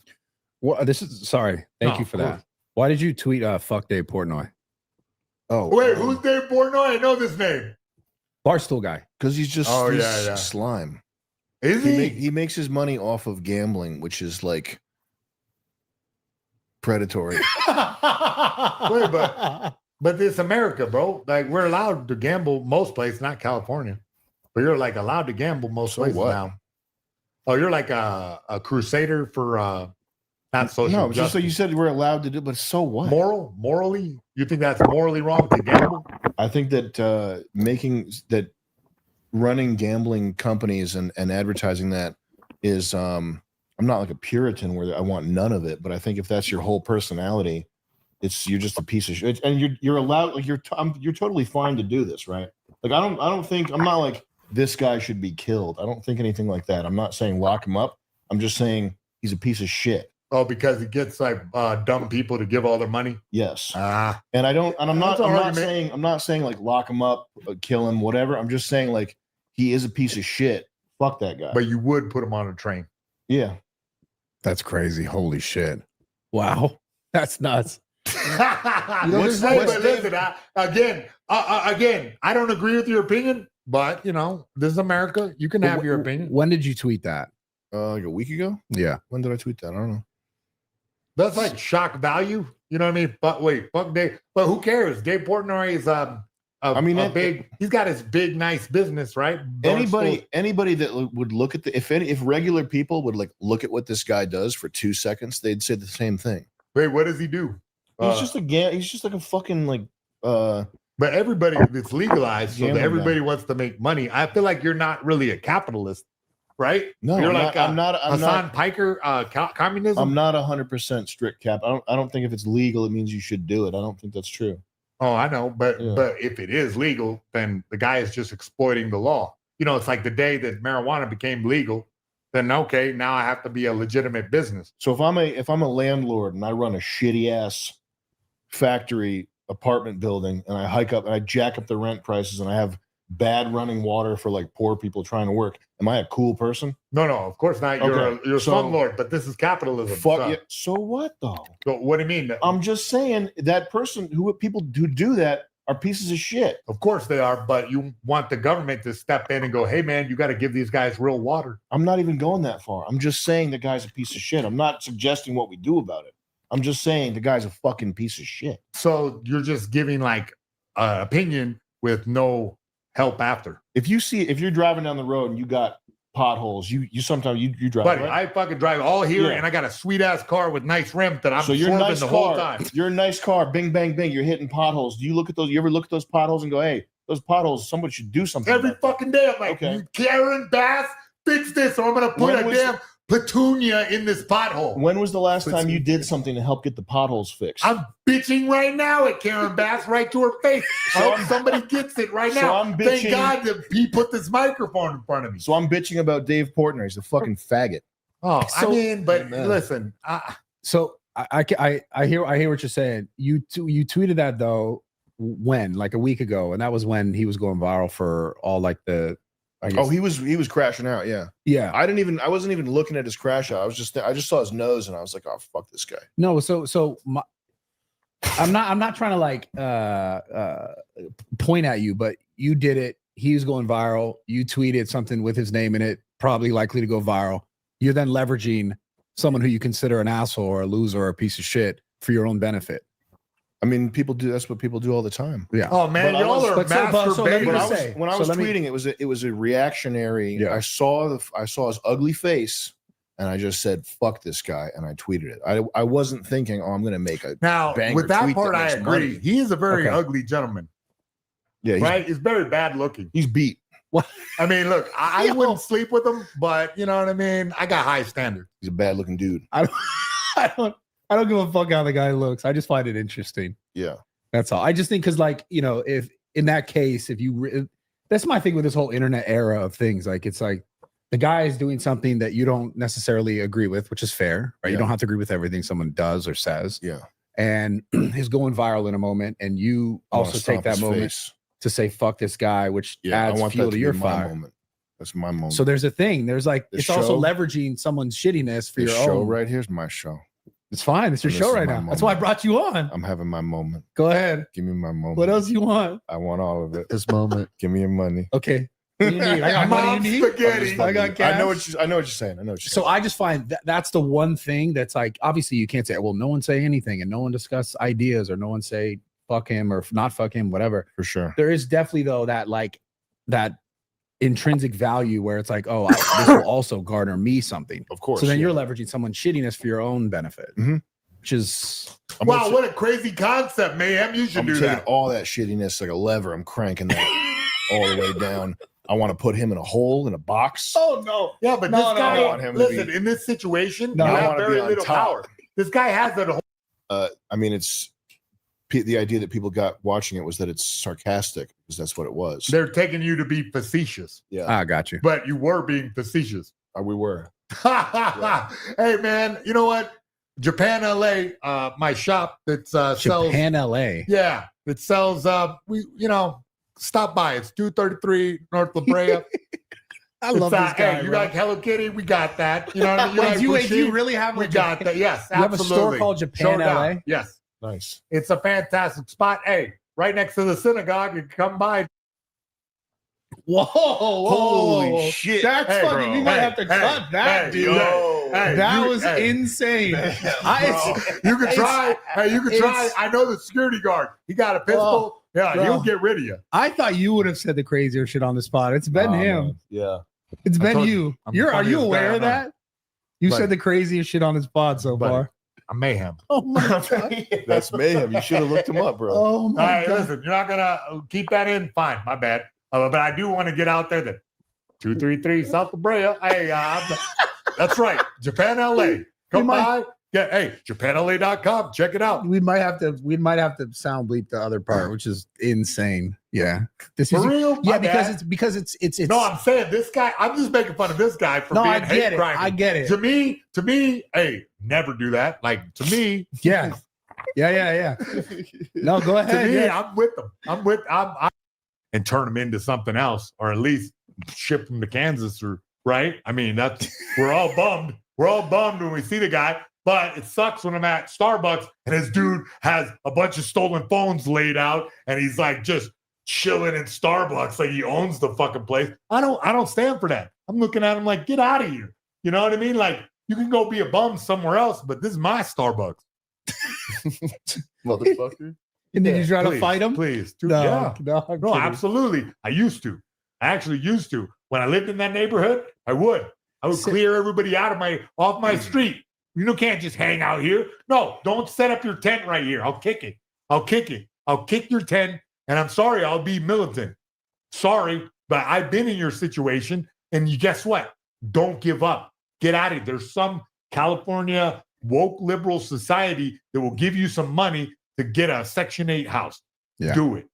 Do it. You just got to go through it. Stop doing dope. You got to quit doing drugs. Oh, you can't? They'll send you to rehab. It's California. There are some programs for you. I did it. I went, I'm done. I've got to quit this lifestyle or I'm going to be that forever. Well, you're a good example. You're one of the good examples. Well, yeah, but I had the benefit of being a legendary mixed martial arts fighter, you know, where I had the discipline back when I was a kid to be, you know, a champion.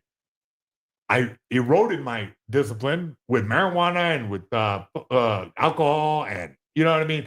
Prescription pills they gave me, you know, and they gave me and I took them. So it's my fault. Yeah. You know, you have to take accountability super hard, especially with a guy like me who has a intense focus. Whatever I get focused on, I do it to the fullest. I get it. So if it's substances, I'm going to do it to the fullest. And whoops, that really doesn't work out and send your ass to Chino. Yeah. Sam, I got a question for you, Sam, kind of on the same topic, but before you had YouTube success or even throughout your YouTube success or just internet success, comedy, etc., did you ever have a very hard moment in your life? Like, what was the lowest moment of your life?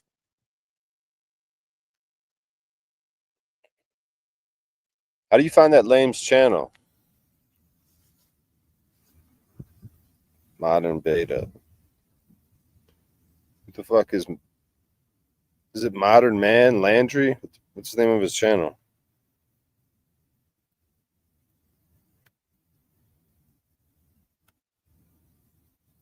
I just put in Modern Man Landry and nothing's coming up. Modern Man.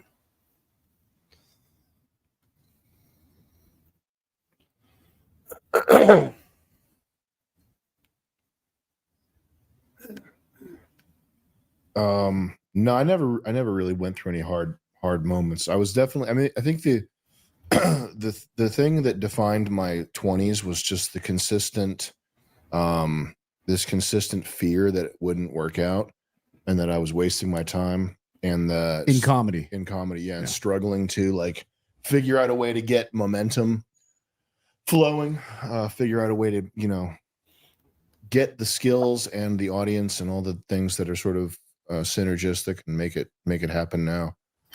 And so when did it start to first take form? I think probably we had our first like spark in the dark was the Adult Swim show, but that was a short-lived thing. We got that canceled, and then after that, maybe a year or two later, we started doing Patreon and other people that aren't, you know, me, and that's where you get kicked out of the club, if there is a club.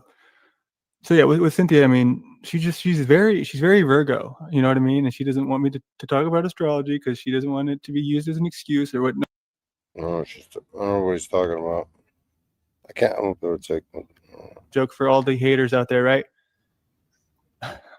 Andre misunderstood him and thought he was something that nobody more interested in. Like, it's not, you know, a bad thing. I'm not saying that, especially in today's culture where, you know, civil with people like Cynthia.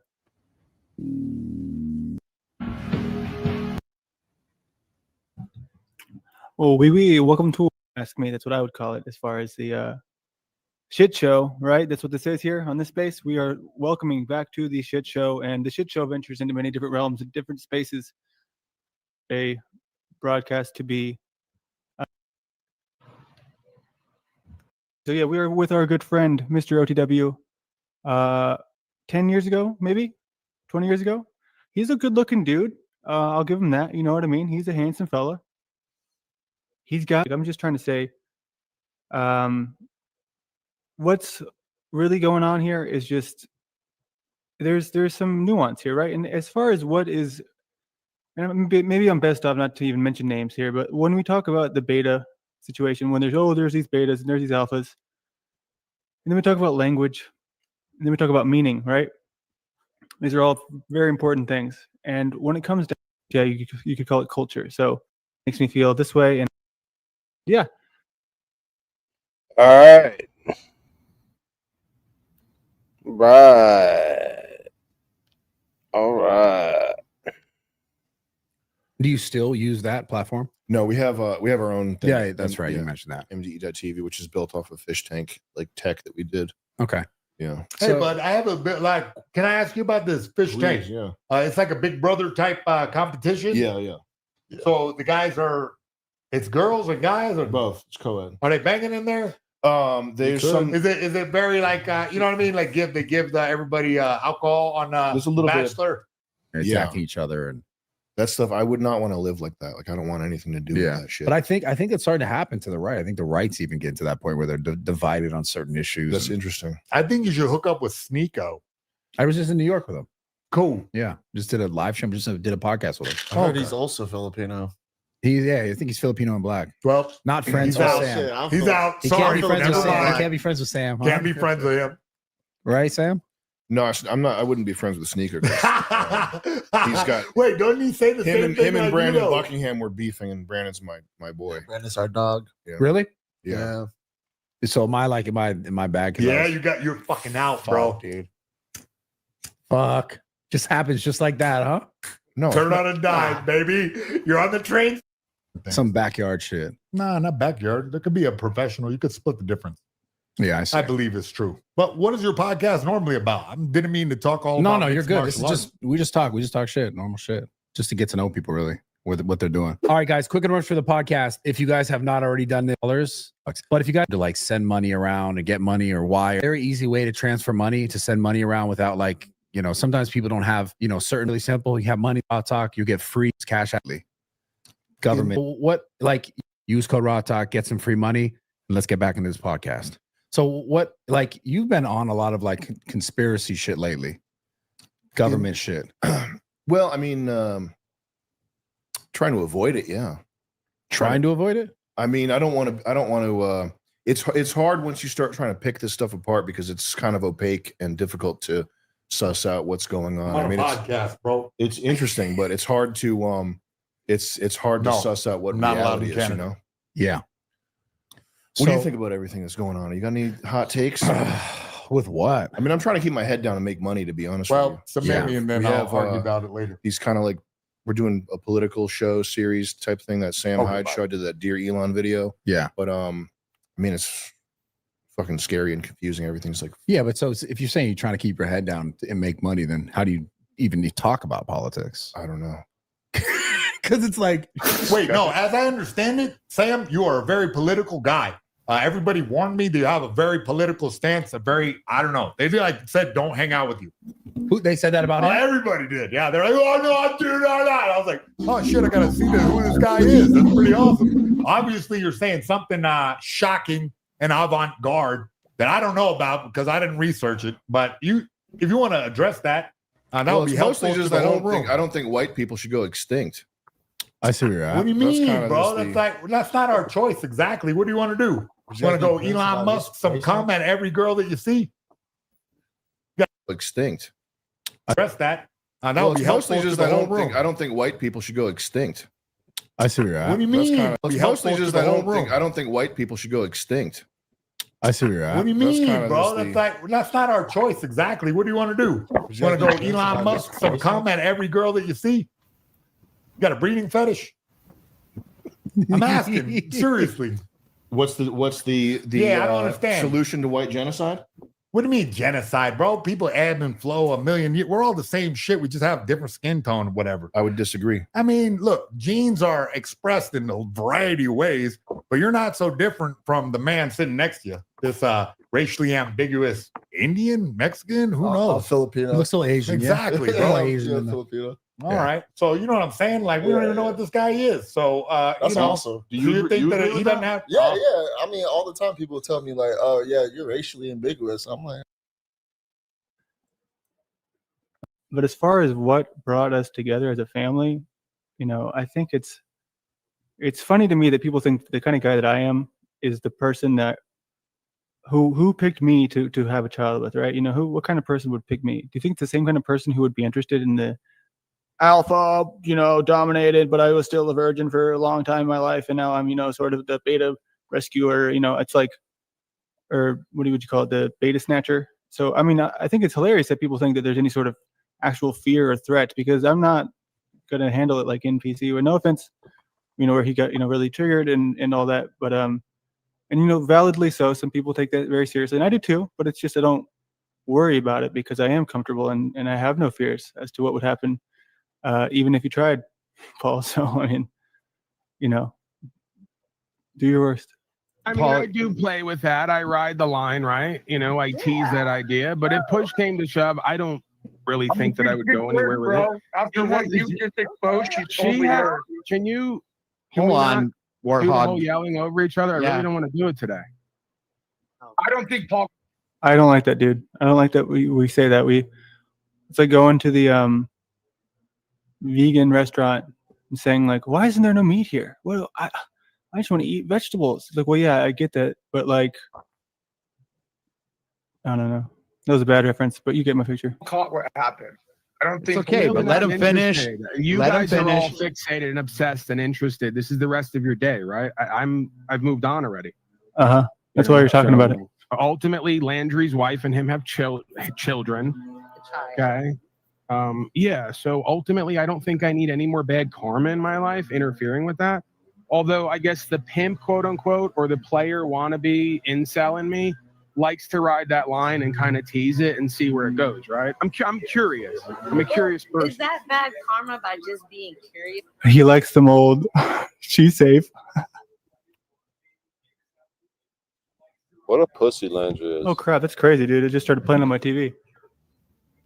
Wild. But no, we had a really good laugh today. We listened back to the segment where they were talking about her conversation because she was just so shocked. She was like right away, like, wow, I didn't realize that it's that quick. They make shit up that fast. She was only on the phone for like what, 2 minutes? Or on the microphone for 2 minutes. And every single thing that was stated was just like twisted and manipulated, and it's kind of crazy. Hold on, I'm gonna go back to that too. To 30 days or more, depending on the situation. Anything can happen, right? Says that he's paying all the bills. You just heard out of. Hey, Snafu, let's compare our income for the last 2 years. Loser quits YouTube. When I say loser, I mean whoever made the least amount of money. So I mean, you want to come at me and play games with your optics? Like, come on, dude. Easy victory. And I would not even include any money that she's made. So come on, let's do it. Me and you, buddy. The way she just fucking said that shit, she probably wants this motherfucker to quit doing the online bullshit and fucking help raise that kid. Get a haircut and get a real job. Yes. And dude, so like, and that's what I'm saying, dude. I know the guy's a liar. So like last night when he was trying to tell everyone, I pay all the bills. Nah, bro, he kind of stumbled when I said who made more. And it's really none of my business on aspect of that other than his lies. But dude, like NPC and I said, that bitch is going to end up leaving him. She's going to be fucking the Starbucks manager within a month. Starbucks manager is a gay man. Starbucks manager. Well, as the devil's advocate, it could be that he had built up a savings doing whatever he was doing before. Thank you. And now that he's digging into that savings and not having as much to Thank you. show for it, she's irritated in that because that's her nest egg. She just had her kid, She loves going out. She didn't just have the kid; it's over a year. But she loves going out and go to. It's her socialization. She is from a different place. Her family's not where we live, so she loves it. She makes friends, and they have a little girl talk and girl time, and whatever their version of this is, the gossip sector, and she gets free coffee, and I don't drink coffee myself, but she loves it, and it's one of those things to where, women might be traditionally just wanting to get sort of the treatment of, hey, we are dependent on the man and we are just, staying at home, and there's a rule to it. There's, a reason for that, a rhyme and a reason. But when it comes down to it, in this day and age, just even being where we're at, to where she's, not paying any bills, and she's still doing 90% of the stuff as far as the housework and the dishes, the laundry, all that stuff. You know what I mean? The traditional lady things, the traditional women stuff. Oh, we got a guest in the house. I hope it's her. Who do we have? Oh, we got El Perro. Hello, sir.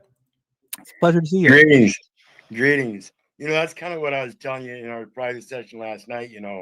They placate that I'm living off of my companion simply because of his.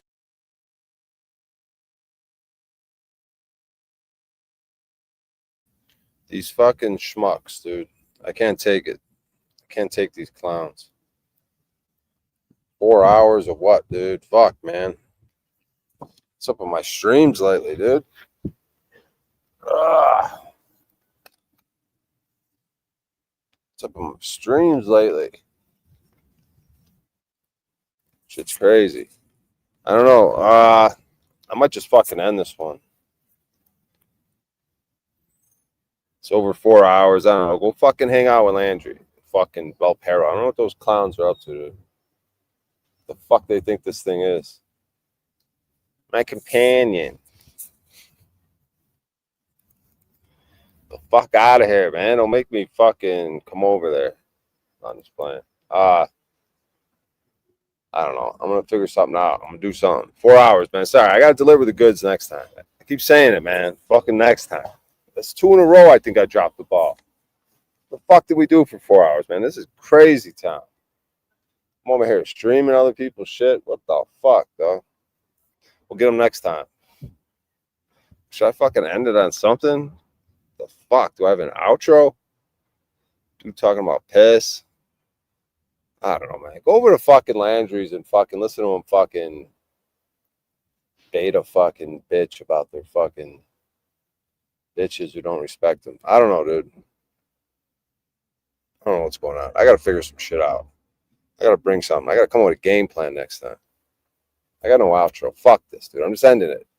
Go over there. I don't know. The fuck do I got here? Clausen. We're ending it on Clausen. I'll see you later. Bye. Where the fuck is Clausen? Did I just see Clausen? You fucker. Is this Clausen? I frankly think that crisis initiation is really tough. And it's very hard for me to see how the United States president can get us to war with Iran. Which leads me to conclude that if, in fact, compromise is not coming, that the traditional way of America gets to war is what would be best for U.S. interests. Some people might think that Mr. Roosevelt wanted to get us into World War II, as David mentioned. You may recall we had to wait for Pearl Harbor. Some people might think Mr. Wilson wanted to get us into World War I. You may recall he had to wait for the Lusitania episode. Some people might think that Mr. Johnson wanted to send troops to Vietnam. You may recall he had to wait for the Gulf of Tonkin episode. We didn't go to war with Spain until the until the Maine exploded. And may I point out that Mr. Lincoln did not feel he could call out the Federal Army until Fort Sumter was attacked, which is why he ordered the commander at Fort Sumter to do exactly that thing, which the South Carolinians had said would cause an attack.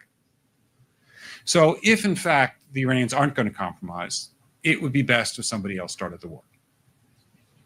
One can combine other means of pressure with sanctions. I mentioned that explosion on August 17th. We could step up the pressure.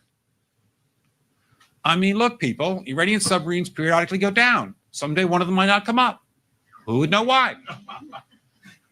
We can do a variety of things if we wish to increase the pressure. I'm not advocating that, but I'm just suggesting that this is not a either or proposition of, it's just sanctions has to succeed or other things.